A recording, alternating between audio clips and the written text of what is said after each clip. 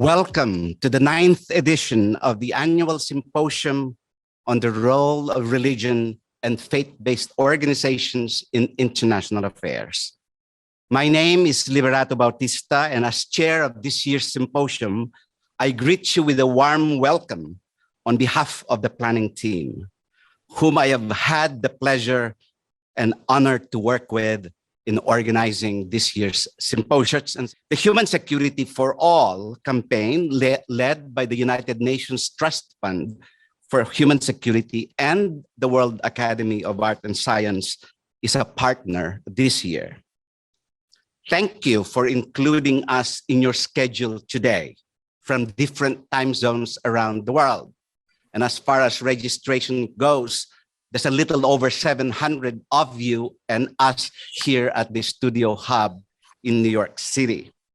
We have 5 hours together with a list of distinguished speakers who will help us inquire upon both knowledge and practice on the proposition that the multidimensional, multi-layered threats today to people's well-being and the planet's sustainability are better tackled collectively and in greater solidarity than going it alone and in fragmented ways.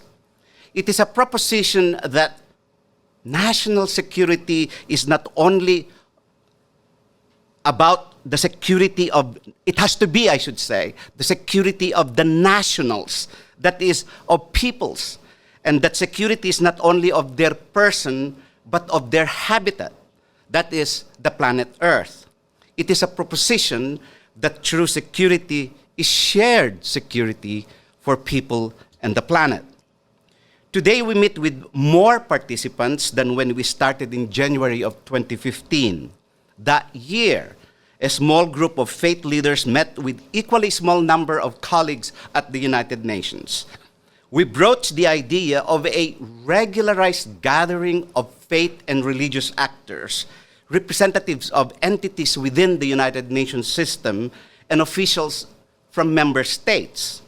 The gathering, which thenceforth was called a symposium, was to be a venue to inquire upon knowledge and practice that cut across the work of these different groups, so that in doing so, we develop common lines of action and collaboration, not the least in implementing the United Nations Agenda 2030 and its accompanying 17 Sustainable Development Goals.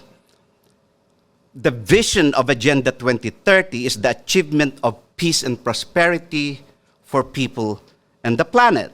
So 2050, you will recall, was the launching year of the UN Agenda 2030 and the 17 goals, and it was also the launching year of this symposium.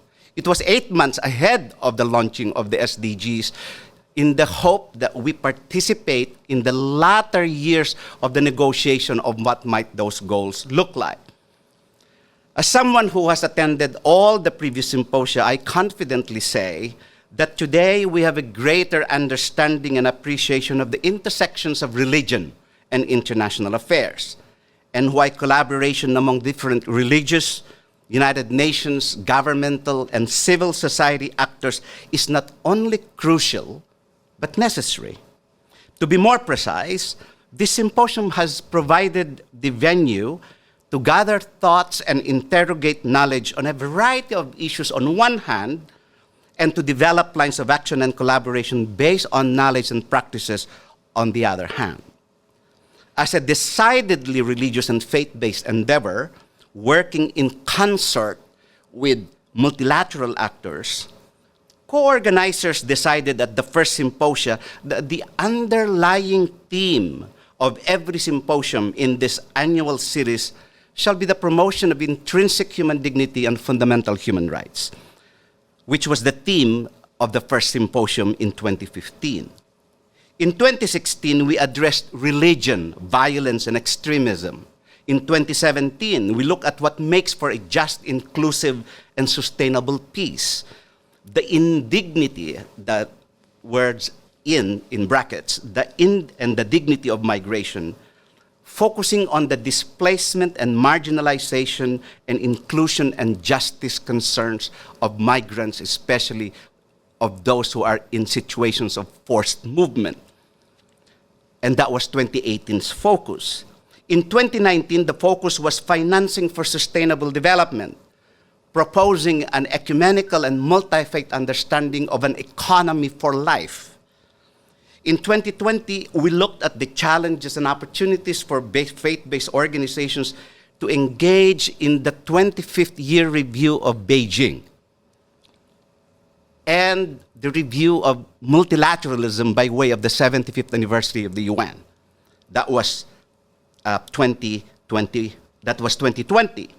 We then said in 2021 that that year is a defining year for accelerating gender equality, equity, and justice.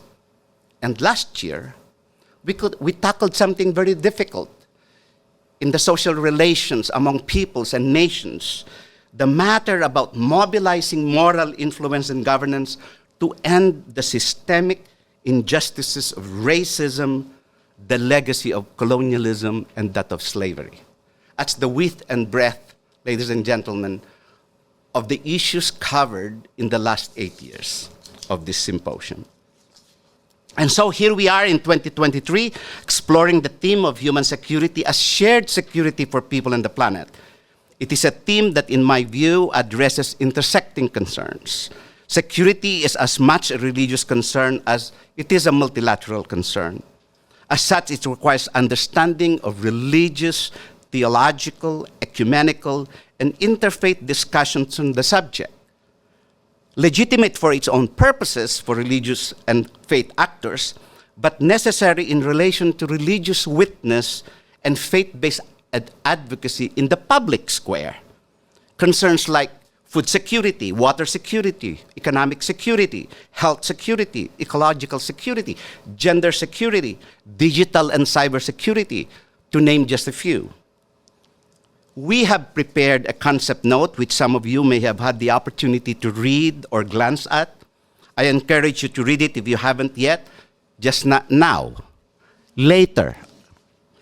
For now, let's prepare to engage our thoughts with that of our distinguished panelists in a Zoom format I assume many of you who are online are familiar with. But thanks to a communications team led by Dr. Marcelo Snyder of the WCC Communications, this year's symposium is in an enhanced version, and I hope you will notice the difference. So on with the symposium with some technical information and a few ground rules. This year's symposium is closer to linguistic justice and diversity. We have simultaneous interpretation in 5 languages: Arabic, English, French, Portuguese, and Spanish. Even now, let us thank our interpreters for the important communication role they plan in making the symposium reach more people in the language of their heart and of their tongue.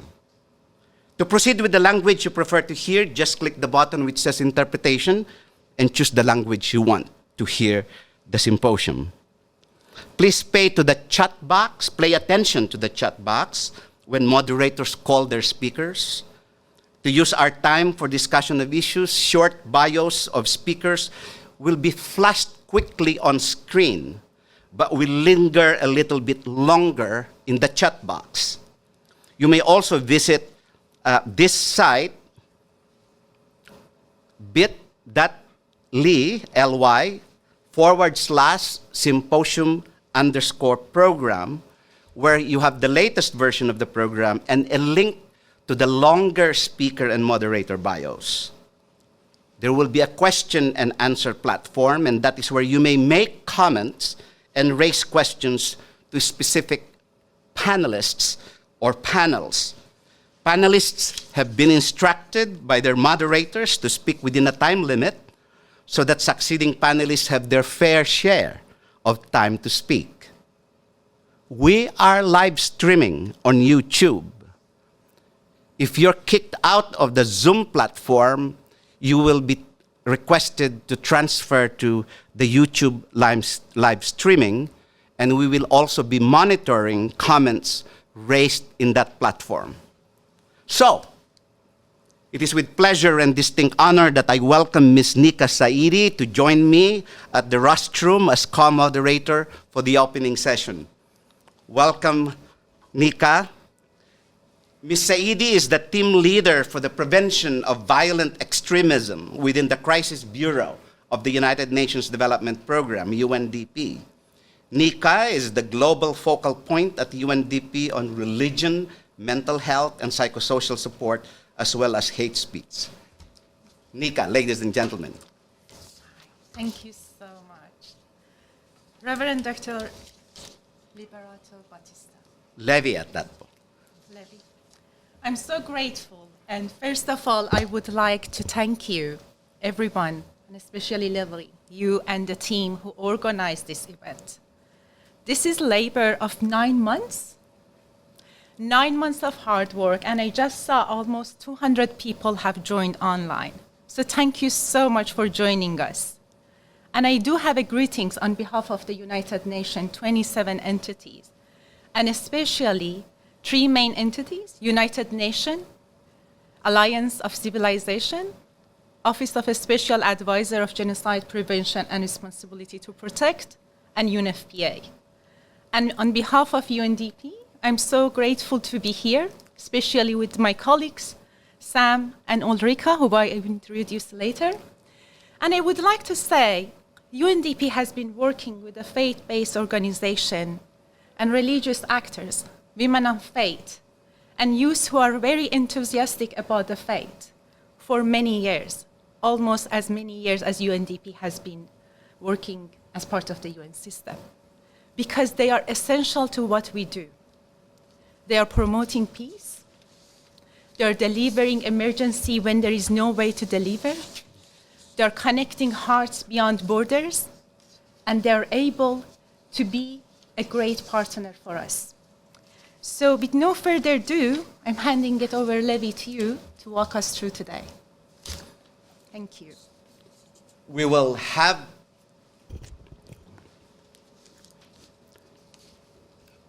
We will now proceed to the high-level opening sessions segment of the symposium. Well, Nika, continue to join me here. You would be introducing our first speaker, who would be joining us from Madrid, Spain. Fantastic. Her Excellency Maria Fernando Espinosa. She's joining us from Madrid, Spain. She is the former Minister of Foreign Affairs and Defense of Ecuador and former President of the United Nations General Assembly. Madame Espinosa, the floor is yours. Well, thank you so much for giving me the floor and for this kind invitation. Thank you to the organizing committee, of course. Thank you, dear Liberato, for this powerful opening. It is my true pleasure, I have to say, to be joining you today at this 9th symposium on the role of religion and faith-based organizations in international affairs. So I think that the discussion we're having today, as mentioned, is vital. And why? Because we live in a world facing profound, interconnected, and simultaneous crises that span from the COVID-19 pandemic and its social and economic consequences that we are still going through, the climate emergency, the extinction crisis, transactional inequalities, and a human security stress. And I could go on and on, dear friends. And as I often say, these are not problems, but rather symptoms of a more profound and systemic civilizational breakdown. And that, of course, requires a whole of society, a global and multilateral, bold and effective response. It requires creativity and responsibility. It requires an ethical and value-based transformation, and that includes the retooling of our United Nations system. It also requires, of course, a profound a spiritual regrounding. So the outlook, as I mentioned, is bleak. We know it. COVID pandemic, the war in Ukraine have unleashed a cost of living exponential increase due to the triad energy, food, finance crisis, all coming together at the same time. And we see that the last UN report on the implementation of the Sustainable Development Goals is disheartening. There is an evident backsliding in almost every Sustainable Development Goal. Just let's look at briefly some numbers that are staggering. 93 million pushed into extreme poverty only in 2021. With the current national climate commitments, instead of achieving the Paris Agreement targets to peak emissions by 2025 and achieve net zero by 2050, the trend shows a steady growth with a rise of 14% by 2030. So today, the world is facing the largest number of violent conflicts since 1946, with 1/4 of the population living in conflict-affected areas, and 100 million have been forced to flee from their homes as of May of last year. And again, if we look about the situation of indigenous peoples, of girls, of children, of persons with disabilities, gaps and inequalities are persistent. So we often hear about the need of a new social contract or local, national, global contracts. And I cannot agree more. We need to recommit to the basic principles of the UN Founding Charter, which are not very complicated. We're speaking about cooperation, solidarity, peaceful coexistence, the respect of human rights. It all comes to the human security. And if you allow me to paraphrase President Roosevelt for freedoms, it is about freedom from want, from fear, from speech and worship. And I would add strongly freedom to live in harmony with nature. And that leads us, of course, to the obvious question, what to do, how to do it. And the paradox is that we are living the most sophisticated and prolific technological revolution. We have the knowledge, we know more and better about everything, we have the means, the resources, and the power, even if they're unevenly distributed. So why is that we cannot act, respond, decide, and simply exercise our instinct of self-preservation? And of course, the answer is not so straightforward. There is a great difficulty in bringing together the political, the economic, the cultural, the religious dimension of decision-making and problem-solving, and identifying with clarity what is holding us back. And we have two options in front of this bleak picture.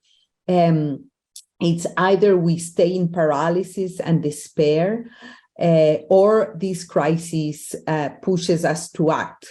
And we use the multiple crises as a lever of change. So the big question is simple: how to ensure that all people live with dignity without trespassing planetary boundaries. The bad news is that we have already gone beyond nature's limits. The triple planetary crisis, as it's been called, climate, extinction, pollution, is showing that we really, as humanity, have declared war to Mother Earth. The paradox, as mentioned, is that we have the technologies and the knowledge to do better. But unfortunately, we see a huge gap between knowledge and action, between words and deeds. So what role can faith play in all this? Whether one understands faith as a religious element, or faith in humanity, or faith in the United Nations, or all of the above together, faith is often what drives us to action. Regardless on the specific doctrine, it is undeniable that faith is able to galvanize action in a way that we could all learn from. We cannot assume that science alone leads to change. If that were the case, of course, we would have seen it long ago. What we need is a commitment to something higher than ourselves or our individual interests, whether it is thinking about our children, our grandchildren, the nature we depend on. These motivating factors must be drawn upon as a bridge between science and transformative action. We need a conscious and collective reconciliation. We need to make peace with Mother Earth if we want to continue to exist as a species. So nature, believe me, can live without us. Nature does not depend on us, but humans, us, cannot live without nature. I strongly believe that a new path for the future requires, again, a value-based multilateral system, a value-based leadership and integrity, and intergenerational and feminist leadership, leading towards better politics and better governance. And what I'm saying, believe me, it's not an abstract statement. It means to transit from greed to solidarity and sharing of wealth and power, to go from prejudice to empathy and kindness, to go from indifference and hate to radical love for humankind and for nature. I thank you for your attention, and over to our moderator. Thank you. Just as a takeaway from what you mentioned, I would like to emphasize on the importance of the harmony between religion and science, that the multidimensional crisis the world is facing requires both tapping on all the powers exist in the heart and in the mind of all of us. Thank you so much. Thank you very much, Minister Espinosa. It is now my distinct honor to introduce to you His Eminence Archbishop Gabriele Giordano Caccia, who is the Apostolic Nuncio and Permanent Observer of the Permanent Observer Mission of the Holy See to the United Nations here in New York. Archbishop. Thank you very much for your kind invitation. Good morning, everyone, Excellencies, fellow panelists, participants, all of you, dear friends. First of all, allow me to thank the organizer of this symposium for inviting me to provide, in the time frame, which is very small, some perspective of the theme of human security. At the time when we face, as Pope Francis says, a third world war fought piecemeal that affects some 2 billion people, it is important to recall the Christian understanding of conflict, which ultimately emanates from an imbalance present in the human heart. A human security approach must seek to restore this balance as a means of addressing conflict.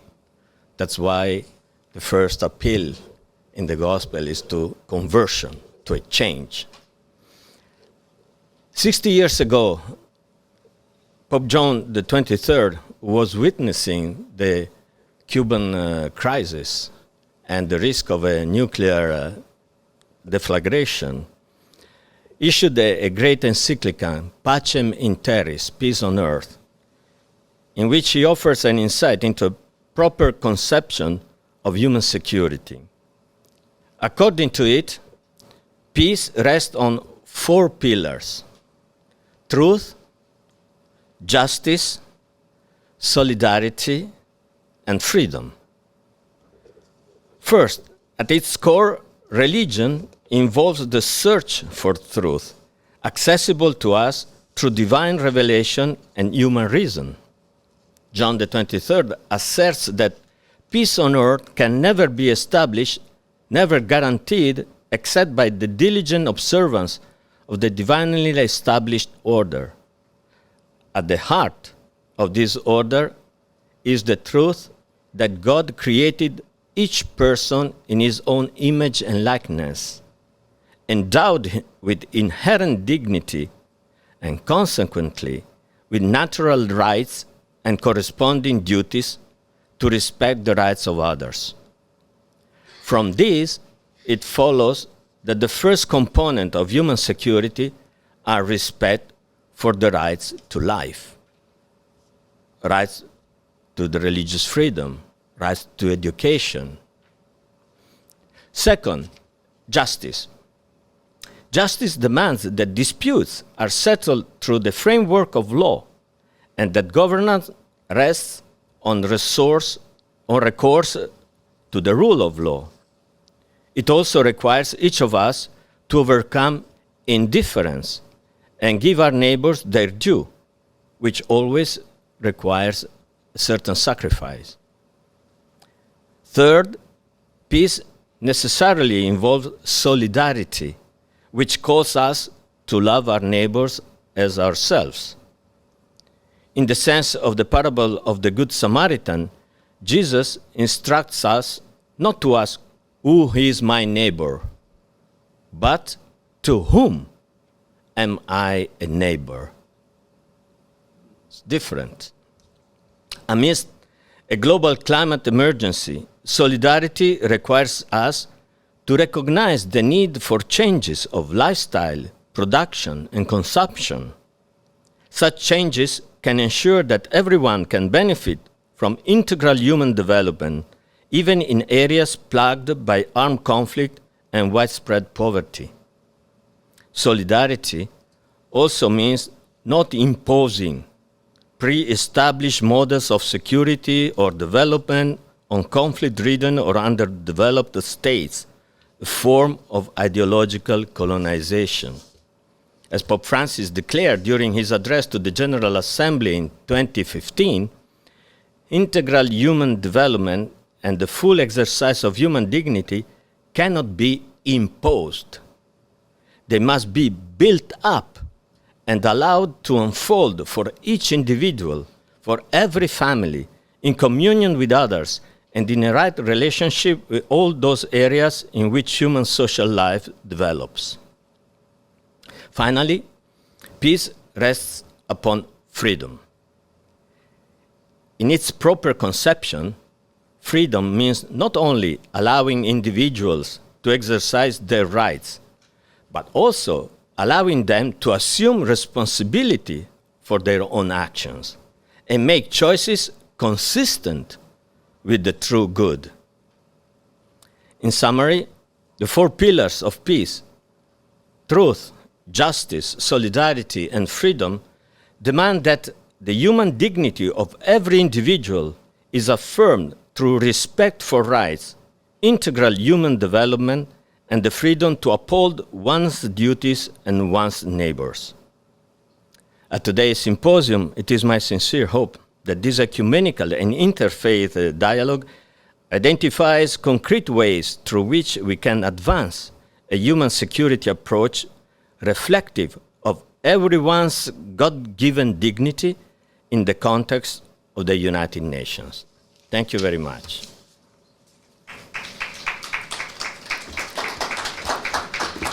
Thank you very much, Your Eminence. Thank you for the teaching of Pope Francis on the four pillars of peace, of truth, of justice, of solidarity, and of freedom. Please convey the warmest felicitations of this symposium gathered around the world to His Holiness Pope Francis. Nika? Sure, thank you so much. And I have a pleasure of introducing a very favorite colleague of mine, Ms. Ulrika Mudir. She is the United Nations Assistant Secretary General and Director for Bureau for External Relations. Thank you. United.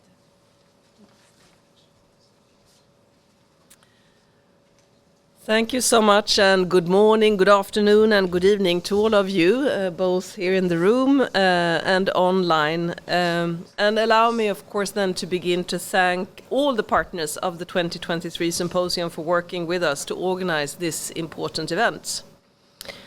Of course, also thank you to the distinguished co-panelists that are here today, and I'm very much looking forward to what we have ahead of us. This year, UNDP is really pleased to be one of the co-sponsors of the event on behalf, as was said in the beginning, of the UN Intertask Agency, the UN Interagency Task Force on Religion and Sustainable Development. I have just returned from Japan this weekend, home of one of the greatest champions of human security, as many of us and you will recall, Madame Ogata. And in Japan, in the times of raging war, an increasing number of increasingly protected crises and conflict, many of the problems that we've heard about with regards to the reach of the 2030 development goals, I have met with a wide range of society actors who really believe in the concept of human security and the necessity to bring forward the concept of human security to really make it possible to reach the agenda for sustainable development and also peace. Since the concept of human security was first introduced, as many of you will recall, in the UNDP Human Development Report in 1994, it has become clear to many of us, and we've heard this already this morning, that human security and sustainable development must go hand in hand.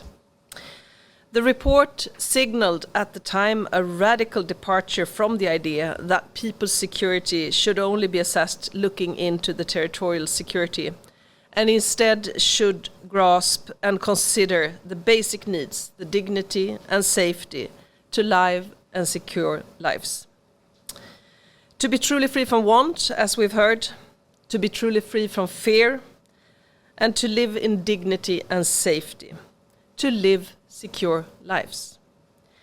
To be truly free from want is something that is sometimes difficult to speak about when we see an increasing number, as we've heard, of people living in poverty, when we see increasing inequality across the world. And of course, sometimes in these times when we see occupation, invasion of territories, it's also perhaps a question how we relate to human security in times when territorial integrity is also at stake. Yet, we truly, from UNDP, living in so many countries, working alongside with so many communities across the world, we are more convinced, as I said, than ever before, that we need to look at the concepts of universalism, of interdependence. We need to invest in prevention, and we need to have people at the center of whatever we do, at the same time as we take into consideration the need to look at the people as part of the nature and our living planet. 28 years later, the same office, our Human Development Report Office, produced a special report last year on human security, outlining new threats to humanity, including then the climate and biodiversity crisis, inequalities, as I've mentioned, political polarization, as we've already mentioned this morning, and also, which is perhaps not mentioned yet, but really important to discuss, not least in the face of increasing hate speech, and that is the technological upheavals that can both work for good, but as we will also discuss, can really be a threat to what we want to achieve. Really distressing statistics from the report tells us that 6 out of 7 people globally feel much more insecure than they have done before. And this is, of course, due to the COVID-19 pandemic, but also the consequences of the Ukraine war and the crisis. Trust in each other and in the institutions that are supposed to provide for human security has also declined as political polarization has increased and as social dialogue and collective action has stifled. The rise of hate speech, radicalization, inequalities, and political extremism are undoubtedly among the most pressing threats to human security, pushing back many of the development gains that we have seen throughout the past decades, with significant implication, not least on girls and women. Not to forget, if we look at the current rate of progress, it may take closer to 300 years to achieve full gender equality. And you will see our Human Development Report Office also putting forward yet another special report when we look at the increase of gender bias, even in parts of the world where we have seen a lot of development, like in my country, Sweden, or in the Nordic countries. Many people continue to face hatred and stigma, often because of their ethnicity, their gender, age, country of origin, religious or political beliefs, and also the income levels. In this context, humanity faces a stark choice: breakdown or breakthrough.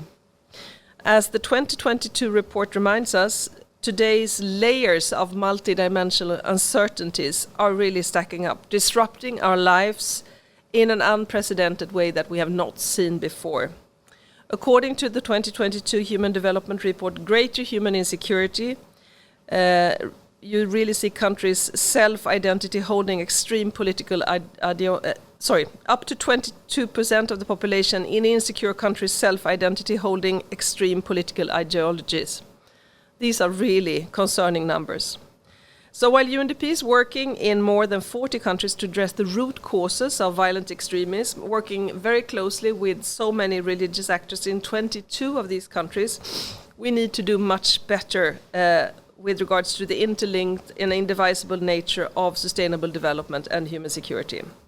Here, today, faith actors are critical players in achieving the breakthrough that we want to achieve. Being part, of course, of nearly every community on Earth, they not only make a significant contribution to development, but really also add value to United Nations efforts in several ways. Through the Inter-Agency Task Force on Religion and Sustainable Development that has grown considerably since its creation in 2010, faith-based organizations, UNDP and other UN entities, as has been mentioned, have engaged in knowledge sharing, in system-wide guidance, and oversight around religion and development, joint advocacy, and capacity building, recognizing that faith actors substantially contribute to the Sustainable Development Goals. That faith actors are really enabling prevention and resilience that we want to achieve, and that faith actors are necessary also to rebuild equity and trust at global scale through solidarity and a renewed social contract anchored in human rights. And just to share some example of how we as UNDP have worked and are working with faith-based actors in some areas. First, supporting service delivery. I think it has to be recognized, and you would all in this room and online be aware that many faith actors, they have extended vital social services to local communities, especially humanitarian relief, health and education, as long as they have existed. In fact, in many countries, there are dominant civil society actors. And at UNDP, we partner with religious actors and women of faith, especially in areas where governance structures are absent or fail to ensure human rights and administer basic services related to protection, justice, and education. In Afghanistan, right now, one of the most complicated contexts that we have to serve, we are looking at how to localize our support, not working with a not recognized regime in place. We work with the local communities and we work with faith-based actors. More than 2.7 million Afghans in need of cash for work, sanitation and hygiene services, access to health clinics and disaster risk reduction are working with us on a continuous basis. Secondly, the importance of fostering peace and security. In many contexts, faith-based leaders are often trusted sources of information and of hope, comfort, and of course support to people. And this is of course why also UNDP engaged faith-based actors to promote peace, facilitate social cohesion, reduce vulnerability to hate speech and decisive narratives, and foster and rehabilitation of former associates of violent extremist groups and affiliated families for their reintegration into society. We see examples of this in Cameroon, in Kenya, in Somalia, Sudan, and Tanzania, and we have mobilized jointly 600 religious entities to lead on community dialogues to develop local initiatives anchored in the trust that you find at the local level. Third, and in these times really important, the area of financing for sustainable development. We really also look at how to engage with countries through Islamic finance as a vital financing modality to fill the funding gap toward the Agenda 2030.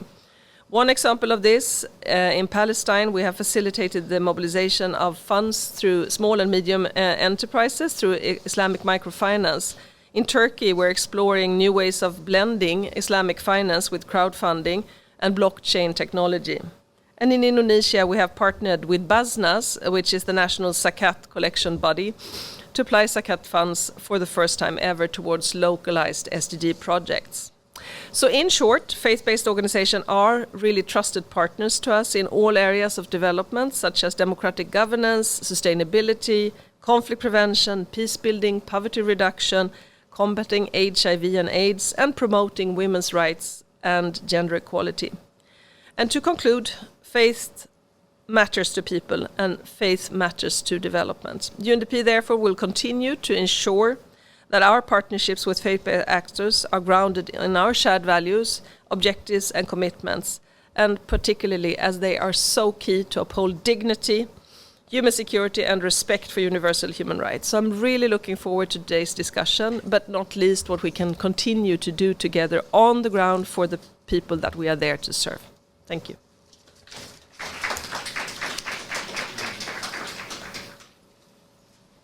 Thank you so much, Ulrika. I just want to say, when you accepted a request to join on behalf of UNDP, it was not only on a professional capacity, because I know of your personal commitment you have to discuss over years.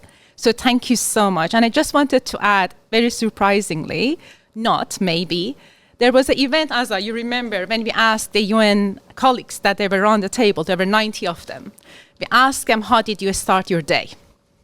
What was the answer, Asa? 99% of the colleagues from the UN who were on that meeting, they mentioned they started their day with prayers and meditations. So, with that, exactly. So, it is now my distinct pleasure to invite the next speaker, former ambassador of Brazil to the United Nations and former High Representative for Disarmament Affairs, who is also now the president of the Nobel Peace Prize winner in 1995, Pugwash Conferences on Science and World Affairs. Ambassador Duarte. Distinguished panelists, ladies and gentlemen, I am honored at the invitation to speak at this 9th Annual Symposium on the role of religion and faith-based organizations. For many years as a diplomat, I have dealt with one of the most vexing problems confronted by humankind, known simply as disarmament. That is, finding agreement to reduce with a view to eliminating the danger represented by the accumulation of weapons and assure security for all. It has become commonplace to identify climate change and the existence of nuclear weapons as the two greatest existential threats to human life and civilization upon our planet. The clear link between these two threats can be illustrated by the fact that if less than 1% of the current nuclear arsenals would go off, approximately 5 million tons of soot would be thrown into the stratosphere and render agricultural base of the planet dysfunctional. Those who do not die by heat and radiation would perish by starvation. It seems clear that we may not be able to offset some of the consequences of centuries of our own neglect towards our environment. We know that we cannot completely control the cosmic forces that shape our climate, but by working together, we may avert disaster. Disarmament, on the other hand, depends entirely on our ability to muster the necessary political will. Ladies and gentlemen, 77 years ago, the peoples of the United Nations decided that armed forces should not be used save in the common interest. Alas, to this day, this lofty endeavor has not been realized. Many bloody conflicts have erupted in several regions. Even as we meet now, the world is witnessing a war waged by Russia against Ukraine that contradicts the commitments embodied in the Charter of the United Nations. Irresponsible statements by leaders make clear that the use of nuclear weapons has not been ruled out. The advent of nuclear weapons led some of the most distinguished minds of the world to join Bertrand Russell and Albert Einstein in 1955 as signatories of a manifesto calling on scientists, and I quote, to appraise the perils that have arisen as a result of the development of weapons of mass destruction. End of quote. And the appeal they made is still eloquent today. Remember your humanity and forget the rest. Inspired by the manifesto, Bagwash Conference on Science and World Affairs was founded 2 years later. Bagwash is credited with playing a useful role in opening communication channels during the Cold War and with providing background scientific support to the negotiation of a number of major agreements. It has also been active in fostering dialogue across divides to reinforce security in troubled regions, such as the Middle East, South Central, and Northeastern Asia. The yearning for peace and security through disarmament is as old as mankind itself. It is fitting to recall in this connection the inscription from the book of Isaiah, carved on a wall facing the entrance of the United Nations Secretariat building, very close to this church center where this meeting is happening now, and by which I used to walk every morning when I came to my office at the United Nations. The inscription says, "They shall beat their swords into plowshares and their spears into pruning hooks. Nation shall not lift up sword against nation, neither shall they learn war anymore." All major religions in the world preach a version of the maxim generally known as the Golden Rule: treat others as you would like others to treat you. Unfortunately, however, over the ages, these teachings have often been neglected. The political outgrowth of the observance of these principles is the building of an international order based on cooperation, equity, and the rule of law. Instead, the current state of affairs in the world is characterized by a precarious equilibrium and the irrational accumulation of nuclear weapons by both major and lesser possessors. A system of international security predicated on the possession and threat of use of weapons of mass destruction by a few is neither universal nor can it be lasting. Peace and security are public goods that belong to mankind as a whole. An effective security paradigm must be non-discriminatory and inclusive in order to provide reliable assurances for all and not for just a few. No nation can feel secure unless all nations feel secure. The necessary conditions for this are well known: adherence to established norms and principles of international law, respect for generally accepted standards of healthy interaction among nations, and good faith compliance with accepted commitments. In a word, ethical behavior. This is the foundation on which people's well-being and planetary sustainability can be achieved. Thank you very much for your attention. I now call on Nika to introduce our next speaker.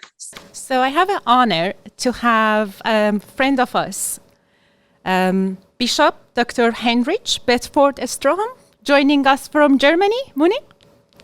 So floor is yours, and thank you so much for being a great partner representing Central Committee of the World Council of Churches and Bishops, Evangelical Lutheran Church in Bavaria.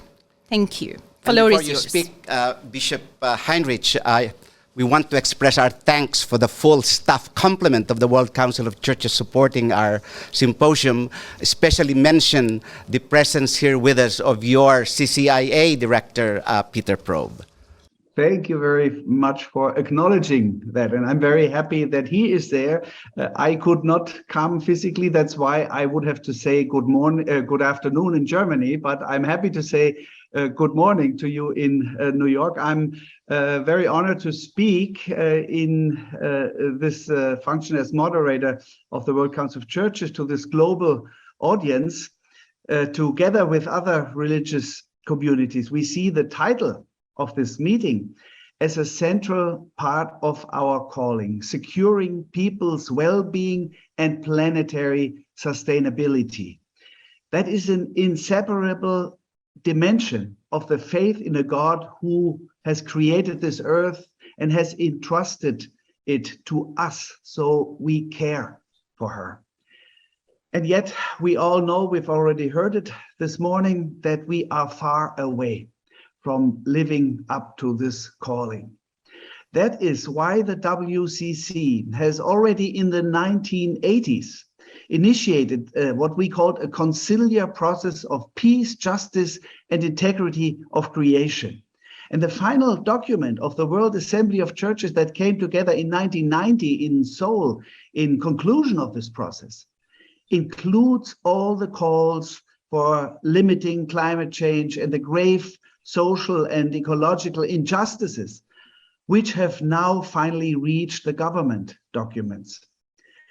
Greta Thunberg was more successful in catching the attention of the global community with that same plea than religious institutions like the WCC, which after all represent 500 million Christians from all over the world. But Greta Thunberg and Fridays for Future, all the social movements now could build on the efforts of the churches and religious communities. Religion reaches not only heads, but also hearts. That is why religious communities are so important in issues like human well-being and planetary sustainability that are highly linked to our attitudes and lifestyles, and can only be successfully pushed if political change is connected with a change of hearts. Therefore, the Global Assembly of the WCC last September in Karlsruhe, Germany, has given central attention to the great social and ecological transformation that is needed.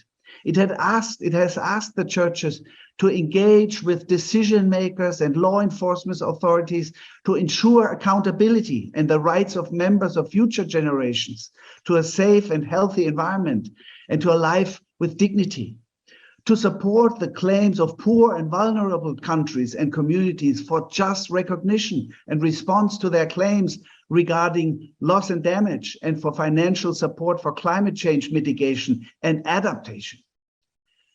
To achieve this, we want to work together with other religious communities and with our UN partners and with all people of goodwill. That is why I am so happy about our meeting today.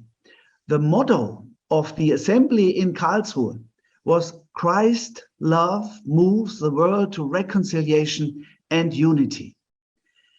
One of the most remembered sentences of the assembly was a question by a Muslim woman, who is among us today? In her speech, Professor Azar Karam, and I heard her speak before in the background, she's with you in New York. She asked the assembly, is Christ's love also for me? Everyone's heart responded, loud or silent, with a passionate yes, of course. All together, we want to secure people's well-being and planetary sustainability. And this task comes closer to me when I think of my 3-year-old grandson. I love him deeply. He will be as old as I am now, and it's really amazing to realize that, in the year 2081. As every grandfather, I want him to have at least as good of a life as I have it now. We all know that we need fundamental change if this wish should become reality. For this fundamental global reorientation, we need a strong civil society input. I'm convinced that the churches and religious communities in general are the ideal agents of a global civil society. They are deeply rooted in local congregations and at the same time live in a global horizon by affirming their belief in a God who has created heaven and earth. Securing people's well-being and planetary sustainability is a theme that I engage in for my 3-year-old grandson, whom I love. For my church that is committed to the care of God's creation, and for the world that is not only created, but also deeply loved by the God I believe in. That is why I'm so grateful for this conference. And let me also say, for all these beautiful people that I see or that listen, but that work for this vision with all their life, with all their energy. Thank you very much. Thank you very much, Bishop Heinrich Bedford Strom. I now call on our next speaker, Beatrice Schultes. Beatrice, will you please sign in and make sure that you are present on screen and online? It's my honor to introduce to you Beatrice Schultes, a former colleague and dear friend, founder and president of Indigenous Peoples Ancestral Spiritual Council, a member of the Kolla Nation, and an honorary president of the Religions for Peace. Beatrice, you have the screen. Thank you very much. Permit me, first of all, to acknowledge the powers of creation and the constant presence of our ancestors. Also, I would like to express my appreciation to the United Methodist Church, and in particular you, Levi Bautista, for organizing this 9th symposium and for giving me the opportunity to contribute. And greetings to everyone. If we as religions and faith traditions can manage to come up with the required steps to secure people's well-being, then we will most probably be able to contribute to solutions for planetary sustainability as well. Concerning sustainability in the early 90s, when this term became known, several indigenous spiritual guides met to analyze the meaning of sustainable development.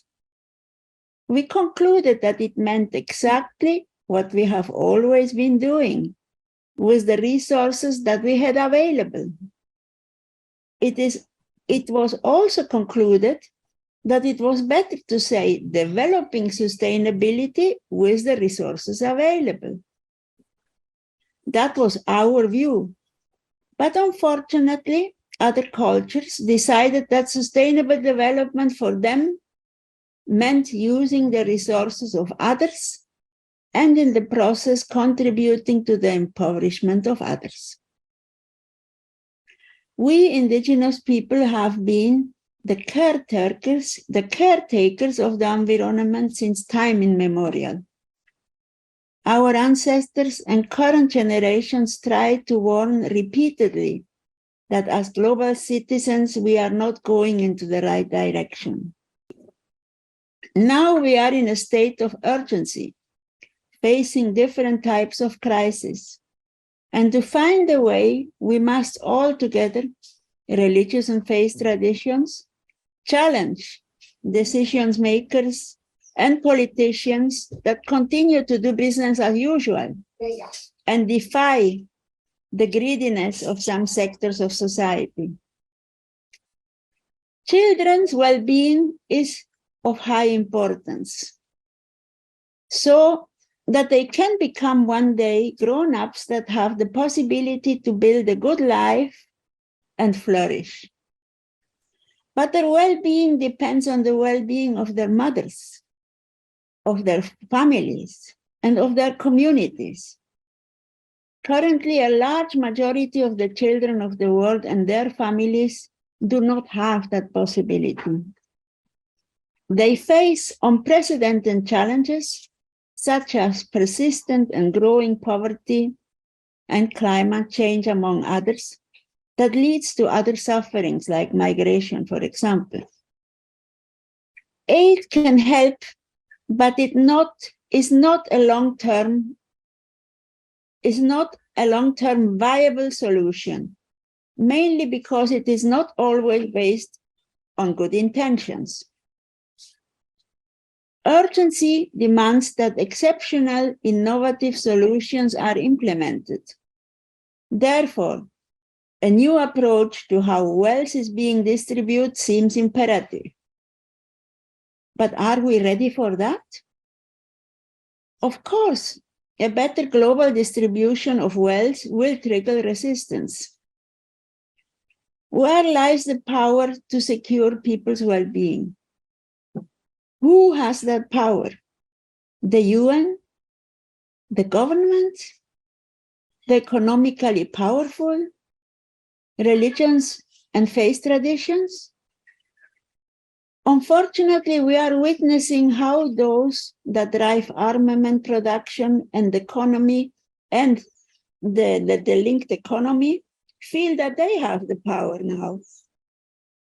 But there is something that we, the people of the world, are forgetting, and that is that we have power. Individually and collectively, we must start believing that in the power we can exercise using our minds. The mind is very powerful. And our passion to produce change. As religions and faith-based organizations, we must unite, but really unite, based on equality.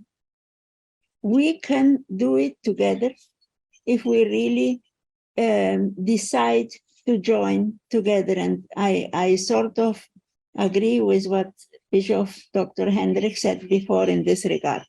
Thank you. Thank you very much to our panelists in the high-level opening. Thank you so much for joining us from all around the world. I saw the number was almost 300 and also on YouTube as well, so we got quite a lot of attractions, and I know many friends will be watching it later when they wake up. Wonderful. It is now my distinct pleasure to introduce to you the moderator of the second panel, Framing Human Security, a Shared Security for People and the Planet, Professor Asa Kuram, the Secretary General of Religions for Peace. Asa, you have the podium. I hope you can all hear me, and a warm welcome once again to all of you. My name is Azza Karam, and I have the distinct privilege of serving an organization that is otherwise known as the United Nations of Religious Institutions and Faith Communities, Religions for Peace for short. I have the distinct privilege of moderating. The one before, the session before was the high-level opening. I'm assuming this is the high-level framing? And everything else we are going to do, inshallah, will be very high level for the rest of the day. So just that we're absolutely clear on that. And everyone who's sitting here deserves remarkable kudos for the work that they do. And we're extremely honored to have the opportunity, now that we've heard about the various positions on human security, institutional, from governmental, non-governmental, and intergovernmental spaces, we have a chance to look a little bit more deeply at the broader framing, which is what this panel will be intentioned for. I want to pay special tribute to much of the wisdom that was shared in the high-level opening, noting in particular the points made about the value added of religion and religious actors, but also the specific needs that have been heightened as a result of the multiple crises that our planet and the people, everyone on it, every living creature on it happens to be facing. As somebody who had the distinct privilege of concocting the idea for these seminars 9 years ago, together with Dr. Levi Bautista, Rudolmar Bueno de Faria from the ACT Alliance, and Alison Kelly, and our colleagues from Peter Prove and other colleagues in the World Council of Churches, just understanding and being able to compare 9 years of discourse over time has left me extremely humbled. Humbled by the fact that I think it's no longer new that the United Nations colleagues speak about religion and the value of religion. Indeed, it seems much more mainstream that there are not only opportunities to appreciate in terms of discourse, but also to showcase multiple forms of partnerships and collaborations over time.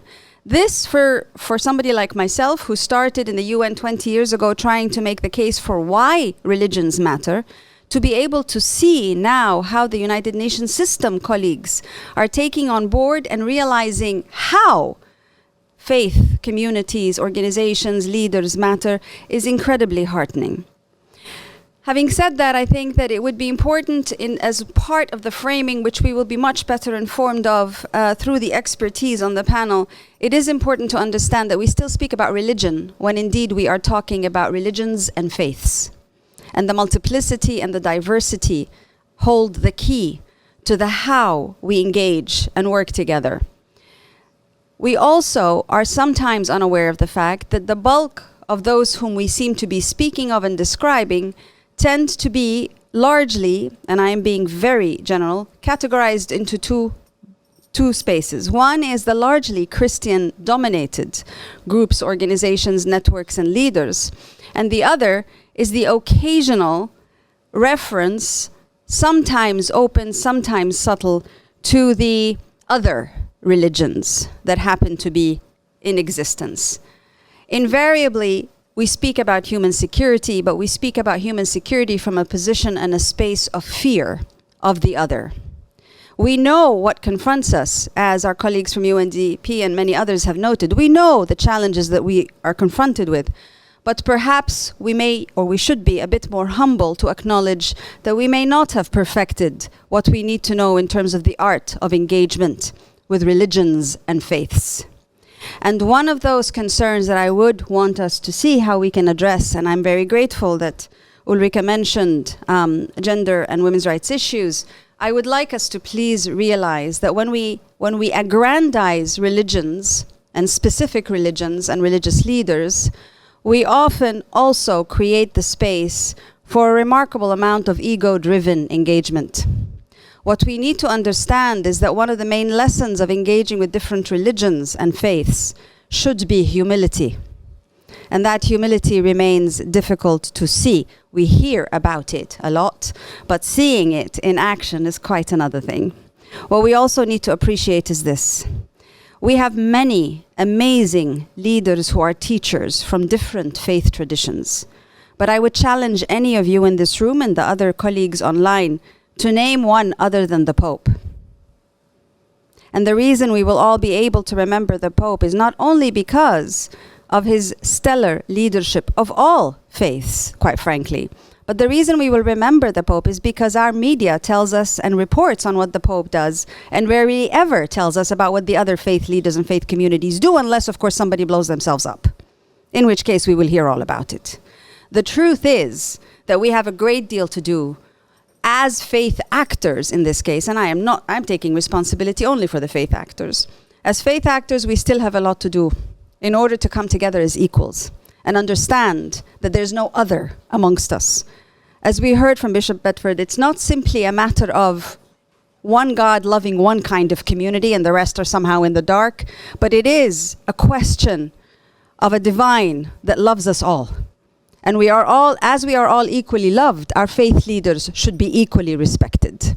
And we have to hold them to account for that respect, because that respect of all faith leaders is a form of accountability. To keep praising religion and specific religions only means that we can effectively risk aggrandizing the ego of that particular religion or religious institution or religious leader. But to hold them accountable to working together as equals and to seeing one another as equals is how we obtain human security. Because then we are all holding ourselves accountable to the ultimate love of the divine. Excuse me. Without further ado and no more preaching, I have a remarkable privilege of being able to now introduce our first speaker, who's also a personal friend and a colleague. Dr. Samuel Risk, I know you insisted on putting it as Mr., but you do have a PhD. Dr. Samuel Risk is the head of the Conflict Prevention, Peacebuilding and Responsible Institutions team in the Crisis Bureau of the United Nations Development Program, UNDP. Dr. Risk, the floor is yours. Thank you very much, Dr. Karam. Distinguished where to start, because I think the framing session that we began actually gave the frame. But maybe I'll recall a little bit where Assistant Secretary General Ulrika Mudir began, the decade of the 1990s, where we heard quite a bit about human security, and then jump promptly to this particular decade, where the concept of human security seems to have received a renewed boost in attention and interest as well. So I think if you think about the 1990s and maybe the decade after that, what religion, conflict, violence, etc. has been looking like in literature And I think some of us that have gone through graduate school or undergraduate school around that time know quite well some of the famous headlines of some of these books that were written, especially that relate to human security, but also the role of religion. Faith-Based Diplomacy, Trumping Realpolitik, Doug Johnston. Mark Gopin, To Make the Earth Whole, From Eden to Armageddon. And then a particular one that I think recalls the opening of this session that Dr. Karam mentioned, which is The Ambivalence of the Sacred.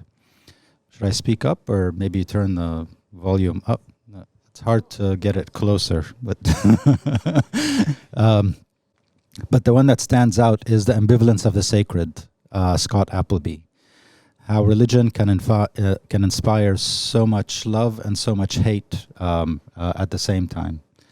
Invite inclusion, but also can be a source of inclusion. And then the famous heading of religion as a source of conflict, resource for peace, I think brings back quite a lot of either the theology or the practice of how all of this fits together.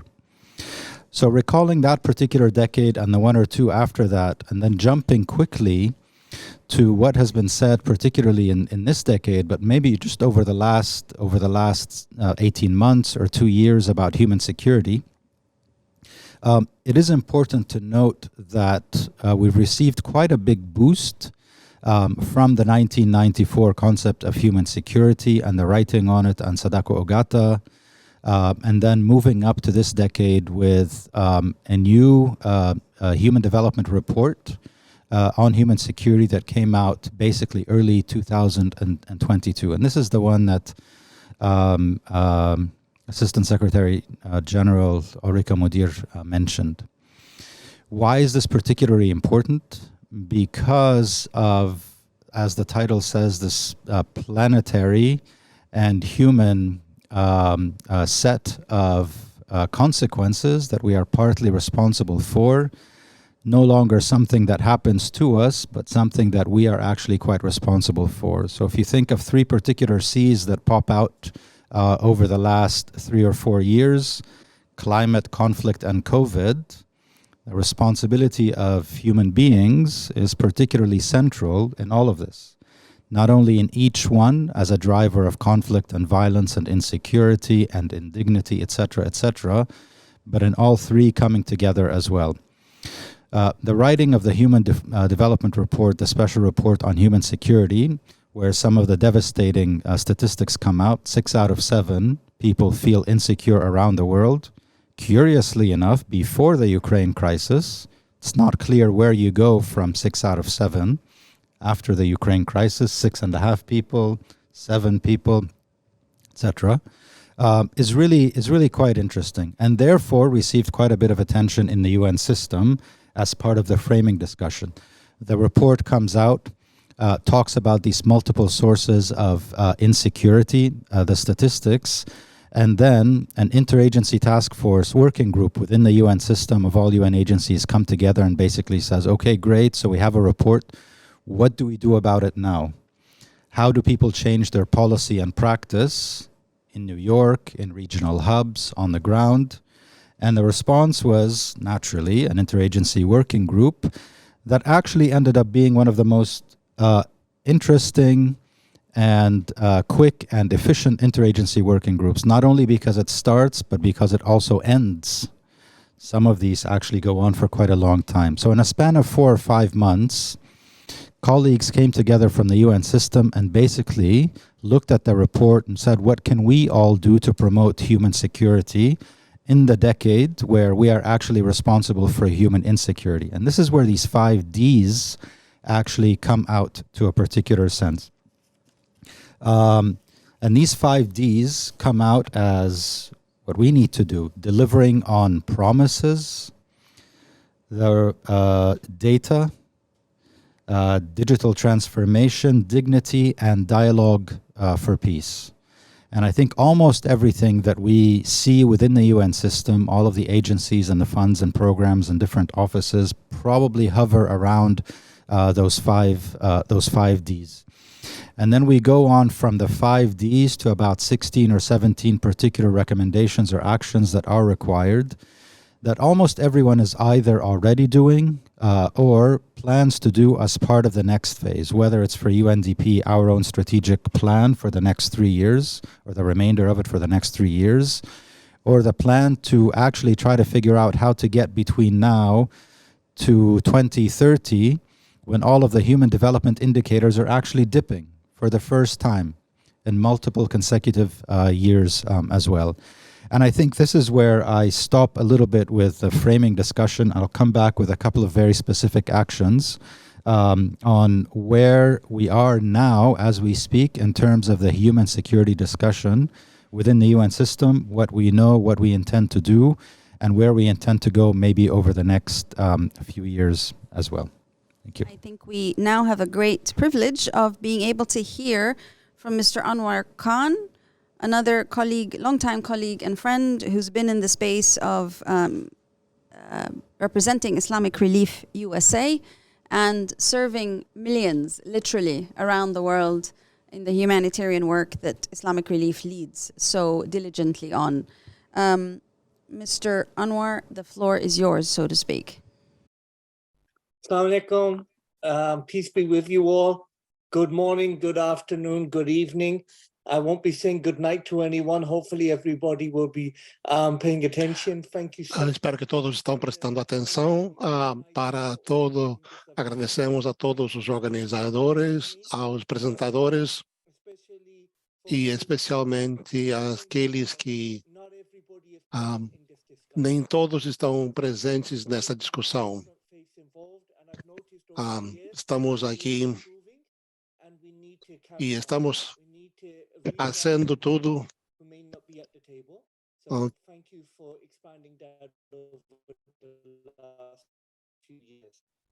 I was asked to explain recently about some of the work that we have been doing practically on human security and climate change. And to me, one of those examples is a recent visit to Pakistan. We see the problems of human security. We have conflict in northeast Pakistan between India, Pakistan and that border, or northwest Pakistan in KPK, which is an area which has been very active in the past in different insurgencies, and with Afghanistan next door. On top of that, we have the problem of climate change. 33 million people were underwater a few months ago in Pakistan. This is not a theoretical discussion. This is happening right now. This is not a little island somewhere that we may not be aware of, and every human being counts, whether you're in a little island or a country of 220 million people. 33 million people are underwater because there were 6 monsoons and the glaciers are melting. Climate change is not a problem that we're looking at in the future for the whole world, but it is a current problem, past problem for many of the places that we are working in, many of our organizations. And climate change isn't looking at color or religion. It's affecting different colors and religions. However, those who are already a minority, already at risk, are in even more problems when it comes to climate change. I was in Sindh. Sindh in Pakistan is about 8% Hindu. We were distributing, Islamic Relief was working over there, distributing aid with UNICEF.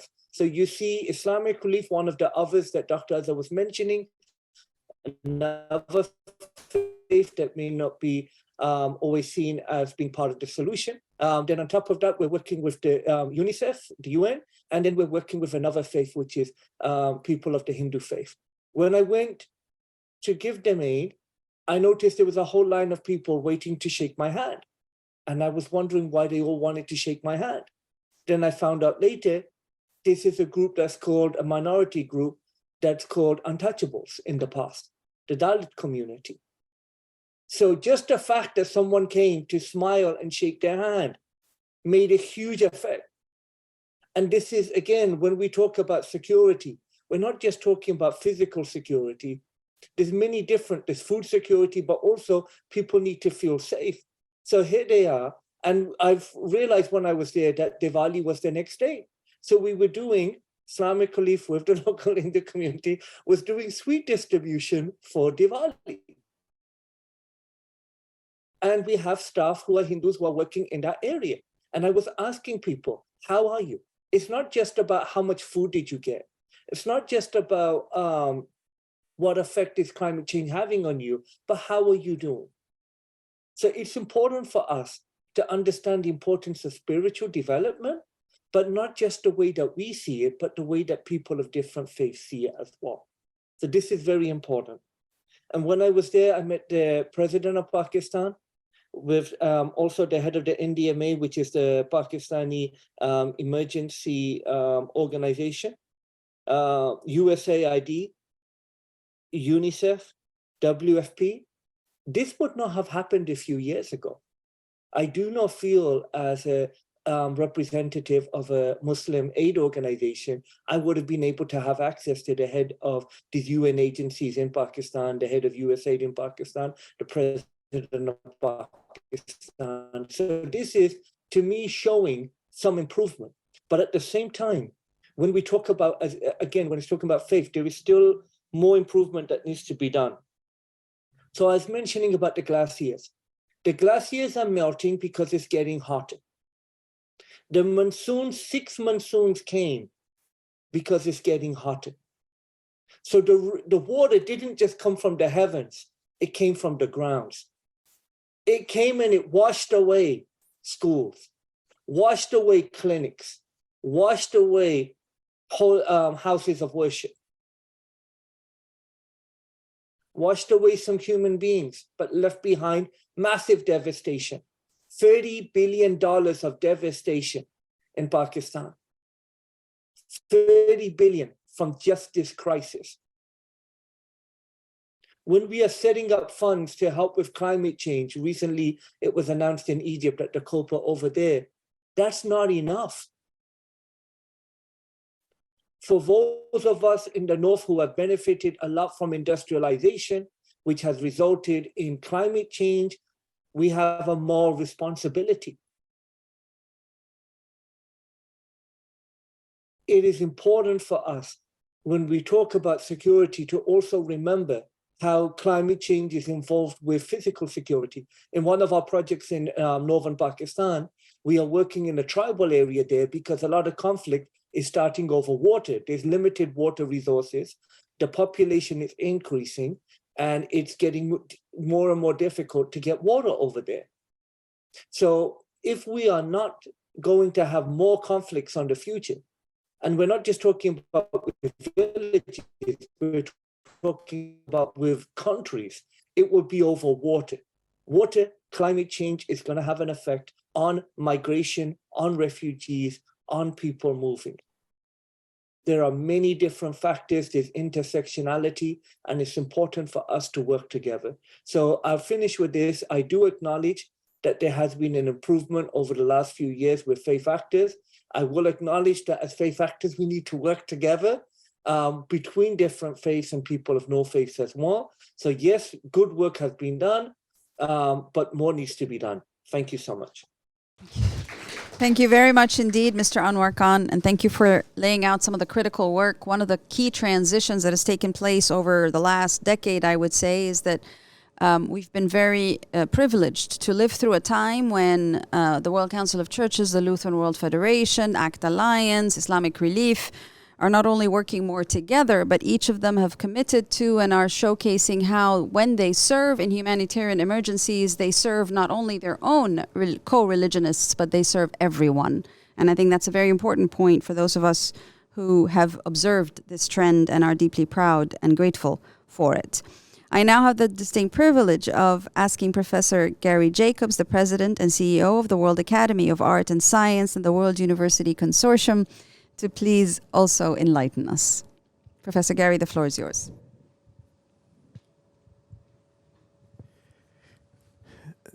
Thank you, Aza and Liberato, and to the organizers and all the contributing agencies that are making this interfaith symposium possible.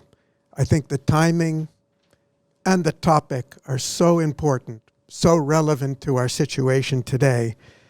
and I'd like to speak a little on that issue. The challenges we face are not new, and the efforts that the UN and the interfaith groups and countless organizations over the world have been taking are not new. We've made actually enormous progress. If you think back to 1948 when the Declaration of Human Rights was drawn up, to 2015 when we actually enshrined it as 17 goals and 169 targets agreed to by 193 countries around the world. These are unprecedented achievements in human history. And yet, why is it that today, if anything, we feel a greater insecurity than we did in these earlier times when humanity took these big steps forward? And I think there's a reason for that. I think it's not that we haven't made progress. It's not that there hasn't been commitment. It's not that the UN and other agencies haven't been doing a wonderful job of trying to address these issues. The fact of the matter is our global social evolution is moving faster than we can. Our organizations of the past, our strategies of the past, our commitments of the past are simply not sufficient to meet the challenges and magnitude that we have today. And that's why I think it's so important that this meeting and this group, the decision has been made to take human security and put it at the top of the agenda. After all, we've had the SDGs for 7 years now, and we have tremendous work being done to mobilize the global public in support of those SDGs. And yet somehow we need something more than that. And I'd like to speak to that something more. The SDGs have to a very large extent placed the burden on nation states and international organizations to solve the problems of humanity. That's simply not enough. We're all in this together, and the security we need is security for everyone. And that means we need the involvement and commitment of all organizations and all sectors of society, and that's why the interfaith groups that are committed to this are so important, and why this meeting is so important. There's another reason. The SDGs focus naturally, as science focuses and technology focuses, as public policy focuses, on the objective dimensions of our reality. The CO2 levels, the poverty levels, the shortage of food, the unemployment, the rising poverty or impacts of how many people have died from COVID pandemic and everything. But as we know, human development is not just a question of statistics. It's not just a question of external actions. It's not just the question of what scientists and technologists do and measure and report to us. That's the objective dimension. But there's also a subjective dimension. And I would argue, even though I represent an organization of scientists, that the subjective dimension is even more important than the objective. It's the subjective dimension that motivates human beings, first of all, to recognize the challenges and understand them, second, to be committed to doing something about them, and throws our hearts and souls into it.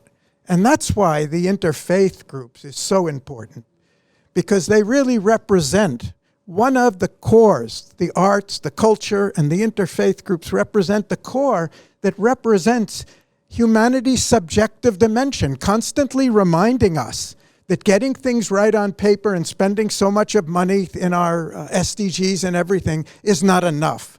We need to mobilize the energies and commitments of humanity. And that's the third thing. When we look at the SDGs, we've got 17 important goals. Every one of them is absolutely important for our survival. But all of them together add up to something more. They add up to this intangible thing we call human security. It doesn't matter whether I'm lacking food or I'm lacking a job or I'm lacking water or I'm lacking clean air. Each of us needs all of these things in order to be secure. Maybe for some the problem is food, and some more is the problem of air, and some is the problem of violence and war going on in the neighborhood. But it doesn't matter which one is missing. We need them all. We need the law. We need the human rights and everything. And I think the concept of human security communicates that sense of integrality to us. We all know they're interconnected, but our way of functioning, our way of studying, our way of formulating policy and action is always fragmented and specialized. That's the way we're organized as a human community. That's not enough today. We need something that looks at the whole picture, brings us together, and finally asks, just how far are we enhancing the security of every human being? Ourselves, our friends, our neighbors, and everybody around the world. Because until we get that part of the equation right, it doesn't matter how good our statistics are. It doesn't matter how good our numbers are. We still will have the unstable conditions in which we're not able to enforce and achieve the kind of peace, human rights, democracy, and sustainable development that we need for ourselves, for our nations, and for our planet. With this in mind, the UN Trust Fund on Human Security and the World Academy of Art and Science have embarked on an ambitious project. We call it a global campaign on human security for all. And this is really intended to reflect the fact that all the work being done is not enough unless we can engage the global community. Not only with the wonderful community of Congo, NGOs, the universities, the scientists, the research institutes, but every sector, and of course, the interfaith groups, but every sector of global society has a contribution to make to this. And we had a dramatic example of it. Just 3 weeks ago, we were at the Consumer Electronics Show, the largest exhibition of technology and technology companies in the world, where we had proposed a year ago to the head of that organization, isn't this something of relevance to every company in the room, to every company in the industry globally? We had 115,000 experts, technology experts and business leaders from around the world talking about the future of their industry. And in the very first 2 minutes of that event, the president stood up and talked about human security for all and the responsibility of the business community and the technology community to recognize there's nothing more important to us, to them, to humanity than our collective efforts to work together to address these issues.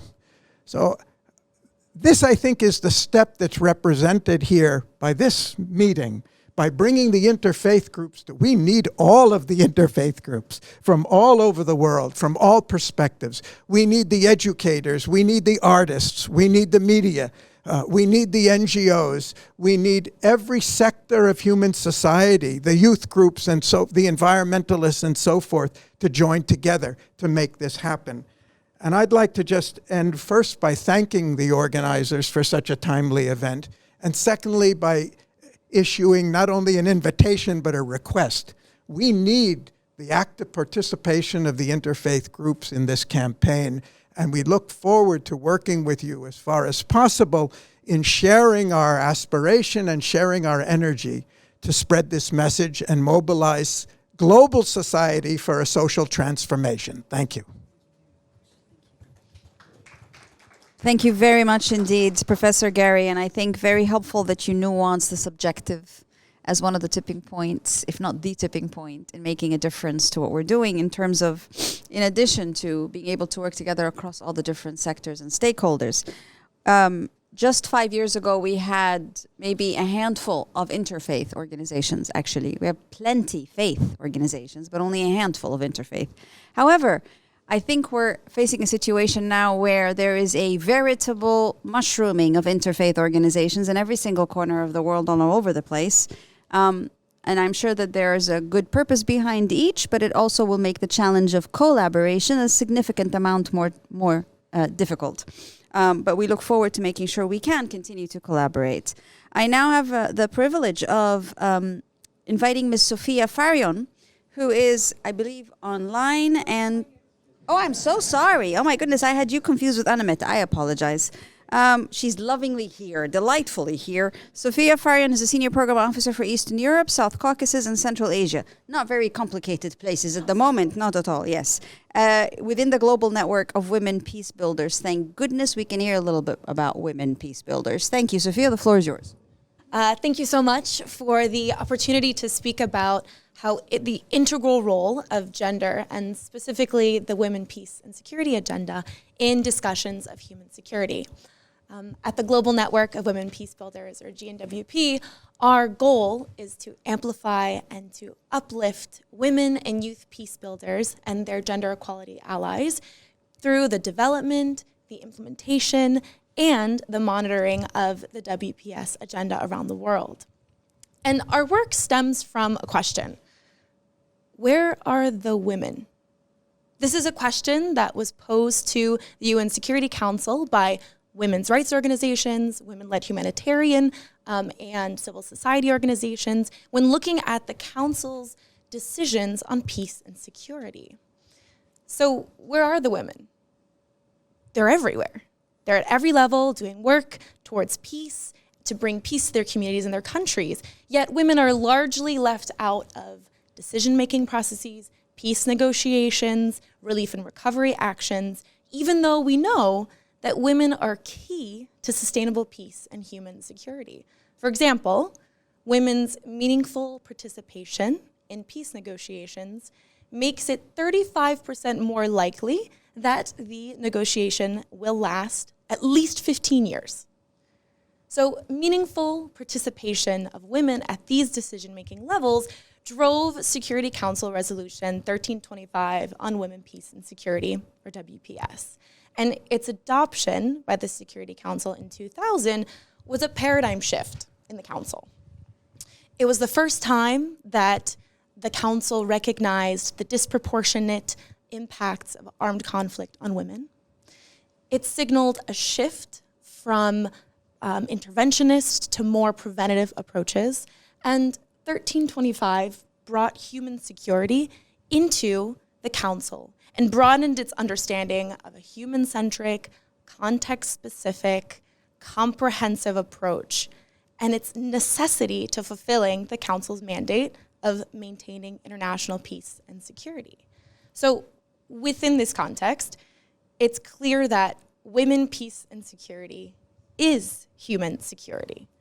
Gender inequality is a widespread and cross-cutting challenge that affects women and marginalized groups. And that's why this conversation that we're having today is so important to us, and why women's rights organizations, women peace builders, women's civil society must be at these discussions of human security, not as a token panelist, not as a throwaway last-minute addition, but as standardized participants in discussions of peace and security.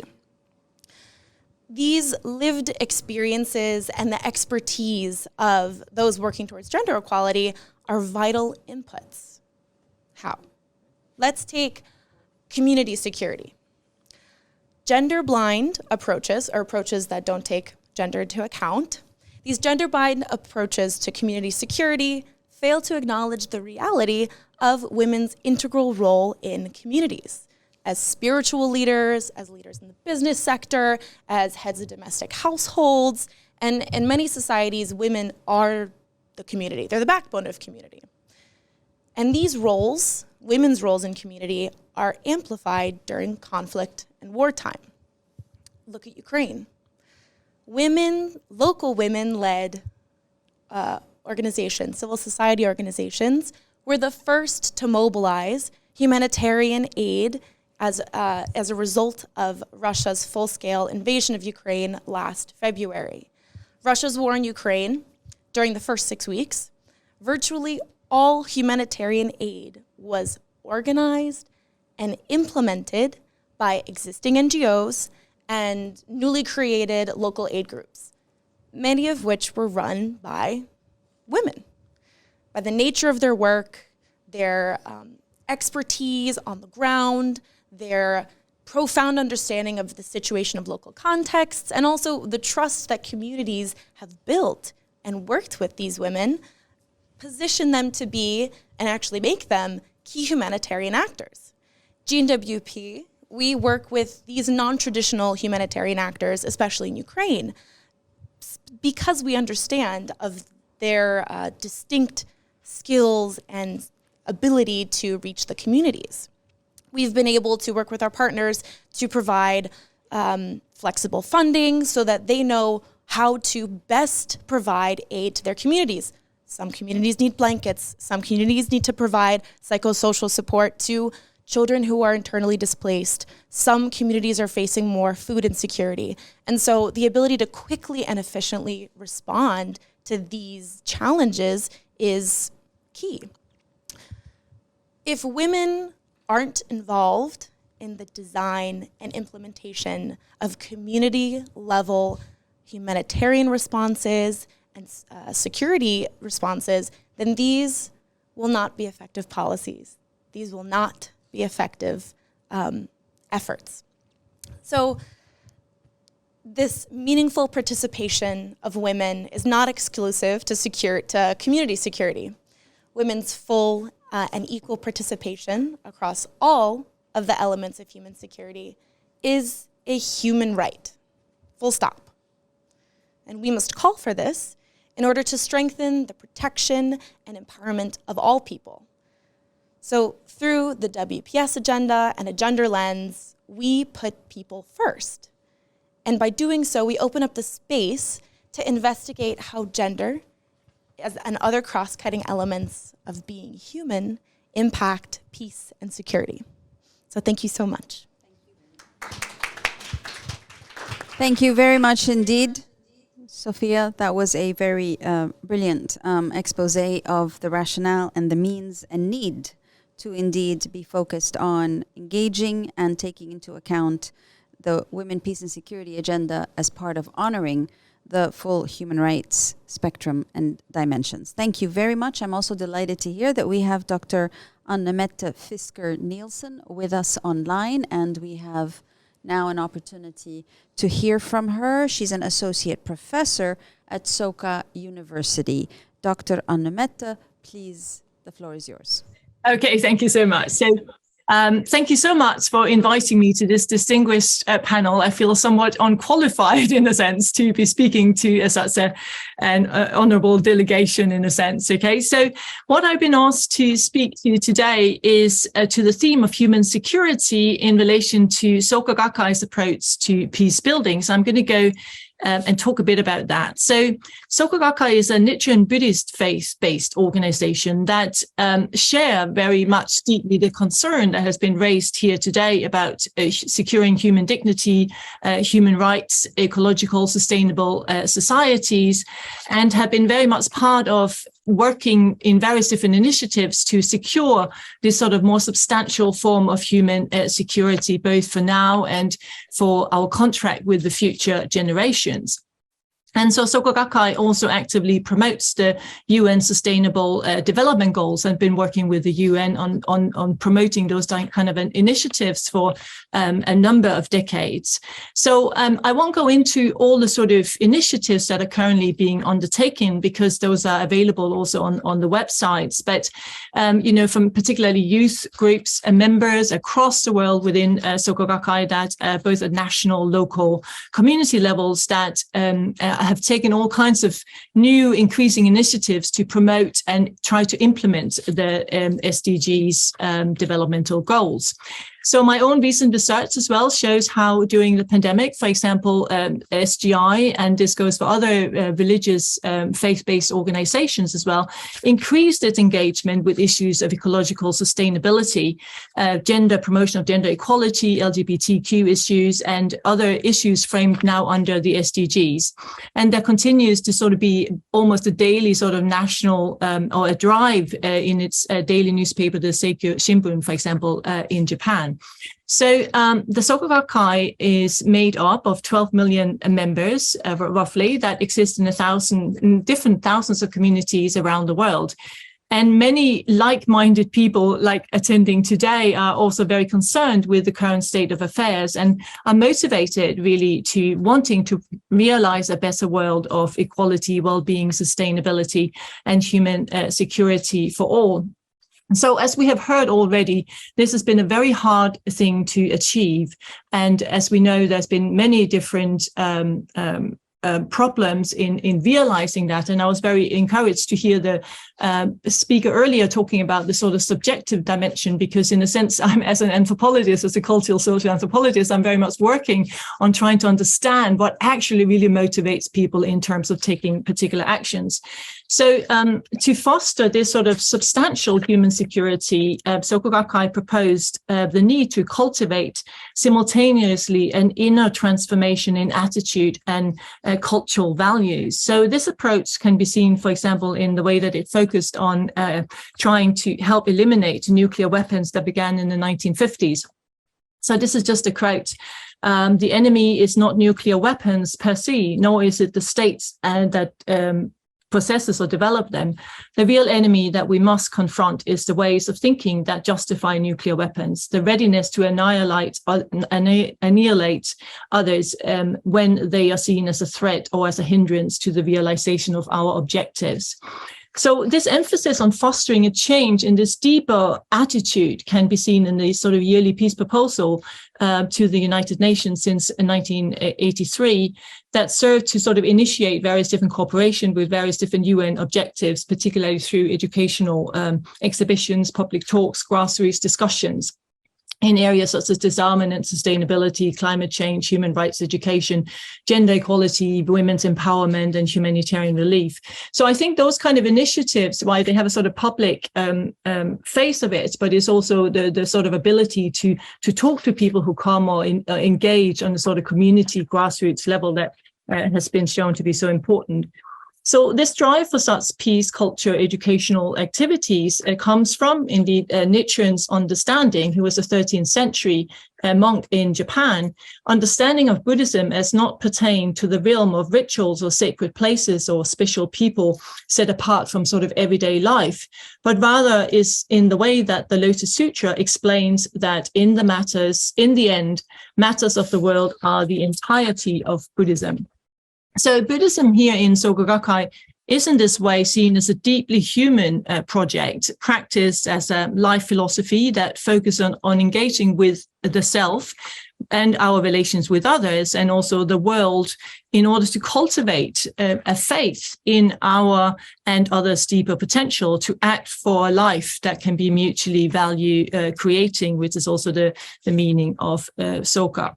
So we tend to think of human rights, and this was mentioned earlier as well, like we tend to think of human rights as a sort of recent development. And of course, on the one hand, it is more specifically, but many traditions have culturally and cultural and philosophical resources that closely advocate fundamental human equality. So pulling together such resources, as has been mentioned, is really important, I think, for furthering all our together agenda for human rights and human security, as we're doing here today. So the radical idea proposed some 2,500 years ago amidst a highly stratified society that it were people's intention and behavior rather than the social rank or status that they were born into that made them worthy as humans still seem rather radical today. So, and indeed, this point was made earlier as well, this sense of the importance of being able to see ourselves as equal human beings. And that is really where the building of security, human security starts. So these Buddhist ideas underpin the Lotus Sutra, which was encapsulated in the 6th century China by the Buddhist scholar Chintai Ciji, the theory of 3,000 realms of possibilities in one moment of existence, that sort of underlie this principle for change in life, that we are not finalizable subjects, but we change from moment to moment, and the importance to pay attention to our emotional states. And at the same time also proposed that humans possess the potential for an enlightened state that is indeed available at any moment in direct correlation to our determination and faith in seeing that.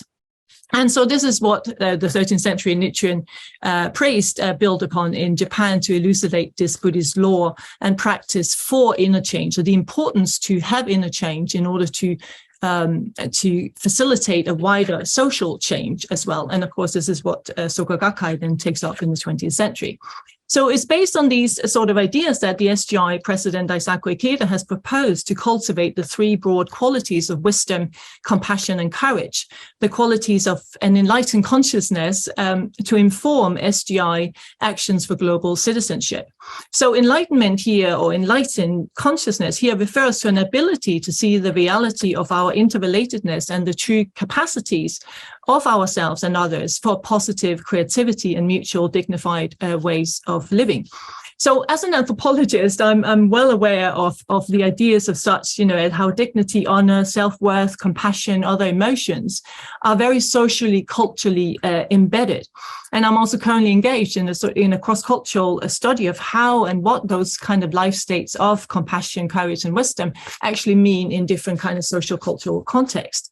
So at the same time, the central idea of the importance of self-transformation, I think is worth paying attention to, acting on a sort of raised life state that is significant to approach a sort of deeper level of consciousness that each person, including ourselves, have a greater self that connect on a deeper level with others and with our social and ecological environments. And so I know many of these ideas will resonate as well with various different traditions across in different kinds of ways. And so how to pull those ideas together. So just lastly, I want to just say that here, of course, education is crucial at the same time. So I work at Soka University, and where I teach Soka University overall is committed to the idea that humans have the capacity to create value, the meaning of Soka, and where knowledge can be used as mutually beneficial and in a wise and creative ways to secure more equitable and fairer and sustainable societies. So underpinned by this ethos, we are also actively focusing, of course, on finding specific ways of implementing the SDGs. So that's a lot of momentum going on in the moment, also with students and with faculty and so on, and in all the different kind of areas of business and law and whatever is being taught. So I perhaps should mention that Soka University is not a religious university, but still it is driven by an ethos of this faith in human capacity to create value for broader common good. So I think it's crucial at the same time, obviously, that we root ourselves very much in critical thinking. But as I think was mentioned earlier as well, this coupled with an optimism of the will, if you like, that we can act with a sort of new vision and awareness of a common humanity. And what I've been really inspired and encouraged by in this session is to really think about how much goodwill there is in the sense to bring all of us together to be able to come up with something of a common will, really, to speak up together, perhaps more about these issues. And of course, the way that faith-based organizations such as Soka Gakkai have such a huge grassroots reach, and it works in a sort of very, not just at a national, but very much at a grassroots community-based level as well, and engaging in these kind of dialogues on an everyday level with people and so on. So thank you so much. I will stop there. Thank you very much, Dr. Anna-Mette Fisker-Nielsen. Thank you. So we've been able to listen to the importance of a UN entity that's vested in development in its broadest sense, engaging with faith actors. And we've heard about the value of the subjective impulse and behavior. We've heard how faith-based organizations are on the front lines of humanitarian service, which becomes particularly significant to understanding and living a secure context since it's in the middle of insecurities. We've heard how the UN Security Council's adoption of a fundamental resolution has firmly put women on the peace and security agenda as part of the human rights honoring. And we've now heard about the fundamental need for inner transformation in order to realize the outer transformation necessary for security, human security. Now, if I can come back a little bit to, you've heard about Dr. Samuel, you've heard about the the subjective, you've heard about the inner transformation, you've heard about the role women play, humanitarian contexts. From where you sit in UNDP, what more do you want to add and to nuance in this space? Thank you very much. That's exactly, I think, the question. What more can we do? How do we do it in a way that's accelerated, scaled up, future-oriented, risk-informed? There's plenty of risk around us, multidimensional spaces. And I think when we think in UNDP, what more can we offer countries, communities, partners in conflict and crisis settings? How to break the cycle of fragility that's increasing, how to get ahead of the cycle of fragility, and how to invest in people and hope more often. These kind of three big headlines are what we are calling the UNDP crisis offer moving ahead. There's this realization that if we continue at this pace, the trajectory is probably more decline rather than improvement. So that's why this accelerated work goes on. Three things that I want to mention, and I think this realization also based on the discussions this morning, are that there are a lot of good things that we can actually build on that already exist, either in policy or guidance or development practice or the relationship between humanitarians, development, and peace-building practitioners. And I think more and more of that is what we see coming up, and doing it better, I think, becomes the question. Building on what Mr. Khan and Professor Jacobs ended with, which is this relationship between what's objective and what's subjective about human security, one of the things that stands out, also mentioned earlier today, is this issue of mental health and psychosocial support. It is no longer enough to consider that food and water and shelter, etc., in the objective world is what contributes to human security. Figuring out how people are actually impacted in their perception of being secure or insecure, and how this mental health and psychosocial support is really quite critical, irrespective of whether we're talking about people living in violence or fragility, or in a bad neighborhood where somebody else's conflict is spilling over into theirs, or as Mr. Khan mentioned, in a span of 6 weeks, a country as big as Pakistan, 1/3 of it is actually underwater, and the damage is critical. So that's why I think thinking more and more about this mental health and psychosocial support approach is really quite critical.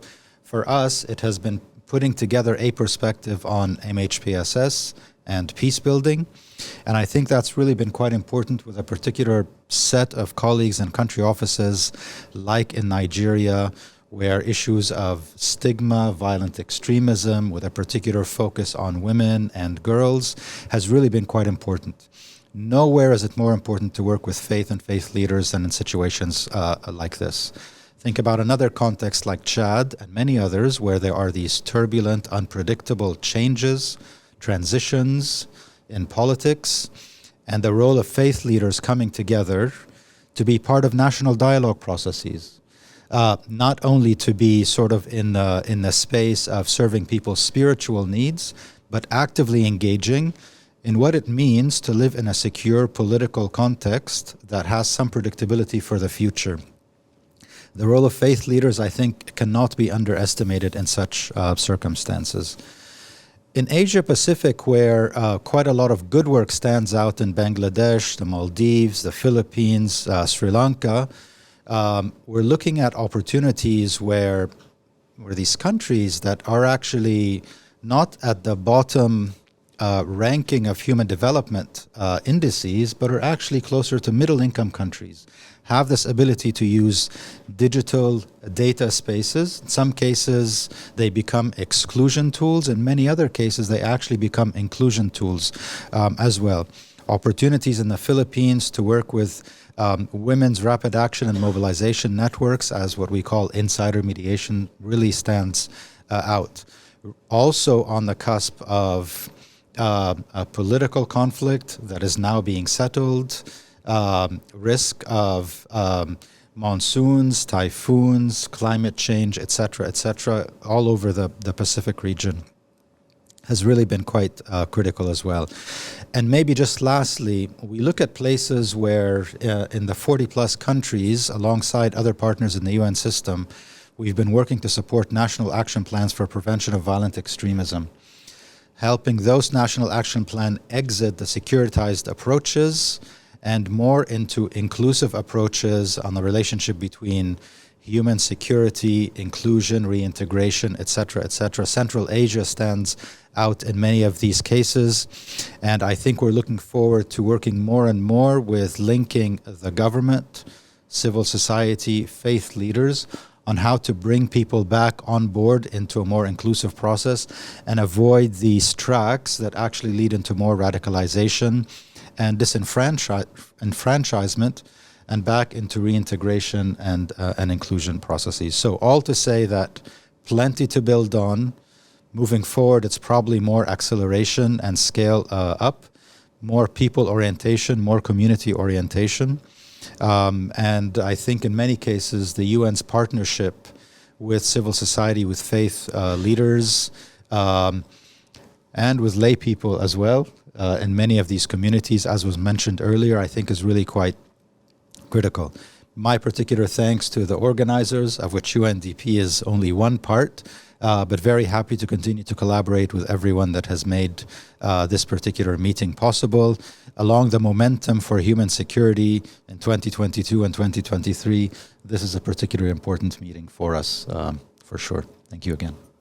Thank you very much, Dr. Samuel, and I think you've brought out some very, very critical points. Again, nuancing particularly mental health and psychosocial well-being, and mentioning, I noticed, faith leaders and civil society. One of the most important things I think we were all learning over time is that faith leaders are part of civil society. They're not a distinct unit outside of it, but indeed part of it. And the challenge, of course, for civil society globally, civil societies, is how to engage the faith-based, the non-faith-based, the humanists, the many other elements of civil society.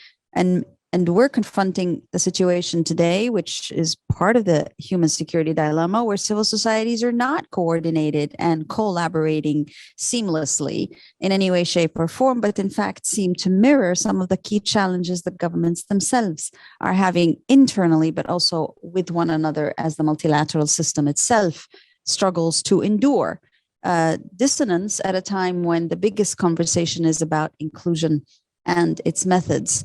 Now, given the work that you have highlighted, Sophia, about the necessity of including women and indeed of having their leadership as prominent in the human security space, where do you see the intersection with issues of faith or religions?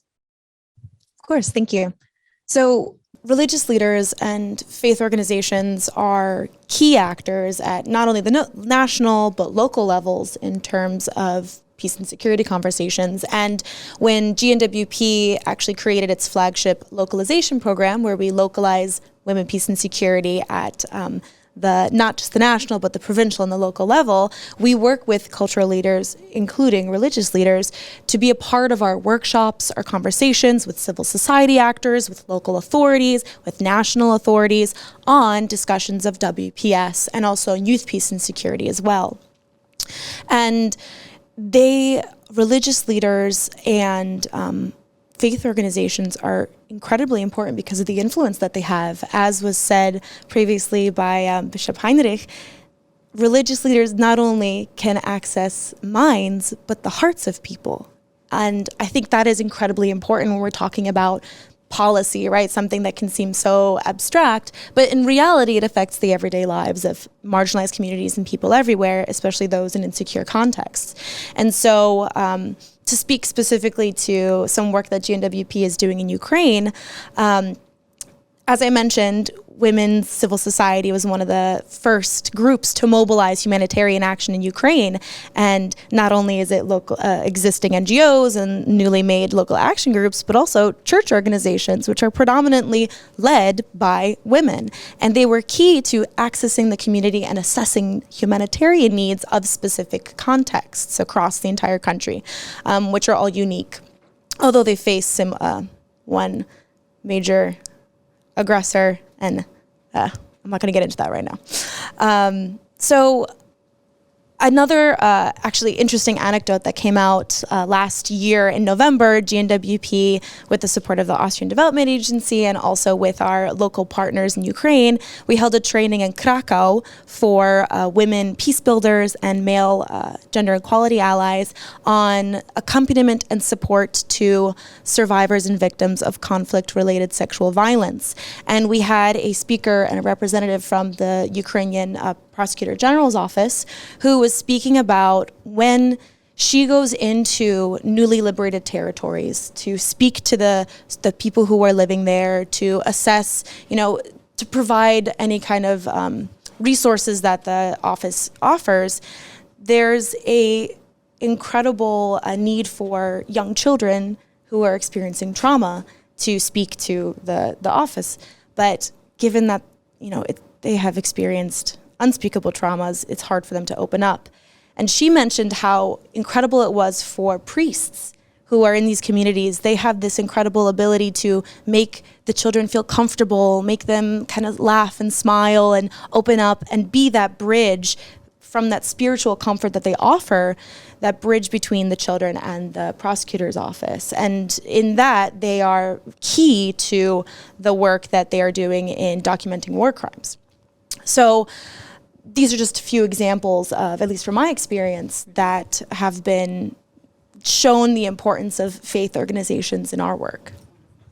Thank you very much, Sophia. And I think just to bring it very quickly, if I may, to Anwar, you were speaking about the unspeakable traumas that you encountered as a result in Pakistan, but also elsewhere. And I know that you have been engaging very heavily in serving humanitarian needs in so many different parts of the world. As Islamic Relief, and one of the only known international Islamic entities working in humanitarian work, you also encounter a remarkable amount of challenges in order to be able to serve. How have you found the support of whether it's been the United Nations or other faith organizations to be helpful to you in ensuring that you can deliver the services you need to secure basic dignity for so many people suffering the lack of the very basics of life? How have you found your support or collaboration or partnership to be helpful in that regard? Generally, it's been positive, but there have been some problems. So recently, when I was in Afghanistan at the beginning of last year, just after I left, the UNDP signed a $20 million project with Islamic Relief Afghanistan to help farmers. This is to do with climate change. This is to do with security. 40% of the farmers we're helping there are Afghan women. So we really appreciate the support of a UNDP, and I just mentioned different intersectionalities. But at the same time, when I don't want to say who it was, but a senior person in the UN, when I was asking, so are you working with faith-based organizations? And he looked at me kind of disgusted. Why would I do that? Huh? It was really upset. It's like we were speaking different languages. And then when I was talking to him, he said, no, I am working with faith-based. I said, no, they're not faith-based. Those are secular Pakistani organizations. Well, I don't know. Why should I know? It doesn't matter. So then I had to explain to him nicely why it does matter. And I had to explain to him, he said, everyone's invited. It's an open process. It's not open if you don't know where the table is, if you're scared to sit at the table. If no one's ever told you the table, you're told that you are not invited to the table. So you need to go out there, find people, invite them to the table, talk to them. So this was really illuminating. And so I was really kind of taken aback. So there are the people who are on this call obviously care about this. But I am appealing to my UN friends. Please, if you can reach out to the others who do not care. And not only that, are very proud that they don't care. So that was one thing. So generally what I've seen with the UN, with my work, I try to be positive. I'm on the board of World Food Program USA. We're trying to raise support for WFP. I've seen amazing work of WFP, of UNDP, UNICEF. I've seen this with my own eyes. I've delivered the aid on the side of mountains. we've done work that's been amazing, but at the same time, there still needs to be some faith literacy within some senior members of the UN. As far as working with other faiths, it's the same kind of thing. I've seen amazing support. We could not have worked with CAR without our Catholic brothers and sisters and World Vision. Catholic Relief Services literally hosted us in Bangui. We were trying to reach out to Muslims who were traumatized. They had been, many of their family members had been killed, they'd been tortured, like many of the people in CAR. And there was, of course, a lot of harassment and other things. Without working together with our partners of different faith, whether that be with Lutherans, that we've done work with them in Jordan, in peace building, with Jewish organizations, and in Greece, to help Syrian refugees, it is important. But at the same time, there remain some people within our organizations that may not be as open-minded as maybe some of the people on this call. So I would like to ask all of us, we need to clean our own house, whether we are in the UN or in Islamic Relief or XYZ organization, open our hearts, open our mind. When we work together, we are bridging gaps. We need to stop thinking about just being transactional and what's good for me and my people, and thinking transformational. What would God want us to do?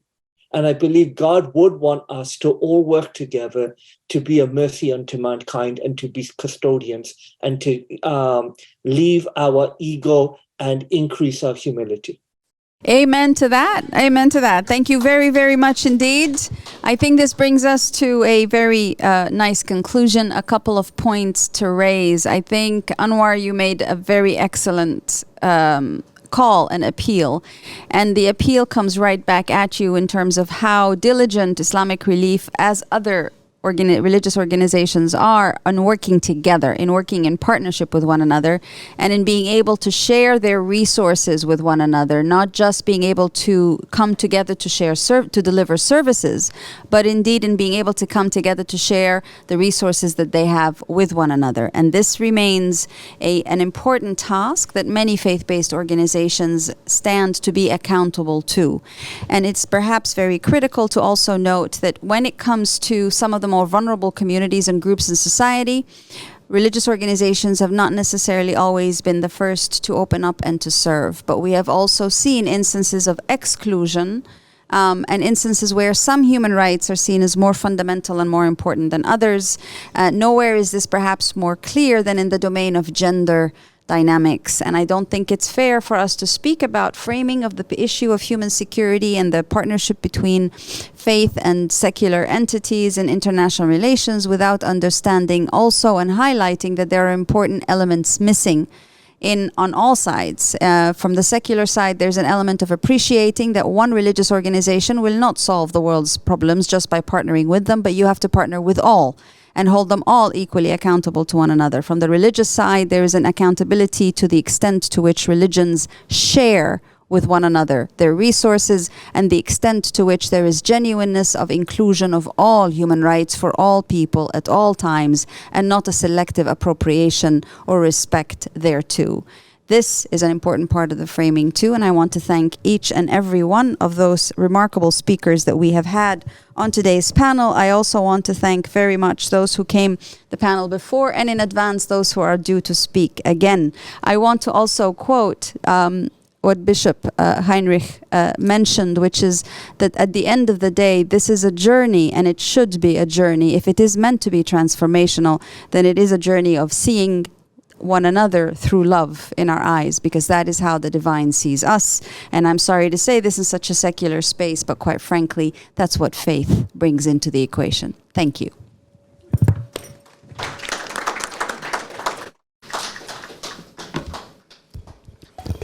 Thank you very much, Professor Azza Karam, for a highly integrated, well-woven conversation.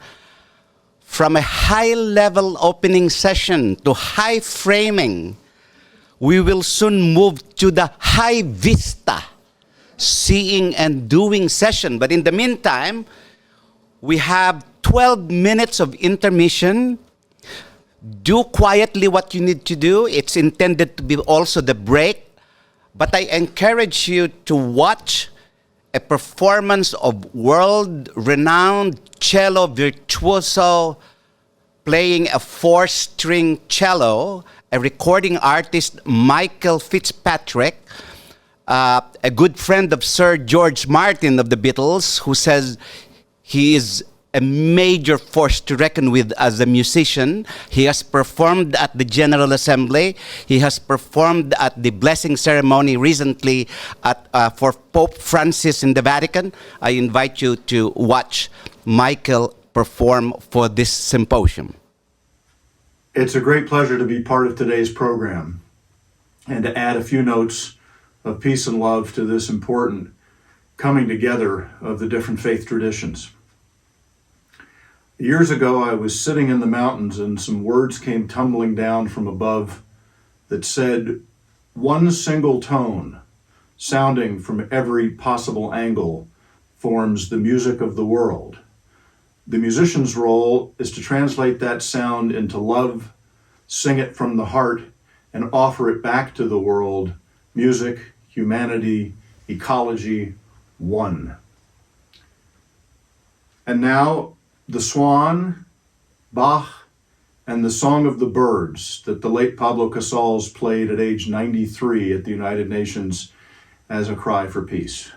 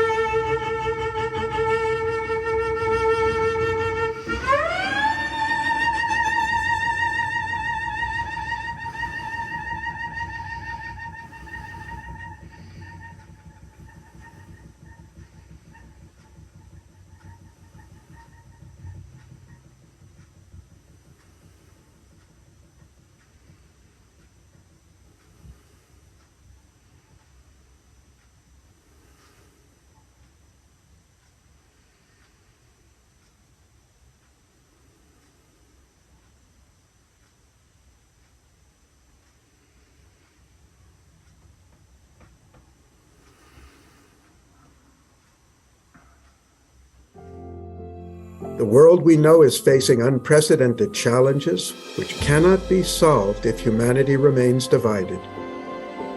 We know deep down that our security lies in the security of others, our families, our neighbors, our communities, our world.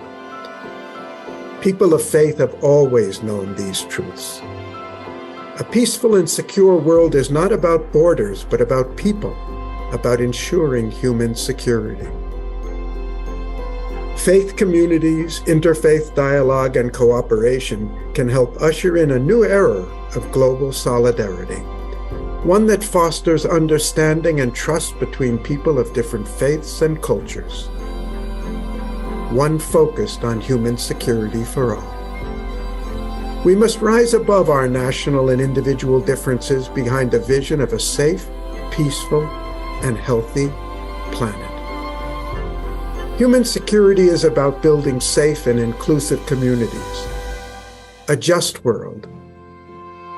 It is about living free from want, free from fear and indignity. Join us on a mission to bring human security to all.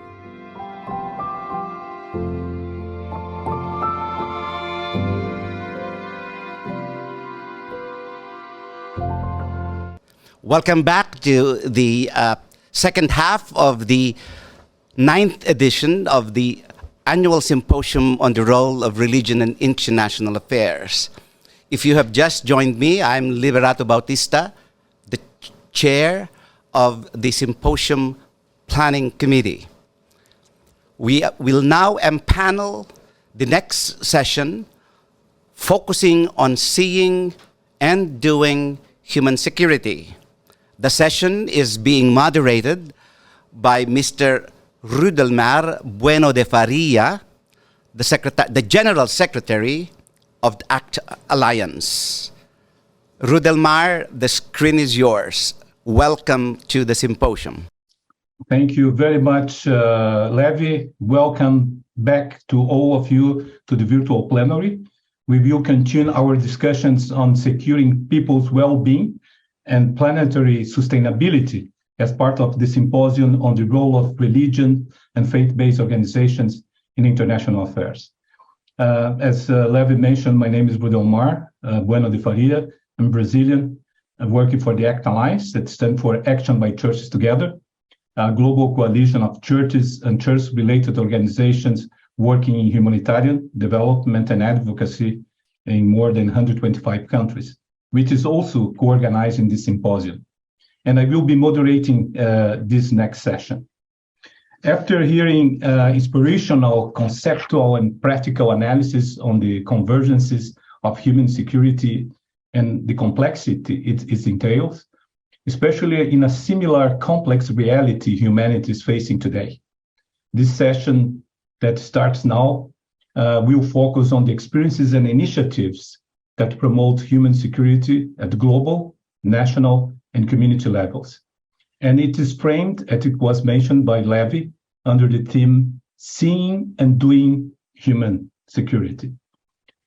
We will hear from experienced fellows. We have 8 people connecting today, working in different contexts. They are from faith-based organizations, activists, UN agencies, and the academia as well. How they see human security and what are the approaches they use to promote human security in their specific contexts. The panel will allow interaction also with the participants through the questions and answer services that is available through these systems, the conference system. Please feel free to pose your questions in the chat. We are basically on time, so I hope that after each block, we will be able to get some questions and reply to them. Otherwise, we will keep that to the end of the session, where we will have more time for interaction with the participants of this event. I will introduce the speakers as we started the discussions. But before that, I would like to highlight the term that the term security often conveys different connotations in our different contexts, different interpretations, and sometimes interests as well. And it's not a surprise probably to any of you, that the term security has been misused by different actors to justify increasing exclusion, expansionism, dictatorship, militarism, and authoritarianism. And these nuances have a direct impact on the practical implementation of human security. You know, I'm Brazilian, and you may have heard what is happening in the country due to the lack of actions related to human security. More recently, about the situation of the Yanomamis indigenous people in Brazil, in the Amazon forests. And that is very much connected how the world is today. It is affected by a range of profound and interconnected crises that not only accelerate complex power dynamics, but also increase war, violence, conflict, human rights violations, and also economic inequalities, distress. And the struggles for the rights of life and human dignity, self-determination, freedom of expression, assembly, and association, as well as freedom of religion and belief, along with freedom from both political subjugation and increased militarization, are manifestations of people's quests for peace with justice and security. And by engaging with populations under stress to address the needs they face, human security directly and positively affects the daily life of people threatened in their survival, livelihoods, and dignity. And we will see from some concrete examples from our speakers how that happens.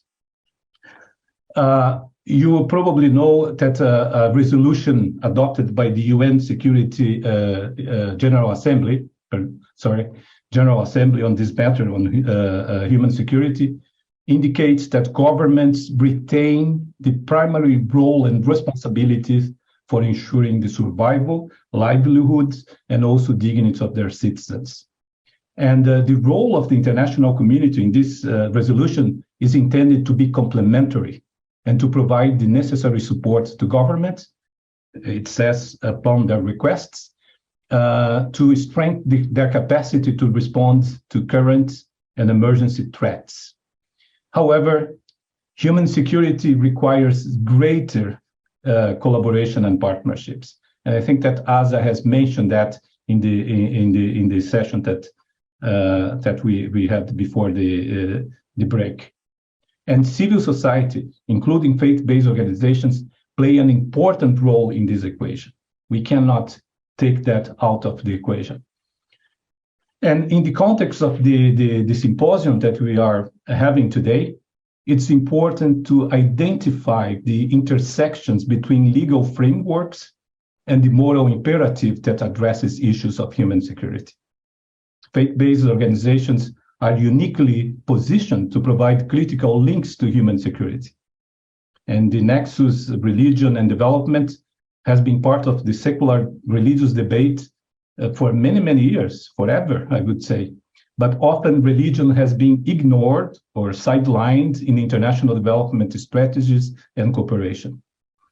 Although in the last decades or so, the UN multilateral system and governments have demonstrated increased interest in engaging with faith communities, whether to enforce shared values and objectives or to engage with them in humanitarian response or development activities, and in some situations to counter terrorism and hate speeches. So it's important that we have, it was very well framed, the concept of human security, but now having heard that and what I said here as well, we will now hear the experiences from prominent people working in different levels and sectors on their experiences on human security. I want to introduce now our first speaker, who will bring a global perspective. I have the pleasure to introduce Professor Amanda Ellis. She's the Senior Director of Global Partnership at the Julian N. Reglick Global Features Laboratory at the Arizona State University. And she's also a former ambassador and permanent representative to the mission of the New Zealand to the United Nations in Geneva, where I'm based now. Professor Ellis, welcome. From your perspective and from your experiences as well in working in governments and as an ambassador to the UN, and now based in a global futures laboratory, what does working for human security looks like to you? Thank you so much, General Secretary Bueno de Faria. I'm delighted to be with you and the distinguished panelists here today, and to follow music, humanity, and ecology as a cry for peace. That was just beautiful. Thank you too to all of the faith-based organizations who are demonstrating through this collaboration the kind of collaboration we need on a planetary scale. Tēnā koutou katoa. Greetings to you all in Māori, the Indigenous language of Aotearoa, New Zealand, my birthplace.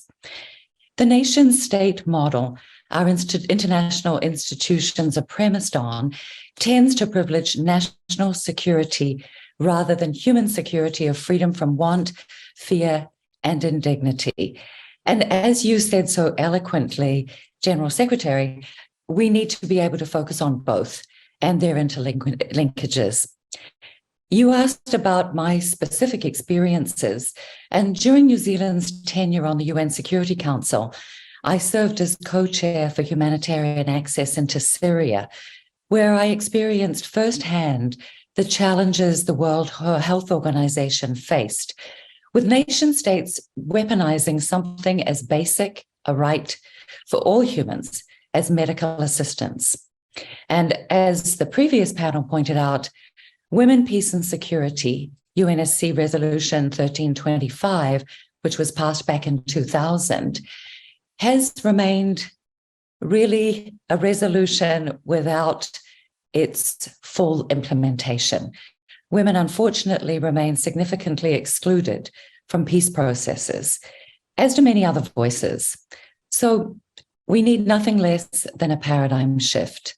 And the central question is really, can human security become a unifying paradigm for global security? Can we challenge prevailing concepts and institutions so the common security of all nations and the security of humans are integrated? When I previously led New Zealand's official development assistance, our island neighbours in the Pacific were very clear.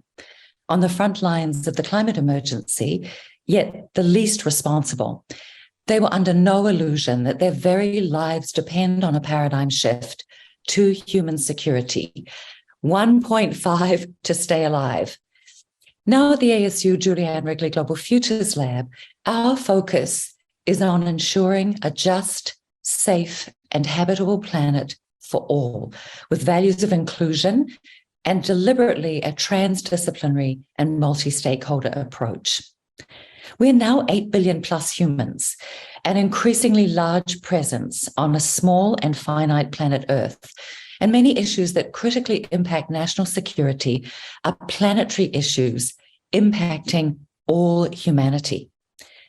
Escalating existential threats like the climate crisis, the rise of zoonotic diseases, and the possibility for them to morph into full-scale global pandemics like COVID-19, the spread of disinformation through increasingly powerful technologies, and security from nuclear war, a threat which has again come to the forefront since Russia's illegal invasion of Ukraine. I don't need to elaborate on the UN Security Council Permanent 5 right to veto and how dysfunctional that is in operation. I know we're going to discuss policy changes later. Issues central to human security remain off the Council agenda because of the veto. US Secretary of State Blinken argues we have to stop debating whether the climate crisis belongs in the Security Council and instead ask how the Council can leverage its unique powers to take on the negative impacts on peace and security. And one of my favorite authors, Margaret Atwood, reminds, it's not just climate change, it's everything change. Over 5 billion people will suffer water stress by 2050. So faith-based communities and leaders committed to human security are stepping in where the multilateral architecture is lacking and nation states are failing to take swift action. So, despite the overwhelming evidence, many important voices are not being heard in these fora. Nature is screaming, Pope Francis writes in his encyclical, Laudato Si. We at ASU Global Futures are very proud to be part of the Pope's recent film with scientists Robin Martin and Greg Asner as the voices for nature and science. Let's watch the official trailer together. Well, the Vatican releases Pope Francis's wildly anticipated encyclical on the environment. La naturaleza grita. Deténganse. Deténganse. Protéger climatique. Un manque de la protection de la nature qui pousse aujourd'hui de nos populations à quitter chez nous. É perder a terra, a floresta, o grande agronegócio que está chegando aí. Marine heat waves are causing an unknown amount of death among corals. I want all the global leaders to do something to stop climate change, because if it's not going to be stopped, it's going to harm our future. Queridos poetas sociales, porque ustedes son poetas sociales porque tienen la capacidad y el coraje de crear esperanza allí donde solo aparece descarte y exclusión. Je n'arrive pas à rester tranquille. Parfois, j'ai un esprit qui voyage. O mundo vai mudar, porque o que estava encoberto hoje está sendo descoberto. Il faut lisser des liens très forts et il ne faut jamais rompre ce lien. You are my hero, you are. Che nessuno di noi è un'isola. Abbiamo tutti bisogno gli uni degli altri. Wondema, pour himbe mbada protéger l'environnement. Try to be the change you want to see in the world. We arrived as individuals with very different stories, but we all shared a dream.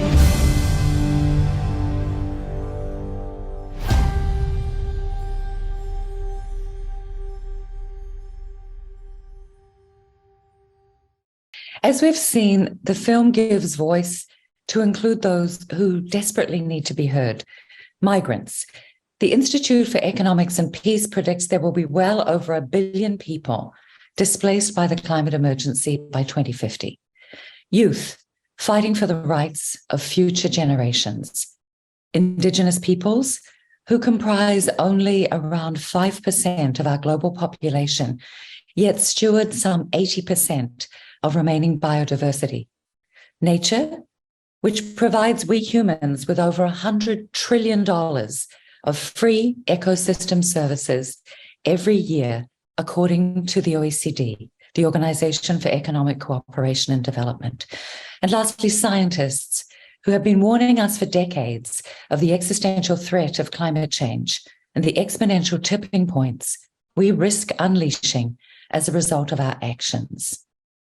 So I'm delighted our Global Futures VP, Dr. Peter Schlosser, will later share outcomes of our efforts to include all voices at Global Futures 22. And I think there's a slide to show you some of the outcomes. We are delighted to partner with the World Academy of Arts and Science and with the UN on a new global campaign of human security for all. And in closing, I return to my central question: can human security become a unifying paradigm for global security? It can, and it must. Thank you. Thank you very much, Professor Ellis, for your sharing. It's great to see reference to very important elements related to peace and human security. Basically, the UN Security Council Resolution 1325 on women and peace and security, but the impact on climate change, on humanity, the important points that you have mentioned about the veto power of the UN, the P5, and the impact that that has on the indigenous people and the people on the move, and as well as reference to the faith-based communities on saving planet. and very relevant, of course, to mention the Laudato Si. That is a reference for that. Thank you very much. Now, I have the pleasure to introduce our second speaker, and apologize in advance for pronunciation of her name. That is Ms. Hernes Mustafoy. She's the chief of the UN Human Rights Unity and the UN Trust Fund for Human Security. Is that the right pronunciation, or I was close to that? It was a very nice Portuguese rendition of my name. Thank you very much. That's very diplomatic. Ms. Mustafavi, the UN Security Council, the UN Human Security Unity has long experiences and a well-tested approach to working for human security. Please tell us about your approach and how this works to build multi-stakeholder partnership to build then human security. The floor is yours. Thank you so much. Thank you, General Secretary Buena de Faria. I hope that I pronounce your name correctly. Ambassador Ellis, to all speakers before and after, and ladies and gentlemen, it is really an honor to participate in today's symposium and to share experiences from the UN Trust Fund for Human Security, specifically how the application of human security can help realize a world where every individual can live free from fear, want, and indignity. These have been the clarion calls of this symposium so far. At the same time, it is not an overestimation to say that we do meet at a time of unprecedented challenges, again, something that was raised by speakers before. But I do think it's also pertinent to maybe remind ourselves of what those challenges are and how they are coming from so many different angles. Today, rather than the promise of shared prosperity, we are witnessing rising poverty, widening inequalities, and a looming global recession. And despite enormous investments in promoting peace and stability, conflicts continue to undermine every aspect of the human family, driving tens of millions of people from their homes and woefully undermining the transformative promise of the 2030 Agenda. Every week, we are confronted by the devastating impact of climate change. When natural disasters hit, their impact is direct and perilous, threatening every aspect of what it means to enjoy human security. From the loss of social and economic security to the menace that comes when daily routines, personal networks, and community bonds are broken. And while scientific progress has been beneficial in some areas of the human experience, the solidarity we had hoped to be the hallmark of the IT revolution has been hijacked by rising xenophobia, increasing hate speech, and intractable divisiveness that is breaking previous kinships of unity and understanding across all levels, from the personal to the local, national, regional, and global. It is in this context that the role of faith-based leaders and communities in advancing a culture of human security is more important than ever before. As with all crises, those most vulnerable and least able to cope with and recover from this tsunami of risks bear the brunt of these deeply intertwined challenges and require our urgent attention. Colleagues, if we hope to reverse our current trajectory and shift course to a path that advances the well-being of people and planetary sustainability, it is imperative that we promote a new narrative of hope, with solutions that better resonate with people and what they perceive to be their most pressing needs and vulnerabilities. We must create opportunities to rebuild trust and bridge divides by connecting people and institutions in more meaningful dialogue and equitable partnerships based on a shared vision of a desired future. And to this end, human security is an indispensable framework. Human security begins with people, their needs, their aspirations, and their challenges. It recognizes how these can vary significantly across place and time, and focuses attention on ensuring that they are carefully understood, including the way in which they interact. This provides the starting point of any engagement, guiding a comprehensive assessment of the local context, the subgroups within a community, and how they may be impacted differently. Whereas aggregate processes may not delve deep enough, human security drills down to ascertain the root causes of people's vulnerabilities and considers risks ranging from climate change to persistent poverty, lack of access to resources, and exclusion, among others. It reveals if harmful effects are disproportionately borne by certain groups, and the ways in which risks and shocks can accentuate inequality and marginalize those most vulnerable. While such a process takes considerable time and depends on the quality of engagement and relationships at the local level, it is essential to achieve a deep understanding, sufficiently nuanced to respond appropriately to the constellation of challenges facing people within a community. Such a framework also uncovers the vast resources and assets that already exist at the local level and that should be harnessed. It helps elaborate and convene a broad network of stakeholders across sectors, institutions, and levels of governance towards collaborative, targeted, and sustainable solutions. This network plays a critical role in sustaining engagement, monitoring interventions to ensure that they are resulting in tangible improvements to people's lives, and considering adjustments when contexts change or new challenges or shocks arise. Ladies and gentlemen, through more than 15 years of programming supported by the UN Trust Fund for Human Security in over 135 countries, we have witnessed the benefits of this framework in guiding the design and implementation of responses to the multifaceted challenges that people face in diverse contexts. Lessons from these programs underline the pivotal role that faith-based institutions and leaders can play in implementing and achieving human security. As part of the local fabric and a trusted resource of societies, they can help external partners gain a better understanding of the community, its culture, traditions, and its challenges.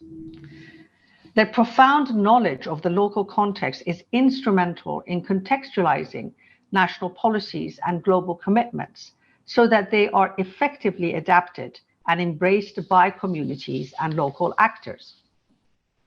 With the ability to communicate and engage in a broad range of issues of relevance to local communities, they play an important role in mobilizing people and encouraging their engagement in the design and planning of local initiatives. With a firm pulse of the community, faith-based leaders can provide early warning, bring greater understanding and manage expectations when dynamics change, and reorient activities to ensure they remain people-centered, inclusive, and prevention-oriented. For deeply entrenched and complex societal issues, such as gender inequality or discrimination against Indigenous people, they are indispensable in raising awareness and sustaining the dialogue necessary to alter mindsets and cultural beliefs that perpetuate disadvantage by certain groups. Friends, in today's context of growing risks and mega trends, from digitalization to human mobility, climate change and environmental degradation, human security is more essential than ever before. In this context, we need all actors, from governments to the private sector and faith-based institutions, to advance this framework, demonstrating to people that we care about them and their security in all aspects of their lives.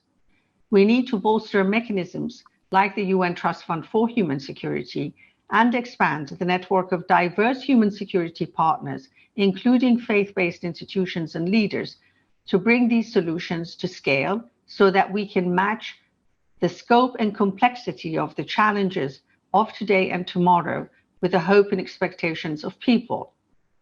It is only in concert, hand in hand, that we will forge a pathway towards greater peace and stability, prosperity and dignity, towards human security for all.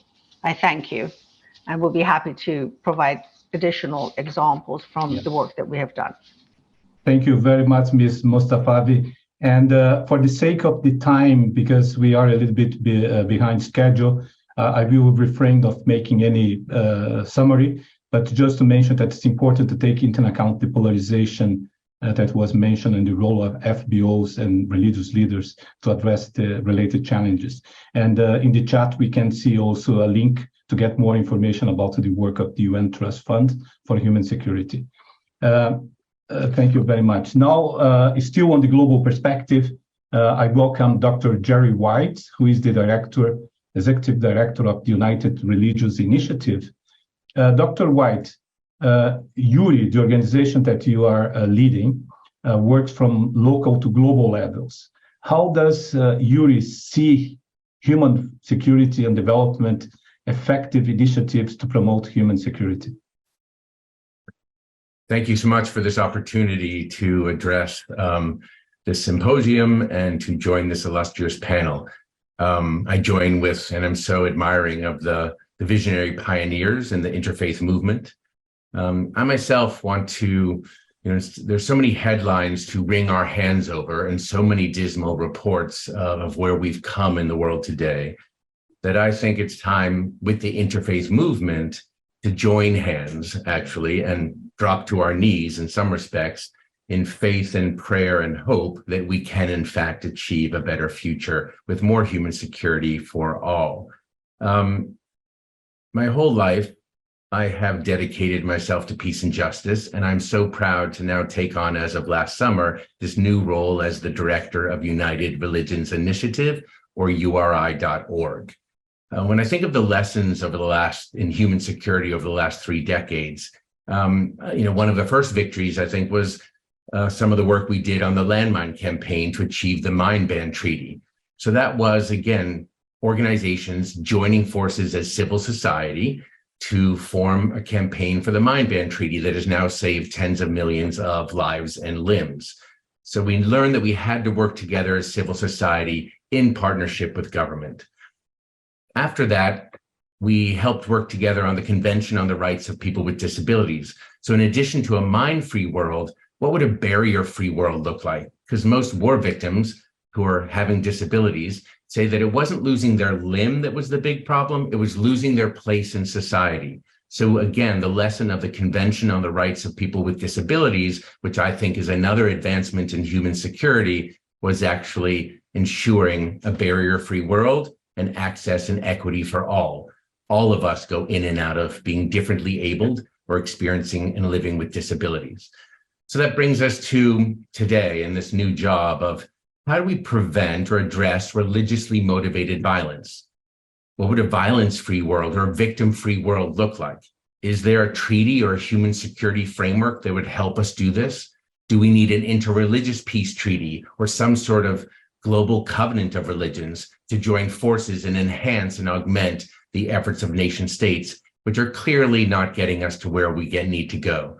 We're seeing an increase in religion-related violence. I don't call it religious, but religiously motivated violence around the world as the fastest growing type of violence, a certain type of cancer, or we might say an epidemic of violence that's of a particular strain. I call it religicide. It's anti-religious. In some cases, we're seeing nation states seeking to murder religion, to eradicate it, its followers, the sacred heritage, and destroying diverse cultures and indigenous communities as we speak today. Tens of millions of people are being affected. And we always said, never again. This is the time for concerted action on human security to preserve culture and religions worldwide. And when I say religicide, I think there are 3 hallmarks that go hand in hand. There's the genocidal aspect of this, which actually takes its form of femicide, the attack on women and control over women, which is one of the hallmarks of religicide. The other hallmark is factocide, the digital disinformation and misinformation, the lies about religions. For example, when we saw ISIS taking over and attacking the Yazidis with narratives that Yazidis were devil worshippers or some such, a complete ignorance or buying into the lies that fed and laid the groundwork for hate speech and incitement to genocide. So facticide, the murder of truth, is a concern for us to work together on against hate speech and other manifestations. And ecocide is the destruction of the environment, nature and Mother Earth. That's a part of this anti-religious violence that we're seeing spreading around the world today. So anything we do with human security, I believe, goes beyond just what we call the seeing and the doing for this panel, but also the being. That's where the interfaith and the faith-based spiritualities come in, because when we look at those like indigenous groups, they're the ones who've been warning for centuries about our separation from spirit, our separation from people and each other, community, and our separation from land and Mother Earth. So I think what's needed and what we're working on at United Religions Initiative is a bottom-up, grassroots interfaith movement that celebrates and promotes enduring daily interfaith cooperation across all traditions and faiths, regardless, to end religiously motivated violence and promote human security. So this is a challenge for all of us. I think it's actually one of the biggest challenges of our day. What are we going to do? And my concern here, and I'll end with this, is, are we too general? Do we bank on SDGs, on slogans, on boxes, on hopes? I would challenge us to focus on leveraged initiatives and strategic campaigns, such as the campaign to ban landmines or to ban cluster munitions, such as the efforts to help promote the rights of people with disabilities. And now perhaps it's time for religious leaders and faith actors of all sorts to step up and work together. Thank you for the time, and I look forward to the further discussion. Thank you very much, Dr. White, for your words. We are finishing here the global perspective, and we can see that from the discussion we had among the three participants, it's important to maybe take that into account for the end of the discussions, how the confluence of religious, economic, and political fundamentalisms are affecting human security worldwide. And now, we are moving now to the national level experiences. You are a little bit advanced in time, so we will take the questions at the end.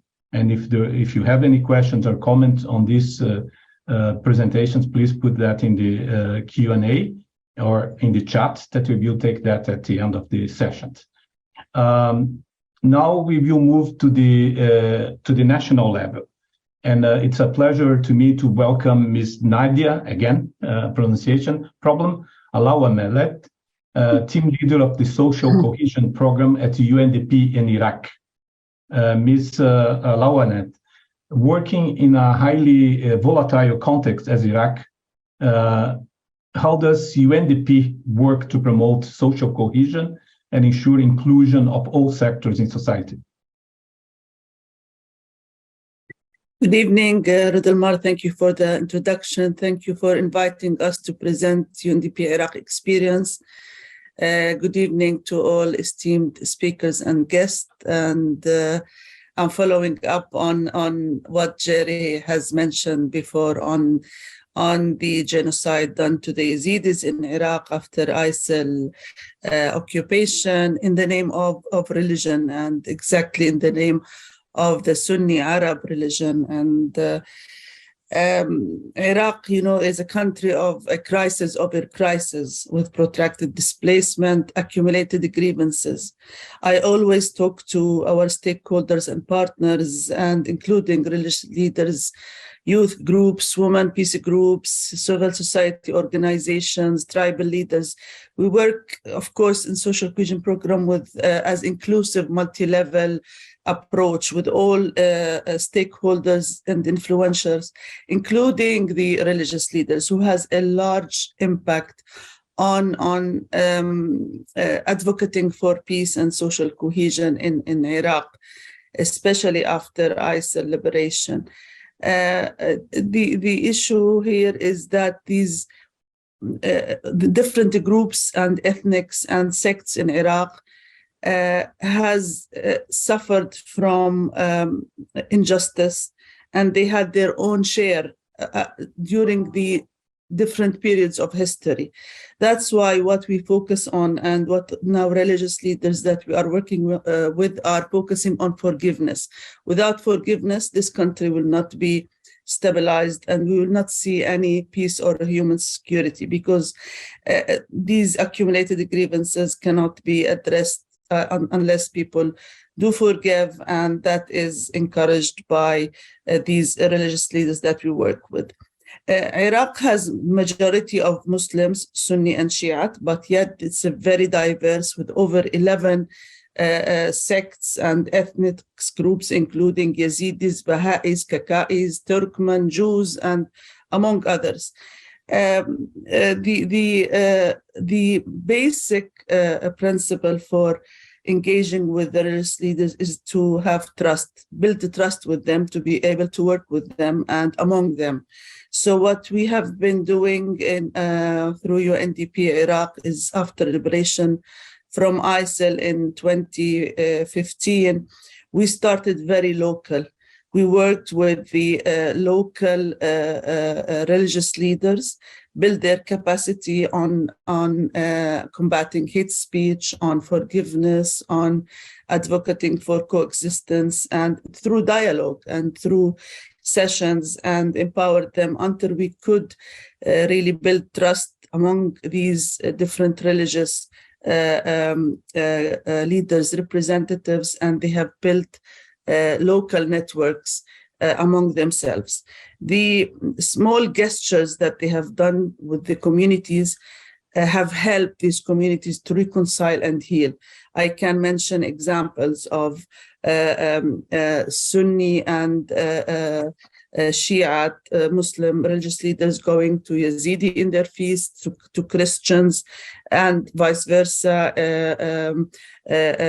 exchanging visits, being in public in front of the communities, because these people, when they see the figures that are working together and coexisting, that gives a very important symbol of peace and coexistence. These networks grew since that we have been able to do networks at the governorate levels. So the 5 big governorates in Iraq that have been occupied by ISIL, we had also worked on building governorate district networks among through forums, dialogue forums. And this year we have been able to have a national network that is working on implementing the prevention of violent extremism strategy. And the religious leaders networks on different level, local, district, and national, they were working with us through our program for social cohesion and peace. So they were with us on reconciliation between different groups, in order to enable the displaced to go back to their areas of origin. They're working currently with us on the reintegration. They work on prevention of violent extremism. So they're part of the evolving conflict prevention approach, from reconciliation to conflict prevention. Another part is that even during COVID pandemic, the religious leaders, they had also a huge role in terms of combating the misinformation, the stigma, and even assisting the vulnerable communities and distributing life aid packages, and bringing people together as the conflict, is affected also by the COVID, and there were some acts from radical groups on trying to invest in the COVID pandemic impact to recruit some of the community members. These are, in general, we have been able to reach around 2,500 religious leaders since 2016 in Iraq, in capacity building programs, in networking, and we're continuing with them with hope for a more sustainable human security in this country. Thank you very much, Nadia, for sharing your experiences in Iraq. I think that will be very important for our discussions with the participants later. Now, I will invite Mr. Asif Ali Shirazi. He's the country director for Pakistan of Islamic Relief Worldwide to share his experiences. Mr. Shirazi, in your approach to working for human security, how does Islamic Relief build on the strengths it has and work to mitigate the challenges it faces? And thank you very much for inviting me to this symposium. I'm working in Pakistan, which is a Muslim majority country. 98% is a Muslim population in Pakistan. And with the name Islamic, we enjoy a lot of acceptance among the communities. And this acceptance is, of course, with our name as well as our faith-driven values. And we enjoy acceptance and trust of the communities, and we use this as an advantage to reach to the cross-section of society with the transformative agenda. The other thing is, like, with our acceptance, we also work with a full dedication to humanitarian and development causes, which are supported by our faith-inspired values. Islamic Relief has created working spaces among different types of government to seek their support and complement their efforts.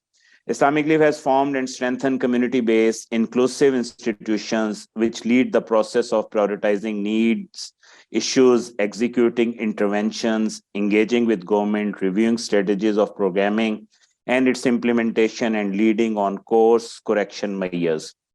With this lead in the hand of community-based inclusive institution, Islamic Relief has addressed and addressing the issues of poverty, hunger, social cohesion, illiteracy, climate change, health, as well as the disaster management. I will give you the example of the recent mega floods in Pakistan, in which Islamic Relief started its response quite early, started on 3rd August, when even the disaster was not highlighted on the media.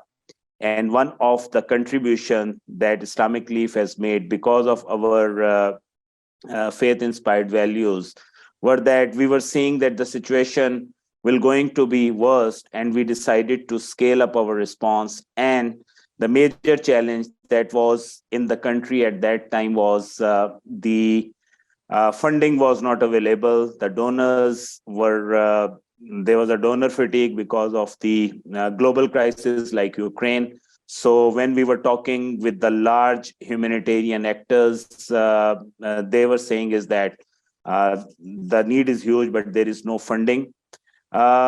We took it as a challenge, and we decided that using our acceptance as well as our Muslim diaspora communities living in USA, in UK, as well as in Canada. So we started the scale up and launched the public appeal through our fundraising offices like USA, UK, Canada. And then Islamic Relief also influenced, because of its work of the flood, to have a disaster emergency committee appeal. It's a UK-based network of organizations who launched the joint appeal.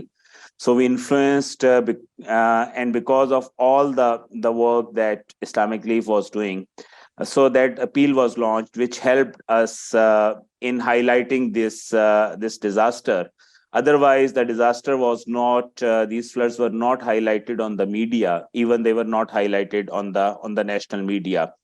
So our faith-inspired values, as well as our strengths in the communities and our regular connections in the communities, we came to know in end of July that there's a big flood is happening, especially in the areas of Balochistan. So the one of the challenge which we faced during this mega scale up in which Islamic Leaf served more than 1.2 million people. The challenge was to access the funding of some big institutional donors. The reason was that we were not their partner of choice, though the speed and scale of Islamic Leaf was far bigger than many of the big international actors, but we were not the partner of choice of some of the larger donors. So we faced this challenge, but this challenge was countered because of our public fundraising that was done in USA, that was done in UK from the Muslim diaspora community. So we are still struggling with the challenge because the flood is not over. It's a climate-induced disaster, and we don't know that what will be in 2023. And now there is a large challenge of recovery, rehabilitation, reconstruction, and of course the longer-term resilience, in which now Islamic Leaf, working with even UNDP and with other UN organizations. So we are working also on the 4RF approach. We actively supported in through the information which we had from the communities in which we were working to various assessments and all of the frameworks. And but you know that the organizations like the faith-based actors in the countries like Pakistan, they really play an important role, especially as a first responder in these type of the situation. I'm stopping here because I've seen 1 minute and I would like to try to be brief, short and sweet. Okay, thank you very much, Mr. Sterazi, for your sharing. We will now move into the community-based level experiences. And I have the honor to introduce Attorney Salma Pierce Rasul, who is the Program Director of the Philippines Center for Islam and Democracy.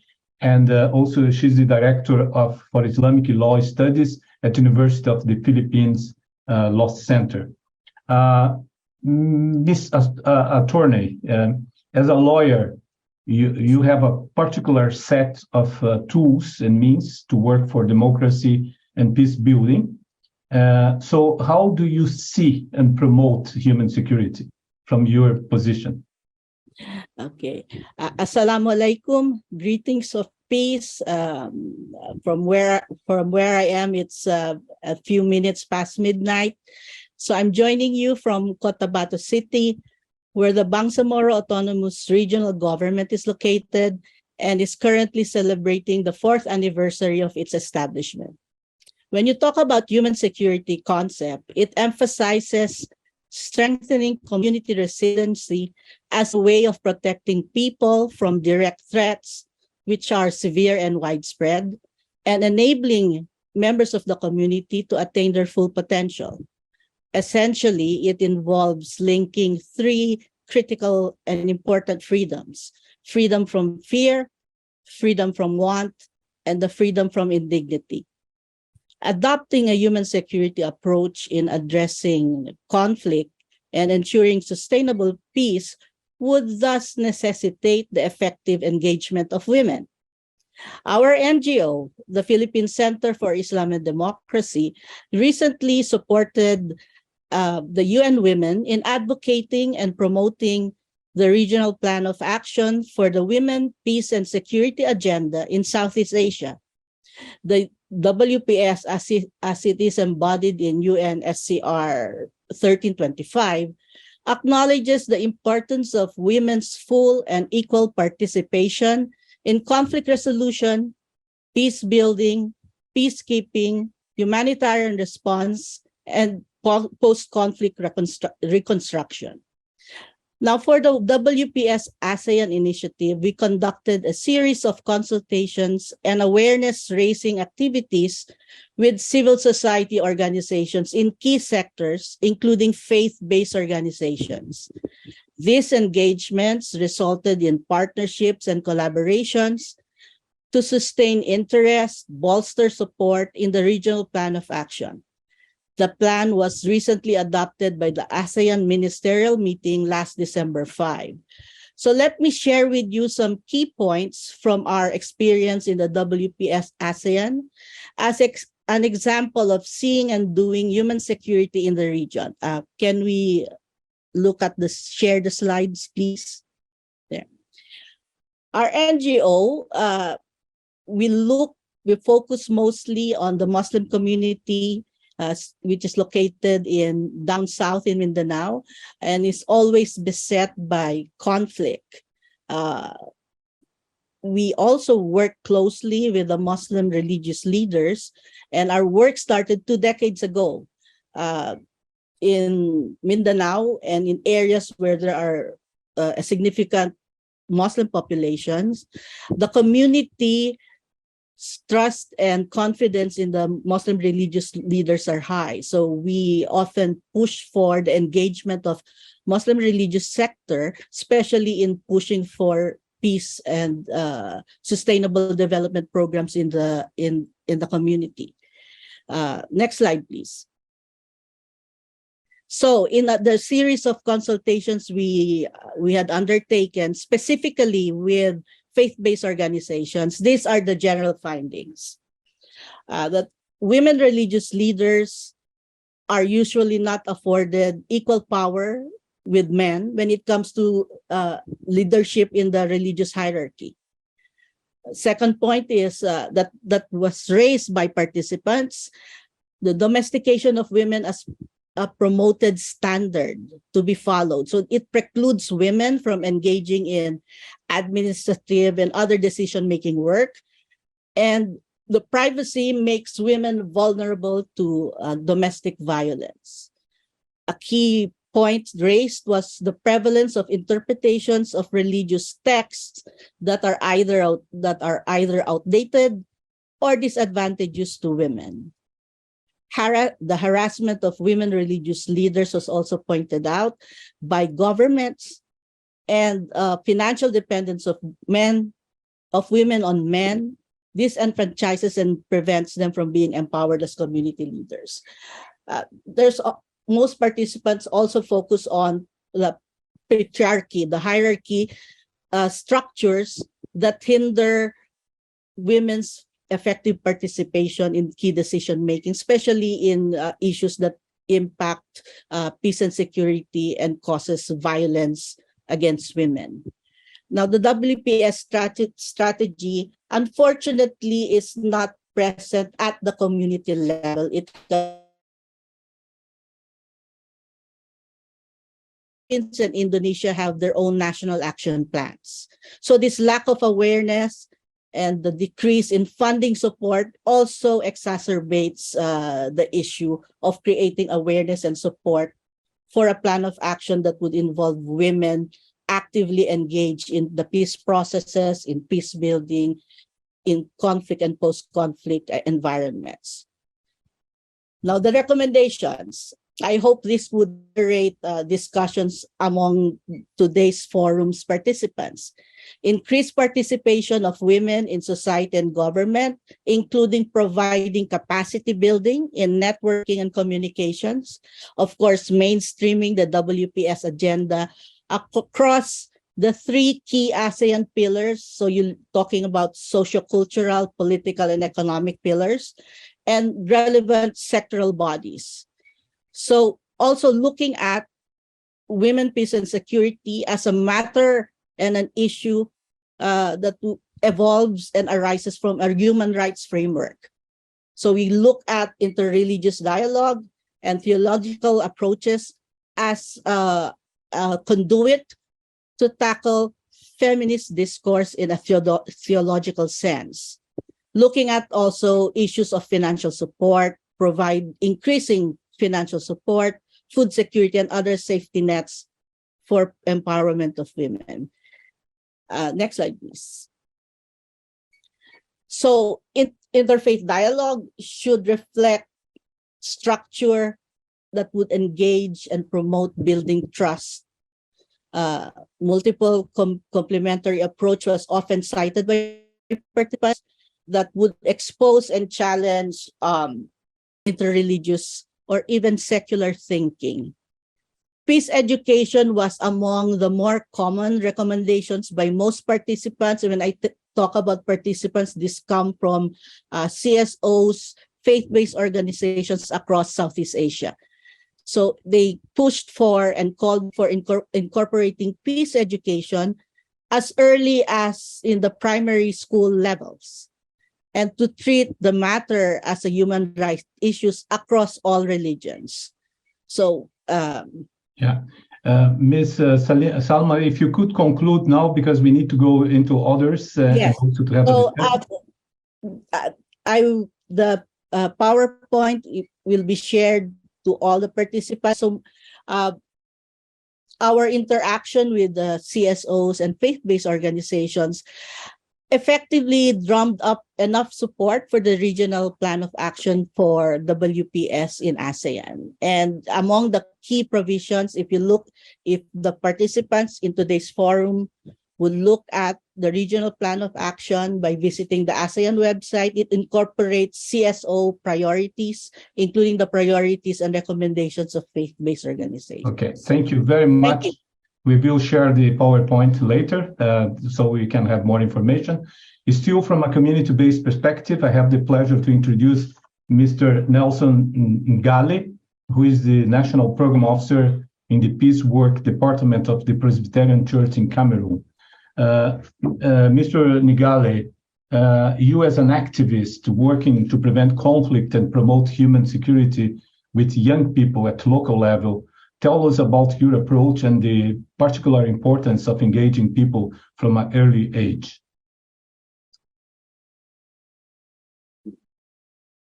You need to unmute yourself. Oh, sorry about that. Thank you very much. It's a wonderful pleasure to have me here among great minds. Particularly, I'll be very, very specific as far as the Presbyterian Church in Cameroon is concerned. This is the church which has established itself since 1957 after gaining independence from the Basel missionary. And never has it been a time when the church has been challenged, I'm talking about 2016, where there was the outbreak of the Anglophone conflict, which pitted separatist movements against the state of Cameroon, requesting for a separate state, which by then was called the Southern Cameroons. And the church finds itself within this quagmire where the state is in constant exchange. We're talking gun battles between separatist leaders, separatist armed groups, and the security state forces. And we have the church, which is spread all over the 10 regions of Cameroon, particularly northwest and southwest regions, which form just 20% of the total population of Cameroon. And the church at this point in time is very challenged till beginning 2016, as we were tasked with the opportunity and also the challenge of working with young people who have been soaked in violence. We're talking here about gun violence, heightened kidnappings, heightened assassinations, court settling from both the security state armed groups and equally the separatist armed group, that is non-state armed groups. And the young people are caught up in between these fights, ongoing fights, which from 2016 up to date, the situation seems not to disappear. Young people still find themselves challenged with having decent jobs, having the opportunity to settle, make a life, or even a family for themselves. And the church at this point in time is very, very much challenged because we see young people who look up to the church as a veritable moral authority that can come to its aid. And that's why the Presbyterian Church in Cameroon has taking it as an opportunity and also as a task to see how it can de-radicalize these populations, especially the youthful population, through its peace work department. I, for one, we are very much present in the field to see how we can make this de-radicalize these youths when it comes to issues of violent extremism and also issues of that push them to take up arms against the state. Here we're talking about how we can institute a culture of non-violence. We are driven by a culture of non-violence where we're able to teach young people how they can actually resolve their conflicts without necessarily resorting to outright violence, such as picking arms to redress their problems. And that's why we have instituted issues like we're talking about a community, a church community, the Presbyterian Church in Cameroon, of over 2 million Christians spread all over the national territory.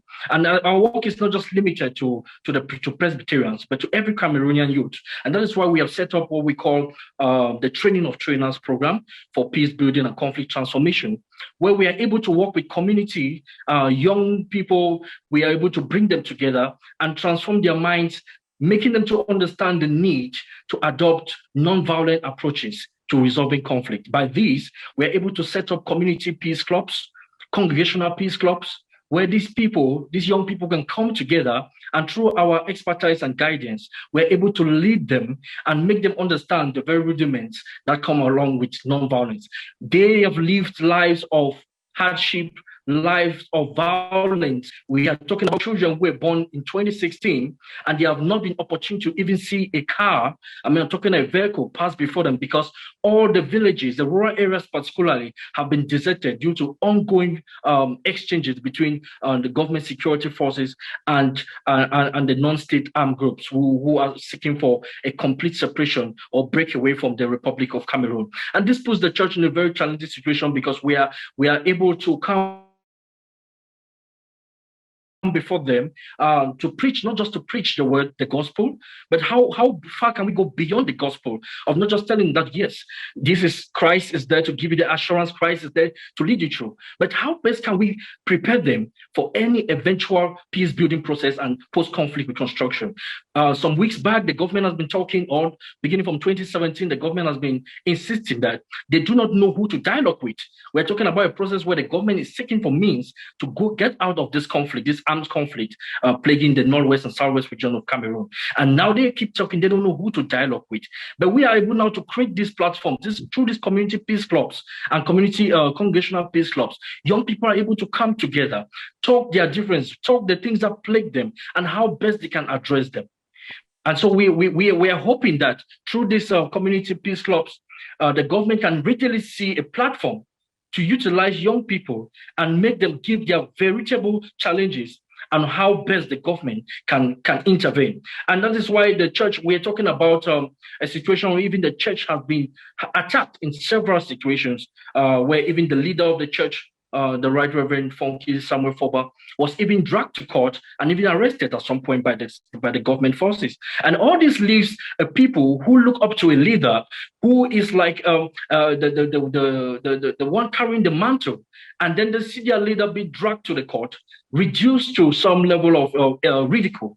And it all puts a dent to the work we do. But we cannot give up. That's why we keep on preaching and telling them that there is need, that irrespective of the grievances, we still think there are better ways we can address these problems without resorting to arms, without resorting to violence, where we have kidnappings, assassinations be on the rise. We are very, very pleased that our work has given us some leverage and has given us some results, that from 2020 up to this moment, there is some level of resettlements ongoing from those communities that young people had fled from due to this ongoing persistent violence between the separatists and the government forces. So with this our program, the Training of Trainers programs, the peace building process, it's an educational program where we keep de-radicalizing the minds of these young people and making them not to be a ready-made recruits for these non-armed groups, these are separatist armed groups for their hostilities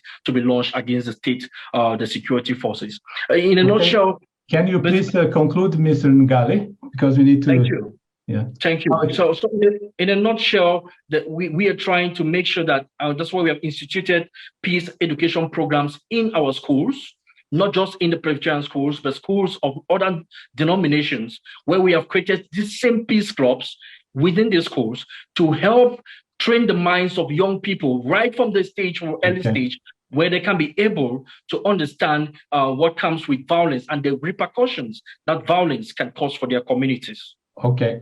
Thank you very much for your contribution, and it's important education, and we will take that back again in the discussions. We don't have any questions in the chat, but we have a comment. I suggest that you read that from Juliette Laurie about the importance of fighting global warming as part of the human security. Now, I want to welcome Mr. Peter Schlosser as a respondent to all these presentations we had from the global, national, and community-based level. He's the Vice President and Vice Provost of the Global Futures at the Arizona State University. Welcome, Mr. Schlosser.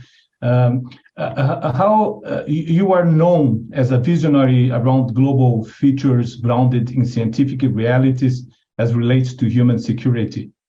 Based on what you heard from the speakers now, what are the major threats that you see to global society? Thank you for the invitation to speak here.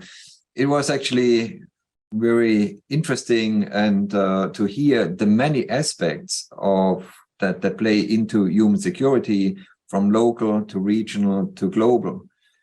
I would like to come back to the global stage here, to the global setting, and give you my take on where the major issues are with respect to security for the planet and the people, the human security people are living on the planet. If we are looking at the world we live in today, we have to recognize that humankind has put multiple pressures on our life-supporting systems. And that endangers our planet and life on planet, including human security, in many ways. In a way, you can simplify it into two categories: societal and environmental. And naturally, they are highly interlinked. So societal choices actually have placed us into a precarious situation along many dimensions. We often talk about planetary boundaries, meaning we are reaching the limits of our planet to give us what we need, which naturally then leads to conflict, which naturally influences human security. And that often is actually framed in terms of reaching the environmental planetary boundaries. You have heard about that quite a bit. It is, in essence, extracting too much from the planet for our life. In a way, we made a choice that we want to live on a planet that's 10 times bigger than the one that we have. But why are we actually seeing these environmental planetary boundaries? It is the choices that we have made to live on a planet beyond the means that the planet affords us. So that then got us into a situation where we have to think about what are the ways forward from what right now is a strictly non-sustainable trajectory into the future to one that actually would leave options for the next generations to shape their future, to have choices for their life. In order to contemplate that, the Global Futures Laboratory organized and co-convened with the Earth League a conference in New York last September around the topics that we consider as the 10 most important, the so-called 10 must-have actions that we need to get onto a trajectory that is more positive and leaves hope for the future. And I just read a few of them that relate most closely to the topic of this symposium. So they include stability and peace for a global society. Without societal stability, nobody cares about the environment, and the environmental pressure will be stronger, and we will actually increase the pressure, and the risk to human security will be increased. A resilient global society, healthy planet for human well-being. We have to, if we want to live securely, and if we want to live in a decent level of well-being, we have to make sure that our planet stays healthy. Healthy and secure food for the global population. Food security clearly, or insecurity, can lead to the fact that people actually have to leave the places in which they live. Equitable access to responsible consumption for all.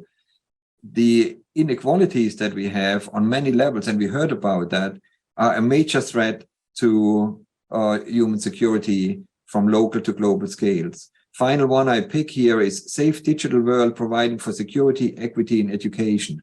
We have to make sure that the messages about what is the planet we live on, which world are we living on, and how can we actually put that into the future in a way that leaves options for the next generation, that needs education. It actually needs lifelong learning. It's not just enough to have college education. We also present every year the 10 new insights in climate science. And I just pick a few to move towards the end of my presentation, a few of these topics, because one of them is directly related to what we are discussing in this symposium. It is human security requires climate security. Another one is questioning the myth of endless adaptation, telling us we cannot simply adapt to climate change. We really have to take action to prevent certain levels. Otherwise, we cannot adapt anymore. Climate mobility, from evidence to anticipatory action. If we are not careful with how we deal with the environment on our planet, we will have a lot of environmental refugees, which is, again, a threat to human security. So, to sum then up, where are we as a global society?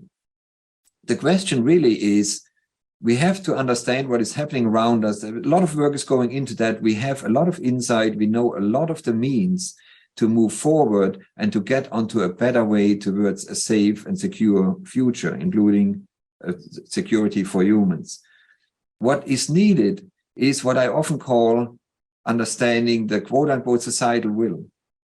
How are we making decisions? Why are we making decisions? What drives our decisions? What are the value systems, including faith-based value systems, but also political value systems? How long are they persisting? How can they be broken? How can we incentivize people to make choices that are different from the ones that got us into that precarious situation where we have an increased number of crises on many fronts, from societal to environmental, and the feedback loops between them?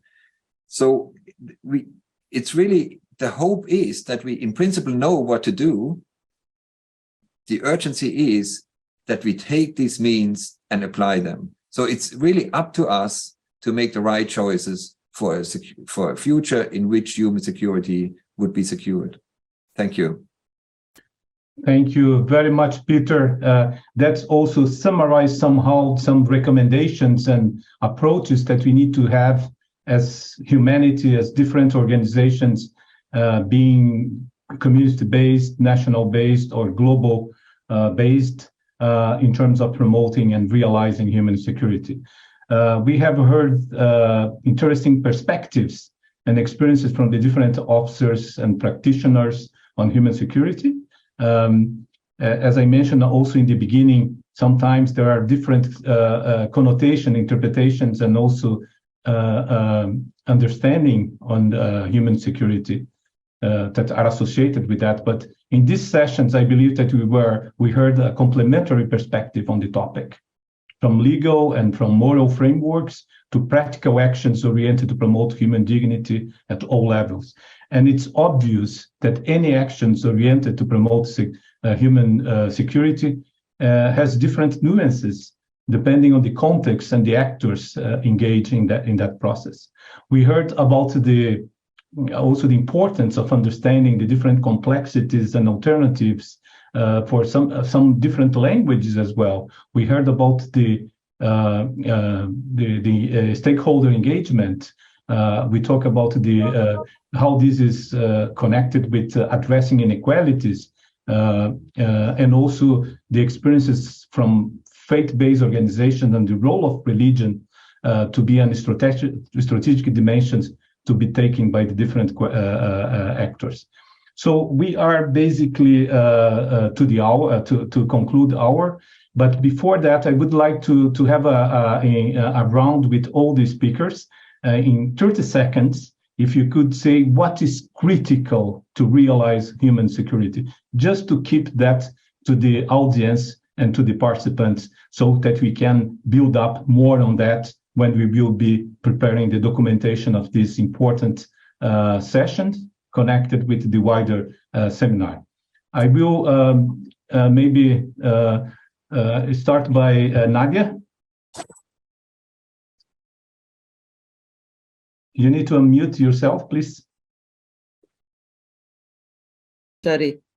Thank you. Actually, what we miss maybe in Iraq specifically is a little bit of the national approach. We're very successful at the local level. It was very hard to reach the national level, where we're seeking to have a national policy on working with religious leaders, on advancing human security. So linking the success, a bottom-up approach, and having this national policy that would advance the agenda. Thank you very much. Asif?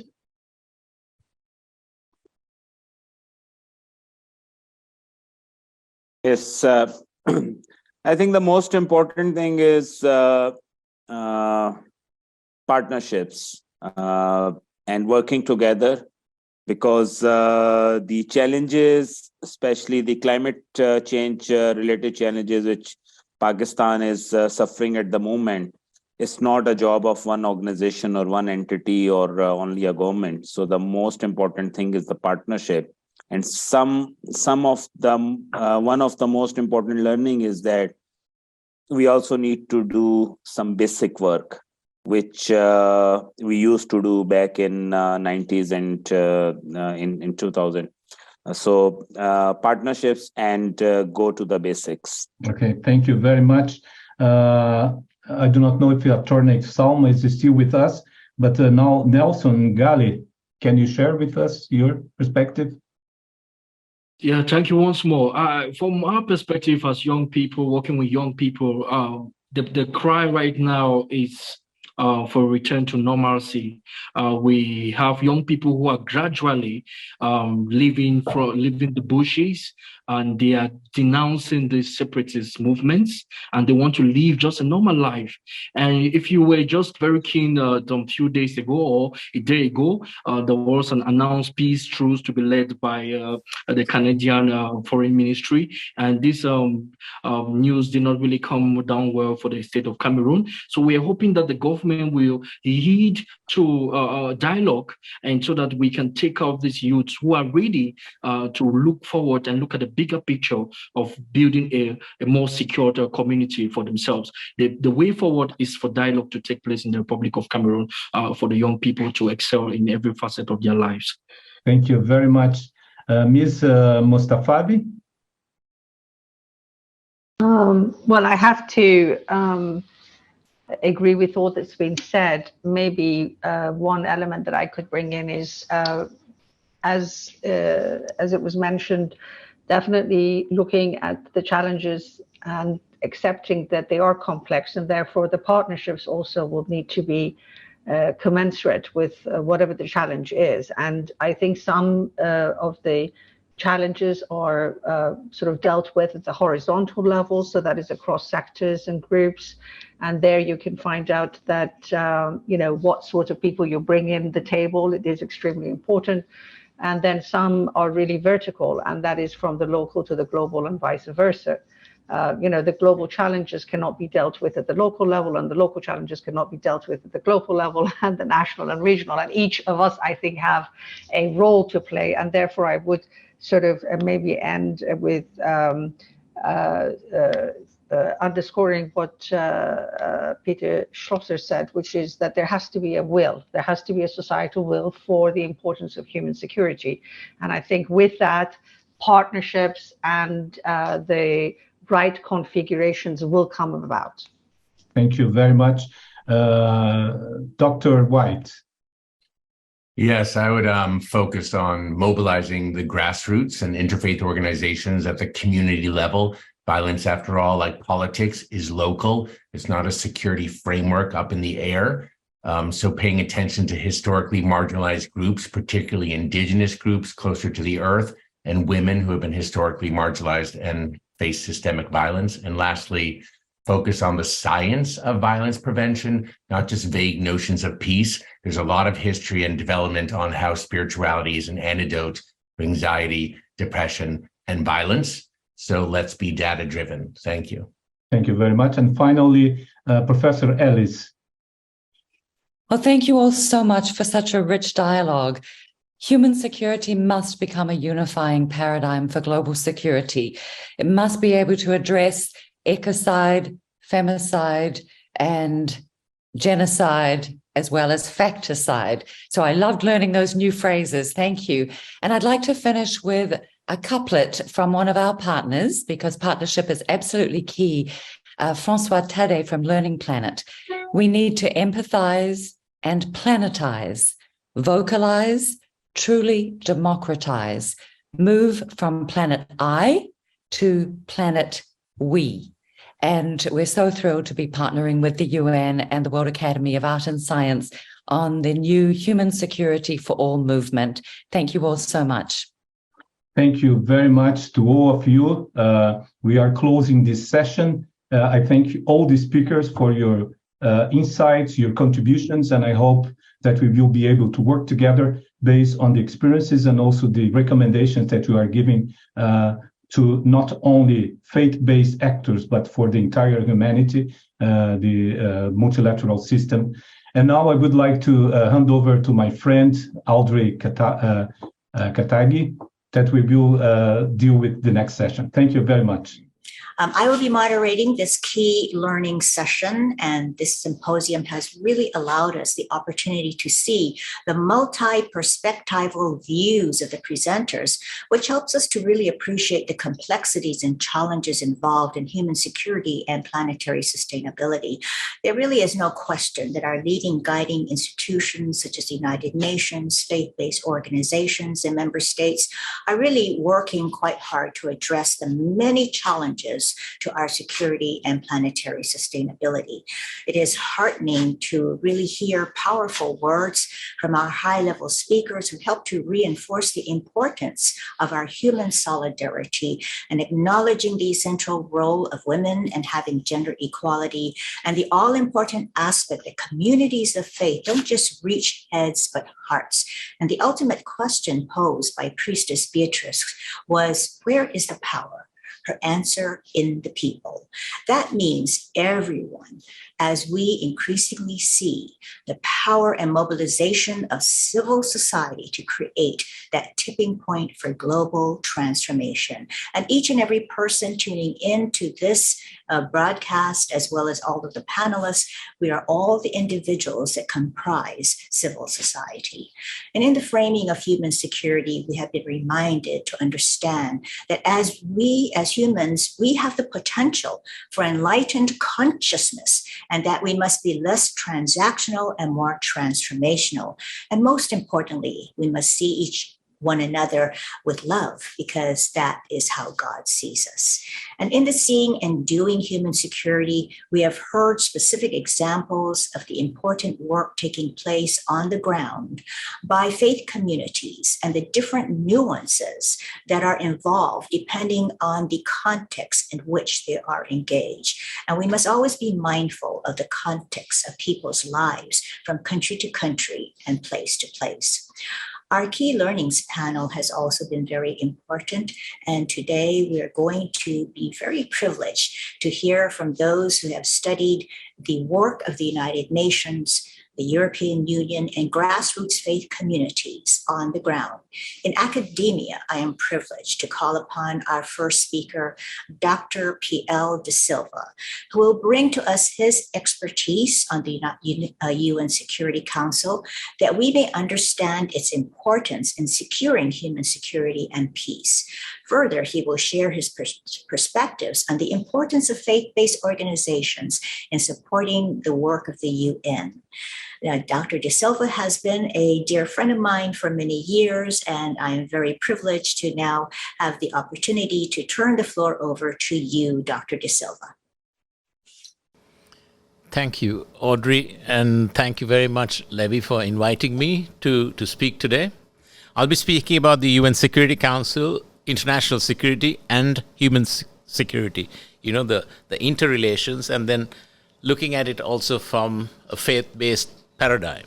So, the United Nations Security Council is the principal organ within the United Nations system that is mandated under the tenets of the UN Charter for maintaining international peace and security. The focus here is to prevent and resolve international conflicts and disputes using diplomatic means and leverage, as well as international treaties and laws that protect human rights and govern the rules of war. In this regard, the UN Security Council helps to maintain a balance of power between belligerents, working towards de-escalation of hostilities. Russia's unlawful war of aggression against the sovereign nation state of Ukraine shows in stark contrast the limitations of the UN Security Council. In other words, today, one of the 5 great powers that make up the UN Security Council's P5 permanent members is a principal belligerent, transgressing the laws of war and committing crimes against humanity, war crimes, and other gross violations of humanitarian law, bordering on genocide against peoples and their inalienable culture, not to mention freedom. In more general terms, in the long decades since the end of World War II, the UN Security Council has been able to deal more or less successfully with threats to peace and security in many countries, despite the vagaries of the Cold War, proxy wars, civil wars, military coup d'etat, ethnic conflicts, Islamist insurgencies, and terrorist attacks in the global north and global south alike, as well as global insecurity resulting from weapons of mass destruction and the specter of nuclear war, mutually assured destruction. Among its arsenal, the UN Security Council has the mandate to impose draconian economic sanctions and authorize military intervention under Chapter 6 and Chapter 7 of the UN Charter. The veto power enjoyed by each of the 5 permanent UN Security Council members negates such measures, as in the case of Russia today in Ukraine. Regarding human security, the UN Security Council is mandated to promote international cooperation and respect for human rights, using all avenues under international law, working in tandem with other international bodies such as the International Criminal Court in The Hague, to ensure that perpetrators are held to account and prosecuted to the full extent of the law for crimes against humanity, atrocity crimes, war crimes, etc. The UN Security Council also works with the UN Refugee Agency, UNHCR, and UN Migration, IOM, to provide humanitarian assistance, basic needs, and security to protect millions of vulnerable peoples, women, girls, boys, the elderly, disabled, and men, many of whom are legally identified as refugees or internally displaced persons, IDPs. International laws, however, are yet to be agreed upon to protect climate refugees, which is a pressing issue of great import. The reason that Mr. Putin's war of aggression in Ukraine has caused such consternation within the UN Security Council is because the Security Council is an essential cog in the international security system, and having it fail so spectacularly does not bode well for human security. The UN Security Council is the only organ within the UN system with the mandate, authority, and frankly, gravitas to take collective action to counter international security threats and maintain peace and security. The UN Security Council's inability to do so in Ukraine does not augur well, and any further weakening of its mandate could indeed lead to a third world war with catastrophic consequences for humanity. The UN Security Council's decisions or non-decisions have an enormous impact on human security, as it can and does shape the international security environment. Most importantly, it reinforces in a positive fashion negation of the misconduct of rogue UN member states, authoritarian regimes, and non-state armed groups. Moving on to human security. The United Nations Development Programme, UNDP, defines human security, and I quote, as protecting the vital core of all human lives in ways that enhance human freedoms and human fulfillment, unquote. It is a methodology to comprehend and act upon international security-related vulnerabilities involving the safety of non-combatant communities and individuals, as opposed to the security of nation-states and protecting state borders from invasion, as in the case of Ukraine today. Conceptually, human security advocates for protection from existential threats: hunger, which is famine, disease, pandemics, Ebola, tyranny, authoritarian regimes, war, armed conflict, genocide, torture, unjust incarceration, forced migration, displacement as a result of conflict, climate change, etc. Human security, in fact, is a broad concept that takes into consideration economic, social, cultural conditions, and environmental safety and well-being of peoples. It covers a wide gamut of security issues from physical, food, economic, health, environment, community, and individual protection, and to political freedom. For the UN Security Council to be truly successful in implementing its mandate to maintain international peace and security, it must counter and overcome the manifold vicissitudes and challenges threatening international security and human security. Anything less would be to fall short of fulfilling its singularly unique mandate. How can we support the seminal work of the UN Security Council? Faith-based non-governmental organizations and religious orders have a unique mandate and responsibility to protect the faithful, and it has been argued forcefully by the Secretary General of Religions of Peace, Professor Azza Karam, that multi-faith action can literally move mountains. And hence, the power of faith-based NGOs and religious orders must be gathered as a potent force to speak and act in one voice to support the UN Security Council in its quest to maintain global peace and security and protect human rights. What is the problem with this equation? Human beings are notoriously short-sighted, selfish, corrupt, and egocentric. Be they international civil servants, policymakers, or religious and faith leaders. The UN Security Council's mostly secular bureaucrats appear to be more interested in working with countries with the greatest geostrategic influence and entities with the deepest pockets, such as those that attend the World Economic Forum in Davos, rather than with the well-intentioned faith-based NGOs and religious orders. On the flip side, leaders of faith-based NGOs and religious communities are more interested in doing their own thing, serving their own self-interests, their own communities, their own organizations and institutions, as opposed to working together in unison to support the UN Security Council to maintain international peace and security and protect human security. In fact, Russian Orthodox Patriarch of Moscow, Kirill, is a staunch supporter of Mr. Putin's illegal war of aggression in Ukraine, which is an extreme case. Just wars, supported by religious leaders, simply beggars belief.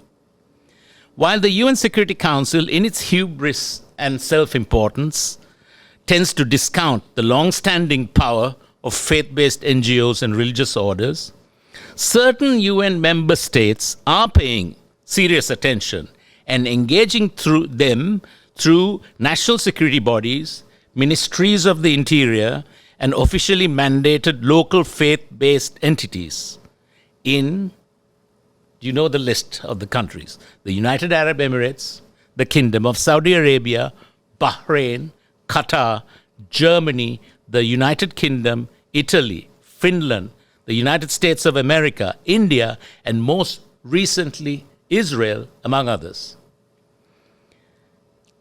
Millions of dollars are spent per annum to attract pliant, faith-based NGO and religious leaders, have them fettered and made to feel important. What is the quid pro quo? It is a gray area that needs much more scrutiny, regulation, and oversight. Undoubtedly, the UN Security Council and progressive faith-based NGOs and religious orders must work together for international peace and security. Nevertheless, as the old proverb goes, you can take a horse to water, but you cannot make it drink. For real change to happen, trust and respect is a must, where the UN Security Council overcomes its prejudices and draws on the collective power of diverse faith leaders who are genuinely committed with a track record to seeking to secure peaceful coexistence in serious fashion, with all parties willing to listen to each other and work together for the greater common good. Humanity is at a tipping point, especially in the context of climate change, which is exacerbated by large, medium, and small-scale wars and armed conflicts, and global public health crises such as COVID-19. Investing in renewables as opposed to polluting fossil fuels and significantly changing how we, especially in the global north, maintain our economies, consumption patterns, and livelihoods is the pragmatic choice. We seem hell-bent, however, on doing the exact opposite, while paying lip service and pretending that we are doing good. There are many examples. Germany recently decided to demolish an abandoned village and restart coal mining, while at the same time arresting Greta Thunberg, the young doyen of the environmental movement, who was among many peaceful protesters. In fact, Exxon's scientists presented extremely accurate climate models internally that predicted global warming in the 1970s.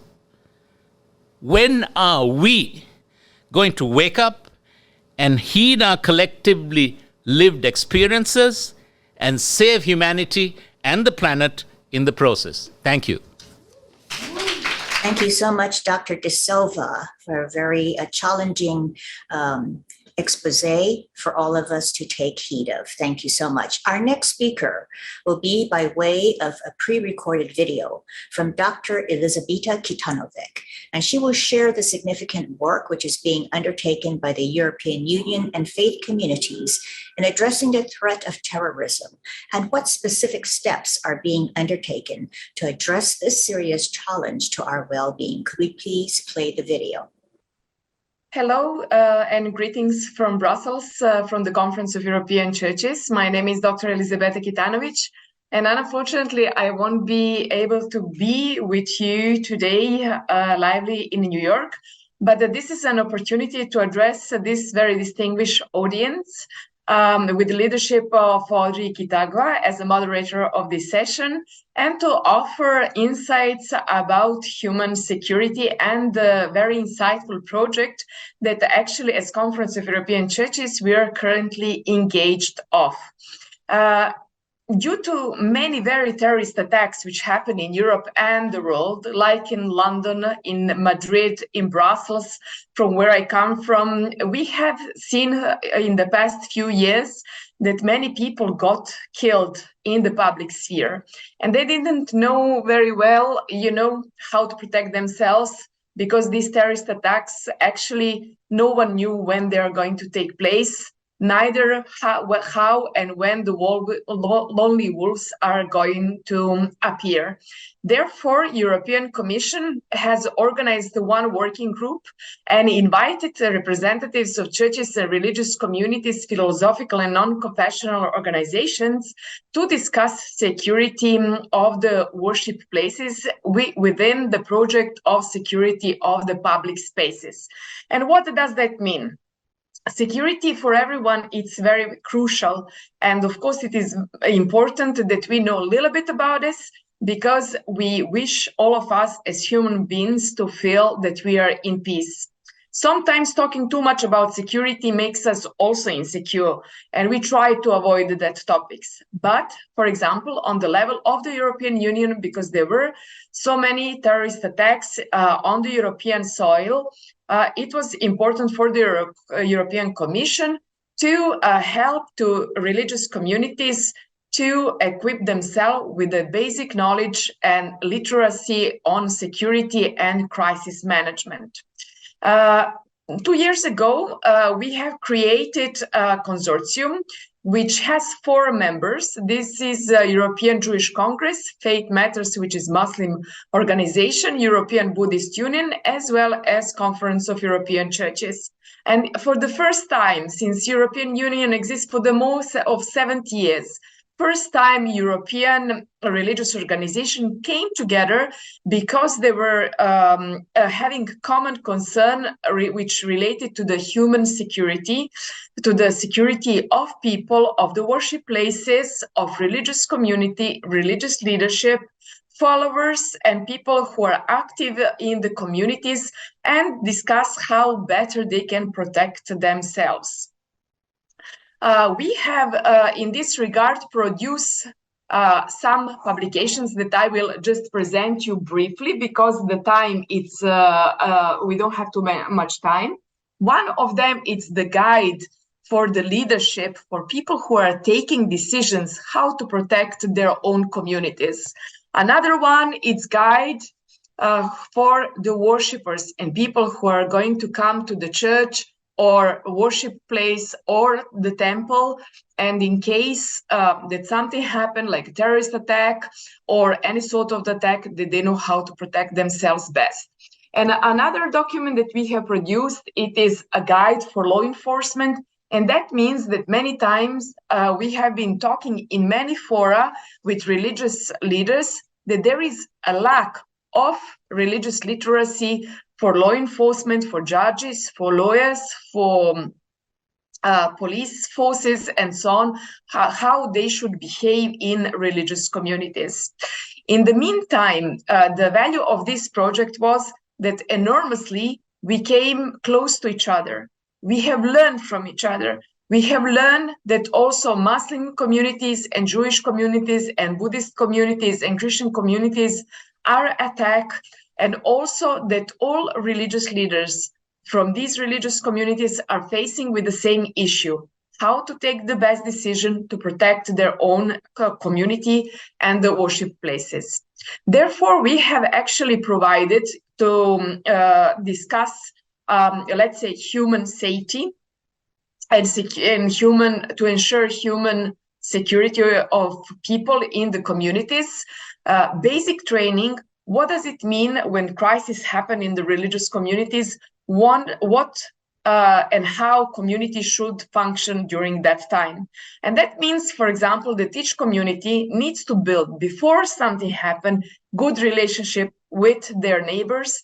For example, with the police officers in the neighborhood, with the mayor in that quartier, with doctors from emergency in that also area, but also, for example, with the fire brigade around, with the media, with psychologists, with PR service of the community, as well with the IT support of the community and so on. Because sometimes we don't know quite when there is a panic, what to do, how to continue, and in that case, if we are very well equipped, and this is what this material is talking about, can help us to save lives. So therefore, I would invite you to look at the website saske.eu. This material is translated in 50 languages.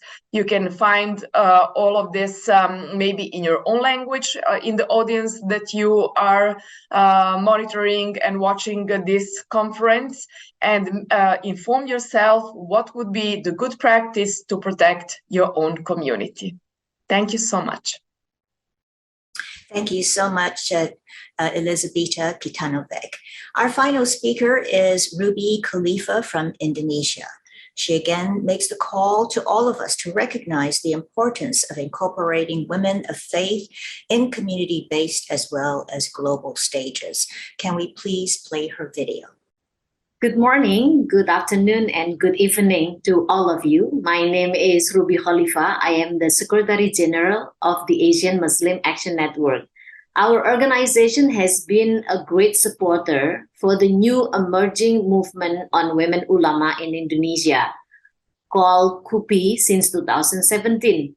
In November 2022, we co-hosted the second Congress of the Indonesia Women Ulama with some organization, Fahmina, Rahima, Gusdurian, Alimat, and supported by 275 organizations across islands.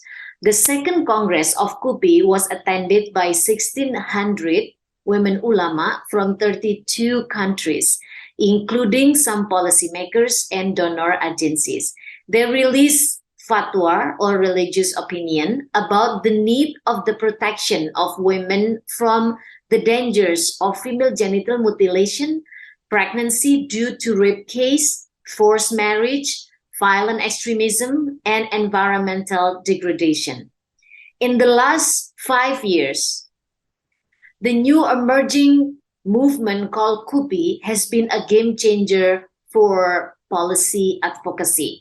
Under the umbrella of KUPI, which consists of male and female religious leaders supporting gender equality and women empowerment, they are proactively engaged in the parliament to promote progressive views of Islamic teaching on women's rights and the need for state to support long-term rehabilitation for victims of sexual gender-based violence. One of the remarkable contribution of women ulama was the passing of sexual violence crime law and also the increasing of marriage age from 16 to 19 years old. Currently, the Women Ulama movement in Indonesia is preparing for another action to push our parliament to pass the new law on the protection of domestic workers. Friends, ladies and gentlemen, what are the key learning that we could draw from this experience of Women Ulama movement related to our topic today's securing people's well-being and planetary sustainability? Firstly, in defining women's security and well-being, religious leaders and actors must consider women's experiences as authoritative knowledge because they are real, unique, and diverse. Unlike men, women experience gender inequality in our patriarchal society, as well as carrying out reproductive roles that bring different consequences. Therefore, the meaning of security and well-being should not be defined or interpreted without the presence of women experience and knowledge. Secondly, the methodology of reading religious texts must involve women experience and international human rights framework to show the commonality of universal religious values and human rights principle. The methodology also must be documented and popularized among Islamic scholars, women activists, students, and public audiences so they can learn how to argue using religious perspective. And thirdly, religious leaders must work together with different groups like NGO, women organization, feminist group, perhaps Islamic university, faith-based communities, youth groups, government institution, parliament, etc., to create a collective movement in promoting women's friendly religious interpretation and to engage directly into policy advocacy, public awareness, and also working directly with the victim of sexual gender-based violence. The collaborative works will create an effective learning exchange among the actors, as well as create transformation from within in various Islamic institutions, such as Islamic State University, Islamic boarding schools, madrasah, mass organization, and also including Islamic political parties. Thank you for inviting me to speak in this symposium. Thank you so much. Thank you to all of our speakers today. We are very short on time, however, and we only have one live panelist here. So I'm going to turn to Dr. De Silva again. Dr. De Silva, going into the question and answer period very briefly, could you tell us the most important message that you would like us to take home with all of us today and remember about what you shared? So I think the reason that I wrote this paper is that it's very important for us to understand that the United Nations, despite all its trappings of power, is still held hostage by its member states. And when a permanent Security Council member goes off the rails, like what the Russians have done, it damages the United Nations Security Council tremendously. And that has a knock-on effect with regard to international security, as well as human security, which we have been discussing, in this symposium. So if we are to make a difference, we, as faith-based communities, need to get our act together, not get enticed by various UN member states by getting, all the money and the glory is not really the main thing, that we need to get our act together, and that, human security and international security are truly very important. For us, it's an existential thing. And we definitely need to take climate change into account. So it's that whole mix of things, and it's a call for the religious, the faith-based NGOs and religious leaders to actually take heed and not be led astray, but to get back onto the straight path and engage with the only august body that we have to maintain international peace and security and protect human security. Thank you so much, Dr. De Silva. And we have run out of time right now, but I want to thank all of our speakers for their perspectives. And I wish to express my gratitude to the organizers of this symposium and the many distinguished speakers for sharing your important points of view. Thank you very much. And thank you, Audrey, for moderating a session in the penultimate hour of a 5-hour-long symposium. For those of you who are still online, who are on live stream, and for those of you who are at Studio Hub, thank you very much for laboring with us this long. We have heard many thoughts, we've raised many questions, and yet as we get to the concluding section, far more questions beg to be raised. You're going to raise more questions, are you not, Ganoon and Jonathan? So, welcome back to the concluding session of this symposium. We'll hear key ideas proceeding from the key learnings about what needs to be done next, taking into account the wealth of knowledge already shared in the symposium by 27 speakers. You were not counting, but by the time we're done, we will have heard 30 people make direct intervention in this 5-hour session. And my colleague, Nika, is moderating this session again with me, and so I turn the mic to you. Thank you so much. I really appreciate, and I just want to say what a great day, and maybe evening and night for many others, and others who will join and watch this online, because I'm sure many are all now sleeping. But anyway, thank you so much, and I am so pleased to say I'm going to actually making it as short as possible, because I want to give time to Mr. Jonathan Granoff, who came to me and said, I have been sitting here 5 hours. Do you want me to making it 5 minutes? I said, no, you have 6 minutes. So, Mr. Jonathan Granoff, who is the Senior Advisor and Representative to the United Nations of the Permanent Secretariat of the World Summit of Nobel Peace Laureate. So, The floor is yours. Thank you so much. And we're at a moment in history in which ideas really matter. Think of it like the 1640s, when Central Europe was a bloodbath over religious violence. And the idea of the nation state was a very powerful idea. And we're now living with that horse and buggy road that was created in the 17th century to deal with the 17th century problem. It's something we created. We created the state to protect people. Albert Einstein said, "The unleashed power of the atom has changed everything save our thinking, and we drift toward unparalleled catastrophe." The new thinking that we need today is based on planetary realism. No nation, no military can protect the phytoplankton, which is 50 to 70% of our oxygen. No nation, no group of nations can beat a pandemic, because the pandemic's smarter than we are. It doesn't have a passport. It just kind of moves as it wants to. No nation or group of nations alone can protect the climate, and the list goes on. Because since Einstein's statement, technology and science has accelerated the human impact on the natural world, putting the regenerative processes of nature at risk.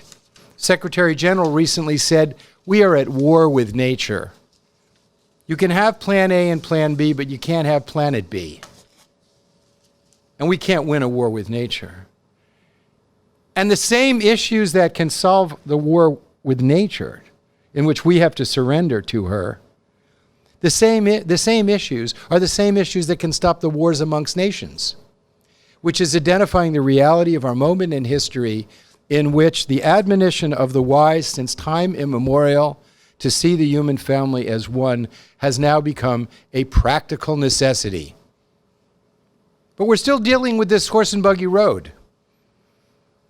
To quote Joe Biden, President of the United States, he once said, "Don't tell me your values, show me your budget." Since 2000, the world's major powers, really, and the US being a major one in this endeavor, has spent in excess of $32 trillion. That's an unimaginably large amount of money to pursue security through military means. And I would say a bigger cost even than that theft from the poor, theft from children who are hungry, theft from a mother who has to decide which one of her children is going to live tomorrow and have enough to eat, and which one won't live. Theft from the future is the institutionalization of adversity. Based on what? An idea of the 17th century. An idea, a thing. An idea is a thing. Make it clear. And the nuclear arsenals are the most absurd expression of that. That's why at every single summit of the Nobel Peace Laureates, there's been a call for commencing negotiations on the elimination of nuclear weapons, the greatest threat that we face. By accident, design, or madness, they could be used. By accident, design, or madness, as long as they exist, they will be used. And that's why every summit of Nobel Peace Laureates has said that's a priority issue. But what are we doing? In my country, and in the other 8 nuclear weapons countries, they're either modernizing, expanding, and all making the weapons more usable in doctrine, in fact. But the language is so interesting. In the United States, we are making the weapons, and I quote, safe, secure, and reliable. Well, now they're making a lot of, not the nuclear weapons were already smart.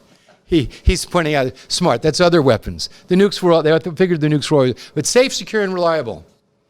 I would suggest it would be a fantastic idea if we decided to spend as much money making people safe, secure, and reliable. Now, one of the most inspiring of the Nobel Peace Laureates that has ever existed was Mikhail Gorbachev, may he rest in peace. And in a letter he wrote just before he passed away, he said, when he was the inspiring genius who decided to create a summit of Nobel laureates so that they would synthesize their perspectives. And it was really interesting to see the Dalai Lama and Lech Walesa negotiate on text. Just sort of like imagine that. But they're all value-driven people who put their lives on the line for peace. So it was not that difficult for them to come up with consensus documents. And I recommend going to the website of the World Summit of Nobel Laureates and reading their final statements. But this is President Gorbachev said, "Want us to conclude it is necessary to rethink our concept of security itself. Up until now, it has been envisioned mostly in military terms. Little has changed in this regard after the end of the Cold War. The priority must now be given to human security. It means, above all, providing food, water, and a clean environment, and caring for people and people's health. This should be the responsibility of governments and leaders of all levels. Well, certainly the level of people who are concerned with the well-being of their flocks, the well-being of souls, must be concerned with these issues, because these are moral issues. Why are they moral issues? Because since time immemorial, the wise have told us that the human family is one. Literally in the Upanishads, it says the world is one family. I love this admonition from a 13th century Sufi poet, Sadi, who said, "The human family is one body with many parts. Creations arising from one unseen essence. Any harm to any part summons an awakening, a disease, and a healing response from all parts. You who fail to feel the pain of others, can you call yourself truly human?" So this admonition of the wise, since we have recorded history and its ethical articulation in the Golden Rule, interestingly today is a practical necessity. That's our moment in time. The moral, spiritual principle has now become a practical necessity. That wasn't the case. Treat your neighbor as yourself was literally at the time, probably people were thinking their physical neighborhood, but today neighborhood is a moral location, and our moral obligation is not just to the whole planet because we're impacting the whole planet, but it also goes into the future. We have a moral obligation to future generations and not to steal the planet from them for our own selfish purposes. So the Nobel Peace Laureates said in 2013 at a summit in Warsaw, Poland, there are universal values that are found in every tradition and religion. When these values are honored, stability and justice are the consequence. And when they are ignored, instability, conflict, and tyranny occur. Many cultures teach that we should treat others as we wish to be treated. This is the essence of human solidarity. Treat everyone, individuals, communities, and nations, and I would add religions, based on the Golden Rule. Religions should treat other religions as they want to be treated. What a fantastic idea that is. When I can continue the quote of the laureates. That was my comment. When nations work for common goals, great good can be achieved. Sustainable and inclusive development, security, and human rights are interdependent. There is no option for failure when addressing the common threats posed by a destabilized climate, polluted oceans, denuded forests, violent conflicts, nuclear, biological, chemical weapons, and war. Succeeding in eliminating these threats will achieve global common goods of the highest value. Failure to do so will impact the lives of every individual in every country. This truth must inform our understanding that human solidarity is a necessity. There can be no national security without shared human security. There can be no national security without shared global human security. And that's why the endeavor of human security for all at this UN campaign is so important, because it is highlighting this concept that the Nobel Peace Laureates and the wise since time immemorial have identified so very clearly. In the most recent summit of the laureates, which they recently had in South Korea, they ended their statement saying, "We are convinced that in its efforts to promote human security," this is the most recent one, "the world must return to a rules-based international order that echoes the previous professor's statement that 1, prohibits the use of armed force for the achievement of national objectives. 2, ensures global cooperation in combating climate change, protecting the environment. 3, eliminates nuclear weapons. 4, promotes human and gender rights and advances human freedoms. And that improves human well-being through the implementation of the Sustainable Development Goals." And I'm going to conclude on the Sustainable Development Goals point, which is that they are all integrated. You cannot have gender equity if you destroy the climate, because there's no place to have it. And you can't have human rights and fundamental freedoms unless you eliminate corruption and have good governance. Just can't have it. All of these Sustainable Development Goals are not siloed. They're all integrated, like the human body. I recall in my lifetime, 40 years ago, and I am that old, if you went to a doctor with a stomach ache, he might just give you a pill and just say, "Here, take this, it'll make your stomach feel better."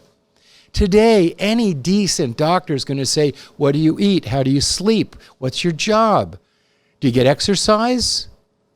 How's your family?"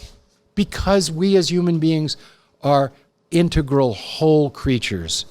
And the body politic is the same thing. And human security is the integrating principle for the moment. Its articulation amongst nations is common security. That's the way we have to deal with multilateralism. And I'm going to end with one simple thought. If you forget everything I said, don't forget this. Love people, use things. Don't love things and use people. Human security is a tool for applying this principle. Political organizations, states, nations, UN, religions, our ideas, are things. They're not eternal. But the secret of the human being, the repository of the treasure of the spirit, of the divine, is different. The spirit of the divine knowing itself. And in this vast infinite universe that we've now been able to see and measure, we know that in this little tiny community that we live in, there is this potential for divine love. Thank you.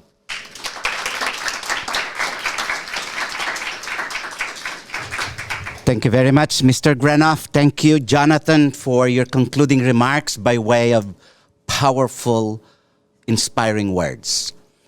We now move on to Dr. Ganun Diop, who together with Azza and Rudelmar, who I may not be, concocted this idea some 9 years ago.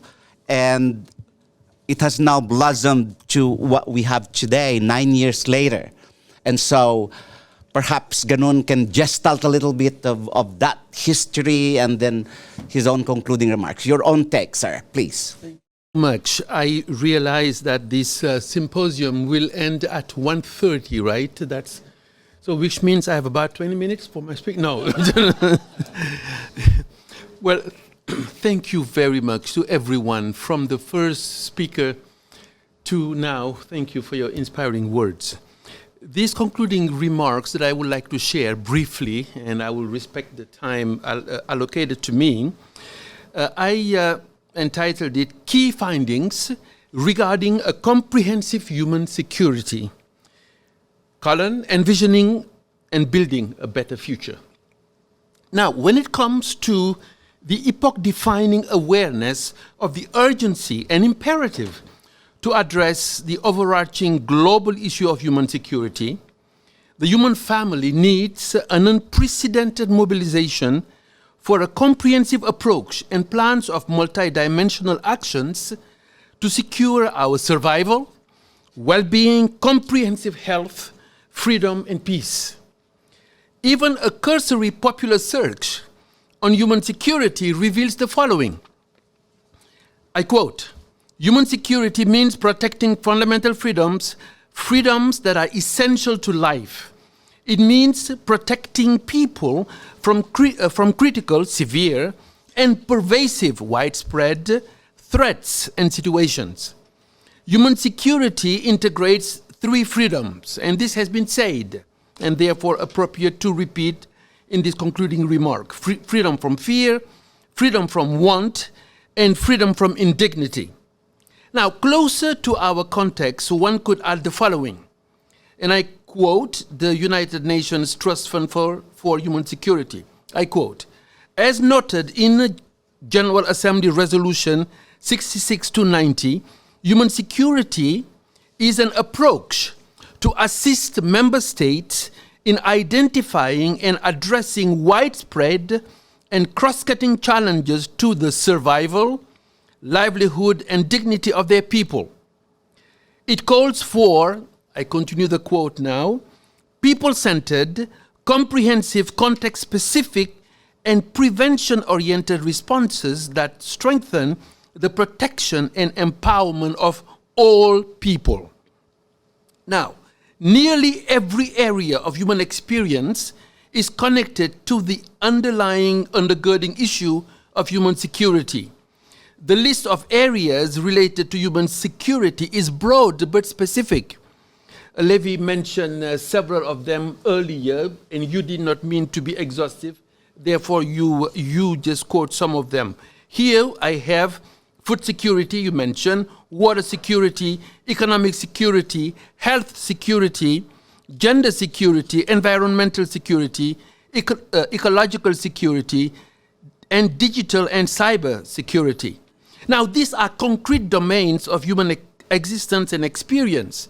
It is not about merely far-fetched speculations on possible collisions of asteroids.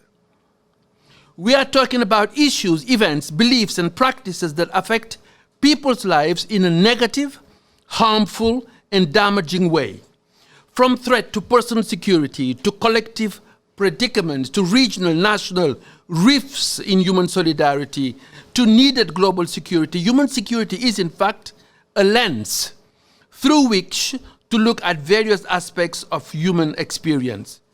Of course, examples related to human security range from the dumping of toxic waste in so-called poor regions of the world, to wars of annexations, conquests, subjugations, human trafficking, and genocides. Our era has been called, as a matter of fact, I quote now, the age of insecurity. And this is because of the multiple recent crises that have challenged the well-being of literally billions of people. And I'm quoting from a recent contribution to our topic, the following analysis, and this is from Pranab Bardhan, calling his recent contribution in a book called A World of Insecurity. So I quote, "The pandemic was, of course, only one of the many things that heightened our anxieties in this age of insecurity.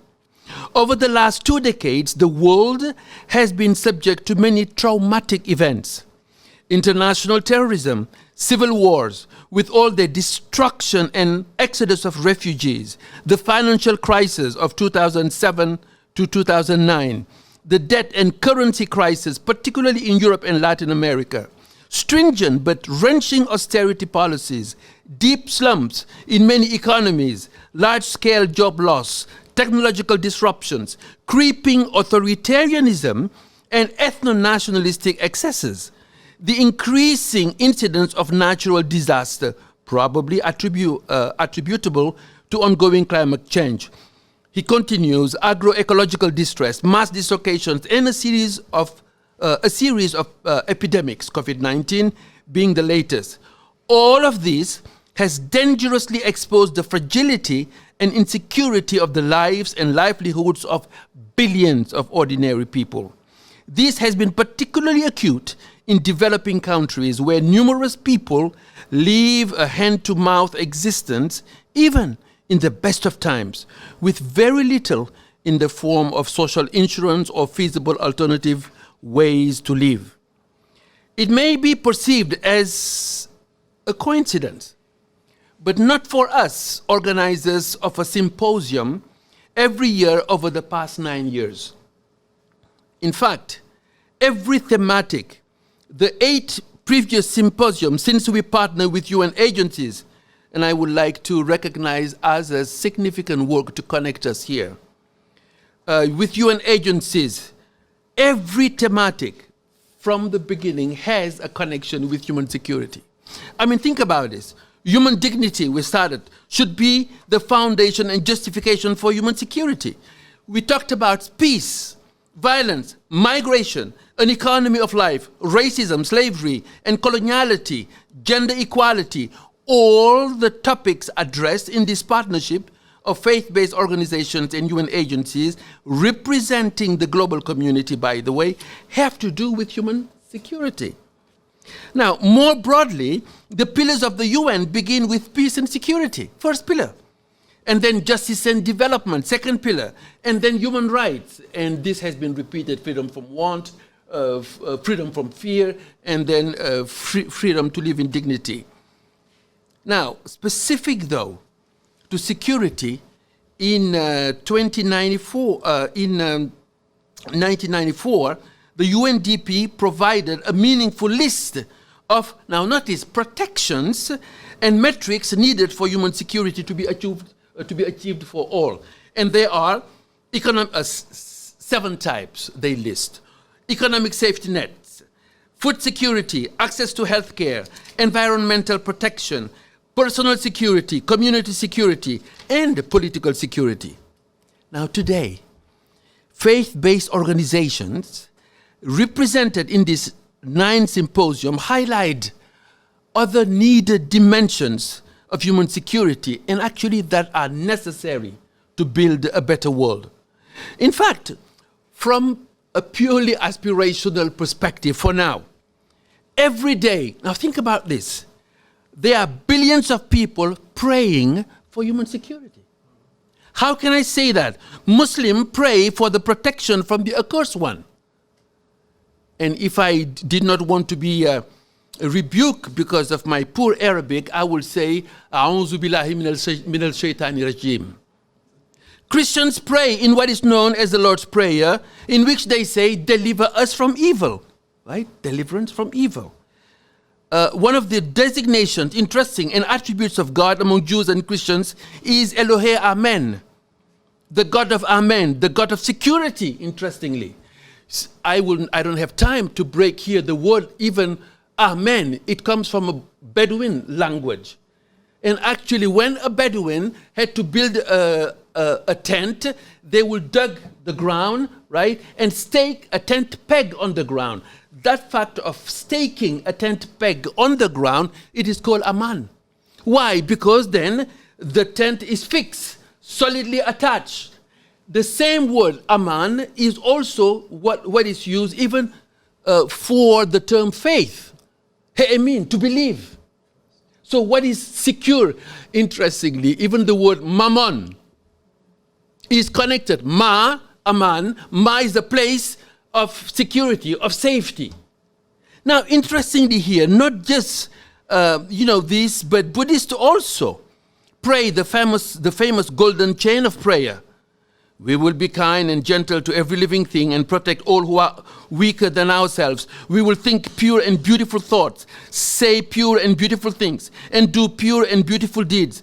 May every link in Amida's chain of love be bright and strong, and may we all attain perfect peace. Interestingly, in Hinduism, I could mention mantras of protection. They are all connected. I'm talking about religious entities here. Now, security then is not just the security from threat of, as I mentioned earlier, possible asteroid collisions with planet Earth. It is beyond metaphysical elucubrations. Faith-based actors bring more than prayers, though. Concrete, measurable actions are taken by faith groups, humanitarian organizations, and focus groups on specific aspects of human security.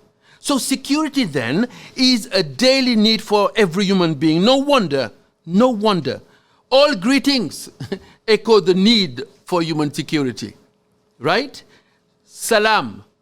When we say assalamu alaikum, what are we saying? Shalom aleichem, same thing. Good morning, bonjour. What are we? They are all connected to human desire for human security.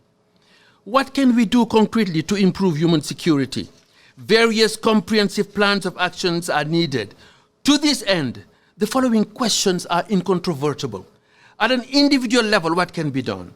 At interpersonal level, how to facilitate safety, peace in relating to others. At organizational level, what and how can our respective organizations plan to help develop a global culture of human security? Advocacy for non-proliferation and even elimination of nuclear weapons and weapons of mass destruction, I would say here, weapon of individual destructions too.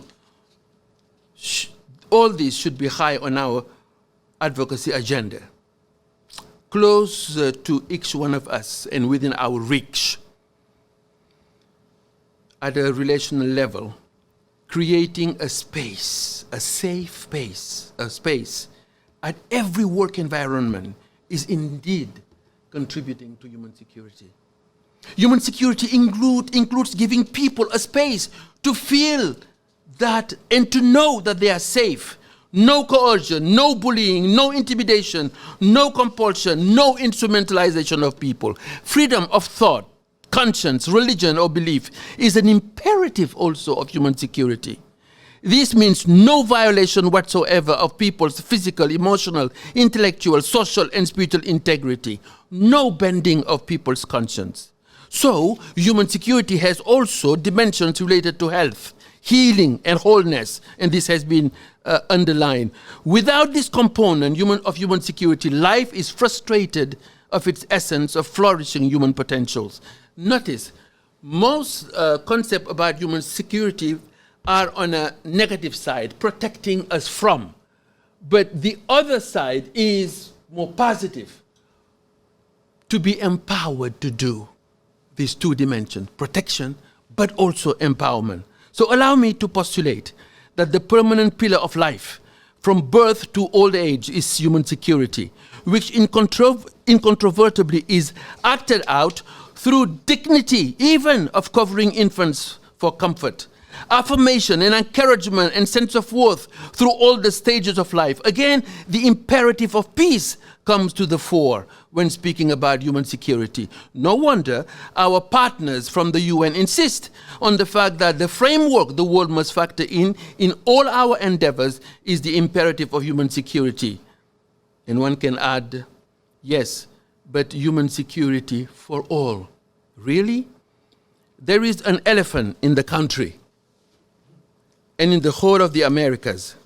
One cannot be serious about human security without addressing the chronic lack of security for indigenous people. Of course, from the Amazon, but also from Vancouver and in between. So in the context of the Americas, the perennial task is before us. What to do with the reality of the indigenous people? Just talking about human security, having webinar after webinar, ignoring, bypassing what is in plain sight in every land taken from indigenous people is part of a chronic perennial denialism. Multiplications of webinars, as I say, that could give the illusion that we are changing the world is not sufficient. Which world are we changing? Though impossible to turn back the clock of history, can we today envision a human security that does not exclude anyone? This brings another dimension of human security. The seeming impossibility of justice should not exclude the imperative of reconciliation for those who have become privileged, as per the inheritance from colonists, with those who have been deprived of their stories, their identities, lands, and resources. So human security becomes a farce if it sidelines these troubling issues. Healing for those living today can be worked on.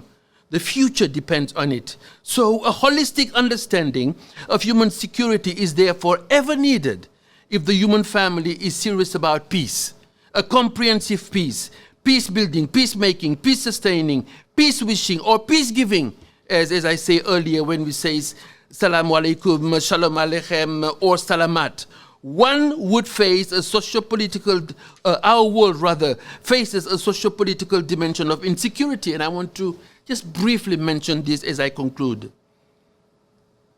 Human security is threatened by the rise and multiplication of anti-democratic regimes, authoritarian and repressive entities.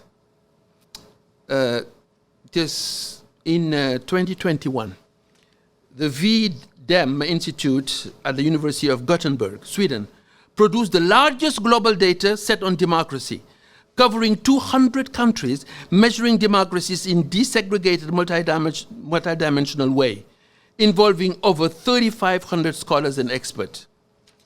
This is my last page now. Think about this. Autocracy now rule a majority of people in 87 countries that are home to 68% of the global population. Liberal democracies diminished over the past decade, and I could continue on, but I would not want to abuse my time. Let me just say this. To finish, the task before us is daunting. It will take the mobilization of all actors of civil society, international institutions, and national institutions, faith-based groups, religious and non-religious humanitarian organizations, all people of goodwill, rallying to show solidarity, to protect and to empower all people to live safe and in dignity. Nothing but a comprehensive, non-discriminatory approach to human security will do. Beyond this symposium, I would suggest there is a need to establish not only an organizing committee for future symposia, but a task force with a specific mandate to provide us with a blueprint on how to develop a culture of human security which integrates all dimensions highlighted during this symposium. Such a tool can provide a heuristic basis to concretely address people's security and planetary sustainability. I suggest that the planning group discuss how to put in place such a task force, a consultative group to draft a document, a roadmap, if you please, on how to give a chance to human security. This is necessary for the building of a better world where peace and security, justice and development, human rights in terms of freedom from fear, freedom from want, and freedom to live in dignity, peace in its multi-dimensional aspects would become an imperative. So it is fitting, maybe as I close, to quote from the Jewish scriptures something that also has to do with human security. The Lord bless you and keep you. The Lord make his face shine upon you and be gracious to you.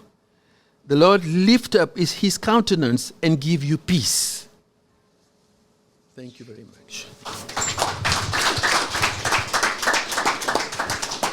Thank you so much, Ganu. So this is what you get when you're the last speaker, extra 10 minutes. So anyway, thank you. I was just thinking that today it was our 9th symposium. What does number 9 means? Means completion. Means an end that gives to a new cycle. That represents unity. That's what the number 9 stands for. I know that because I'm Baha'i, so it's an important number in my faith. So, and I wanted to also share a question I have been having as we are speaking. You know, we are all here because we care for people of faith, for faith-based organization, for what faith brings to human security. But I have been thinking, and especially being Iranian and on women life freedom movement and what we believe in it, what does this faith mean to young people? What do they understand? How do they relate? In the time of social media, in the time of TikTok generation, in the time that even, I'm reflecting the last 4 months, we are asking each other, what is people from 80s thinking? And we just explored a generation we had no idea who are they. We had no idea what they believe, what they stand for. And to be honest, sharing, we would not even consider them that they care for their society, because we saw them all the time on TikTok, on their computer, on their mobile phone. And we assume they don't know what's going on in the world. I was surprised, so millions of other people, for what they offer. So as we are thinking for a new cycle, maybe we need to think, where are the young people? How they communicate? How do they listen? What do they care? How do they share?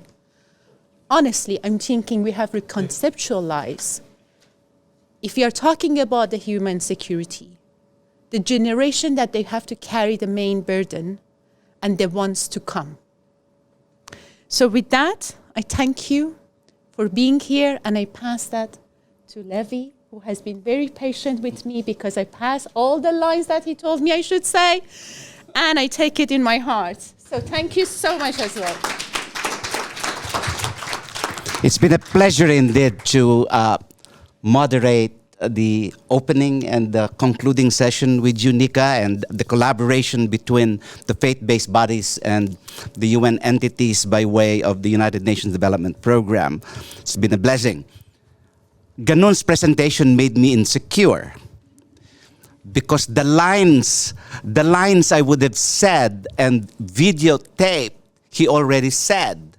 And my fear is that I will be causing the next 15 minutes overtime. And so let me see if I can skip some of the few lines in my concluding remarks, including making sure that we will thank everyone involved here. Let me open with a text from the shared scriptures of Judaism, Islam, and Christianity, which is from a minor prophet, but nonetheless important, the prophet Micah. And that to me speaks of what security is about. And each one shall lie down under their own vine and fig tree, and none shall make them afraid. And none shall make them afraid. This to me is the combination of the entirety of the human rights regimen, which is the regime, I should say, which is the combination of civil and political rights. No one shall make them afraid, not militarism, not the overreach of nation-state apparatuses, something never thought of from the Westphalian legacy of that notion that PL talked about, and Jonathan talked about. But it also speaks to the social, economic, and cultural rights, the vine and fig tree. The prophet Micah was actually talking in that text of a people already freed from political and military oppression. And therefore, they can now just lie down under their own fig tree, plant their vineyards, plant their crops, unmolested, unbullied, no longer oppressed. So human security as religious and faith-based endeavor is to me an engagement in the healing of the body and of the body politic. Those very phrases have been used here by our concluding statements. So the healing of the body for me deals with the reparation of the outrages against individual human dignity, and the healing of the body politic deals with the reparation of the breaches of not just, of the breaches and the appalling violation of human rights, but also the integrity of creation, of the ecological system as a whole. Human security encompasses the healing of contemporary traumas, including current atrocity crimes. And I was telling Gary that 45 minutes ago, they read my speech on my behalf, and I borrowed some lines from there because the session across the street now has to do with the economic and social causes of atrocity crimes, crimes against humanity, hate crimes, war crimes, etc. So the healing, human security encompasses the healing of contemporary traumas as much as historic injustices of racism, colonialism, and slavery. The intersecting threats to people and the planet reinforces what appears to be a surfeit of fear, an excess of fear, and a deficit of hope in our world today, and an abundance of insecurity in our communities and in our world. So eloquently painted, no, I don't give a good word to a negative experience, so eloquently described by the previous speakers. The Secretary General, Antonio Guterres, I can quickly find that quote, said, "In times of insecurity, communities that look different become convenient scapegoats. We must resist cynical efforts to divide communities and portray neighbors as the other. Discrimination diminishes us all." Concluding, in the end, human security is about the vanquishing of death-dealing forces and therefore the flourishing of life and sustaining life-giving ecological systems. All throughout Speaker 1 to the last underscored this nexus between the struggle against, and the negative formulation and the positive formulation that Genu said, the twinning of the struggle against death-dealing forces and the empowerment of people to capacitate themselves for life-giving forces and activities. But we must be warned. Countering what masquerades as state apparatuses of security could actually be efforts to muscle the democratic discourse in civil and public life, in the public square. And I think you did say that, Jonathan said that, and the many panels that said that too. Let me end with this. Security, to be human security, must point to the stability and sustainability of peoples and the entire ecological system, writ large. True security entails the sustainability of humanity and their habitation. Interestingly, politics, Hannah Arendt says, politics is the ordering of habitation itself, habitation of humanity and the habitation of the very planet in which we live. That's politics. So when you say, you know, I'm not being political, let's revisit the idea of the political, because this is the ordering of an ecological system that is just, peaceable, and sustainable. Let me end with this proposition of a formulation, I should say. Our work for human security will require an ethic that flourishes an infrastructure of welcome and hospitality. In the religious language in my church, the United Methodist Church, we call this acts of mercy and compassion. The feeding of the hungry, the sheltering of migrants walking thousands of miles, acts of immediate mercy and compassion. But we must twin that with the architecture of solidarity and protection. So the infrastructure is the software, the architecture is the hardware. The infrastructure is the software of compassion, and the architecture is the hardware of sustainability, of human rights, of justice, of social justice, gender justice, health justice, economic justice, food justice, racial justice. This is turning this time that same formulation as food security into food justice, gender security as gender justice. Human and planetary security must point to the healing of the body and of the body politic, healing of the warm biological body and of the inanimate called nation state, so that both humans and their associations, national and multilateral, serve the purposes of peace, justice, and sustainability. This, ladies and gentlemen, is what makes for human and shared security. The Sisters of Marin in California produced a poster 30 years ago, and I have that poster hanging in my house in northern Philippines. It says this beautifully: at the table of peace shall be bread and justice. At the table of peace shall be bread and justice. That, my friend, I think, is a short formulation what makes for human security. Ladies and gentlemen, we will not close this symposium without thanking all the speakers and their assists. And let's do it the Filipino way, if you will. When I say a round of applause, it's really a round of applause. A round of applause to all of our speakers and their assists. A round of applause to all the moderators.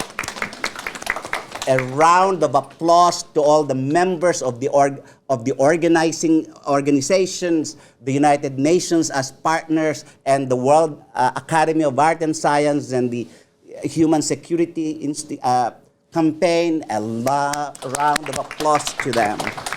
A round of applause to the planning team. Allison, Nika, Quinn, Holly, who was there, Ivy, May, Audrey. Who did I miss? You. Ryan. No, Ryan, and then Lily. And a special mention to the communications team, including Simon, who is assisting us from Canada, Walter Muniz, Dr.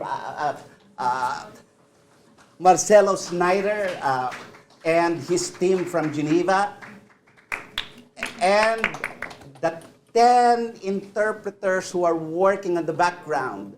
The 10 interpreters who are working on the background: English, French, Spanish, Portuguese, and Arabic. A commitment of this symposium to linguistic diversity and language justice. Who else have I forgotten? All of our participants, possibly at a little over 300 on live streaming and 300 on Zoom. Thank you very much. Till next time. You have to say a closing prayer. We need a closing prayer. Huh? Closing prayer. Closing prayer. I thought he did the closing prayer. We can pray more. So, the prayer that I leave with you is that may the Lord, may Allah, may the divine that is in you and in me and in all of us make possible that there will be peace and bread at the table of peace. Till next time, somewhere around a date close to Martin Luther King Day, which is always the day we choose for the symposium in 2024. Even this early, we're recruiting co-organizers of the 10th anniversary of this symposium.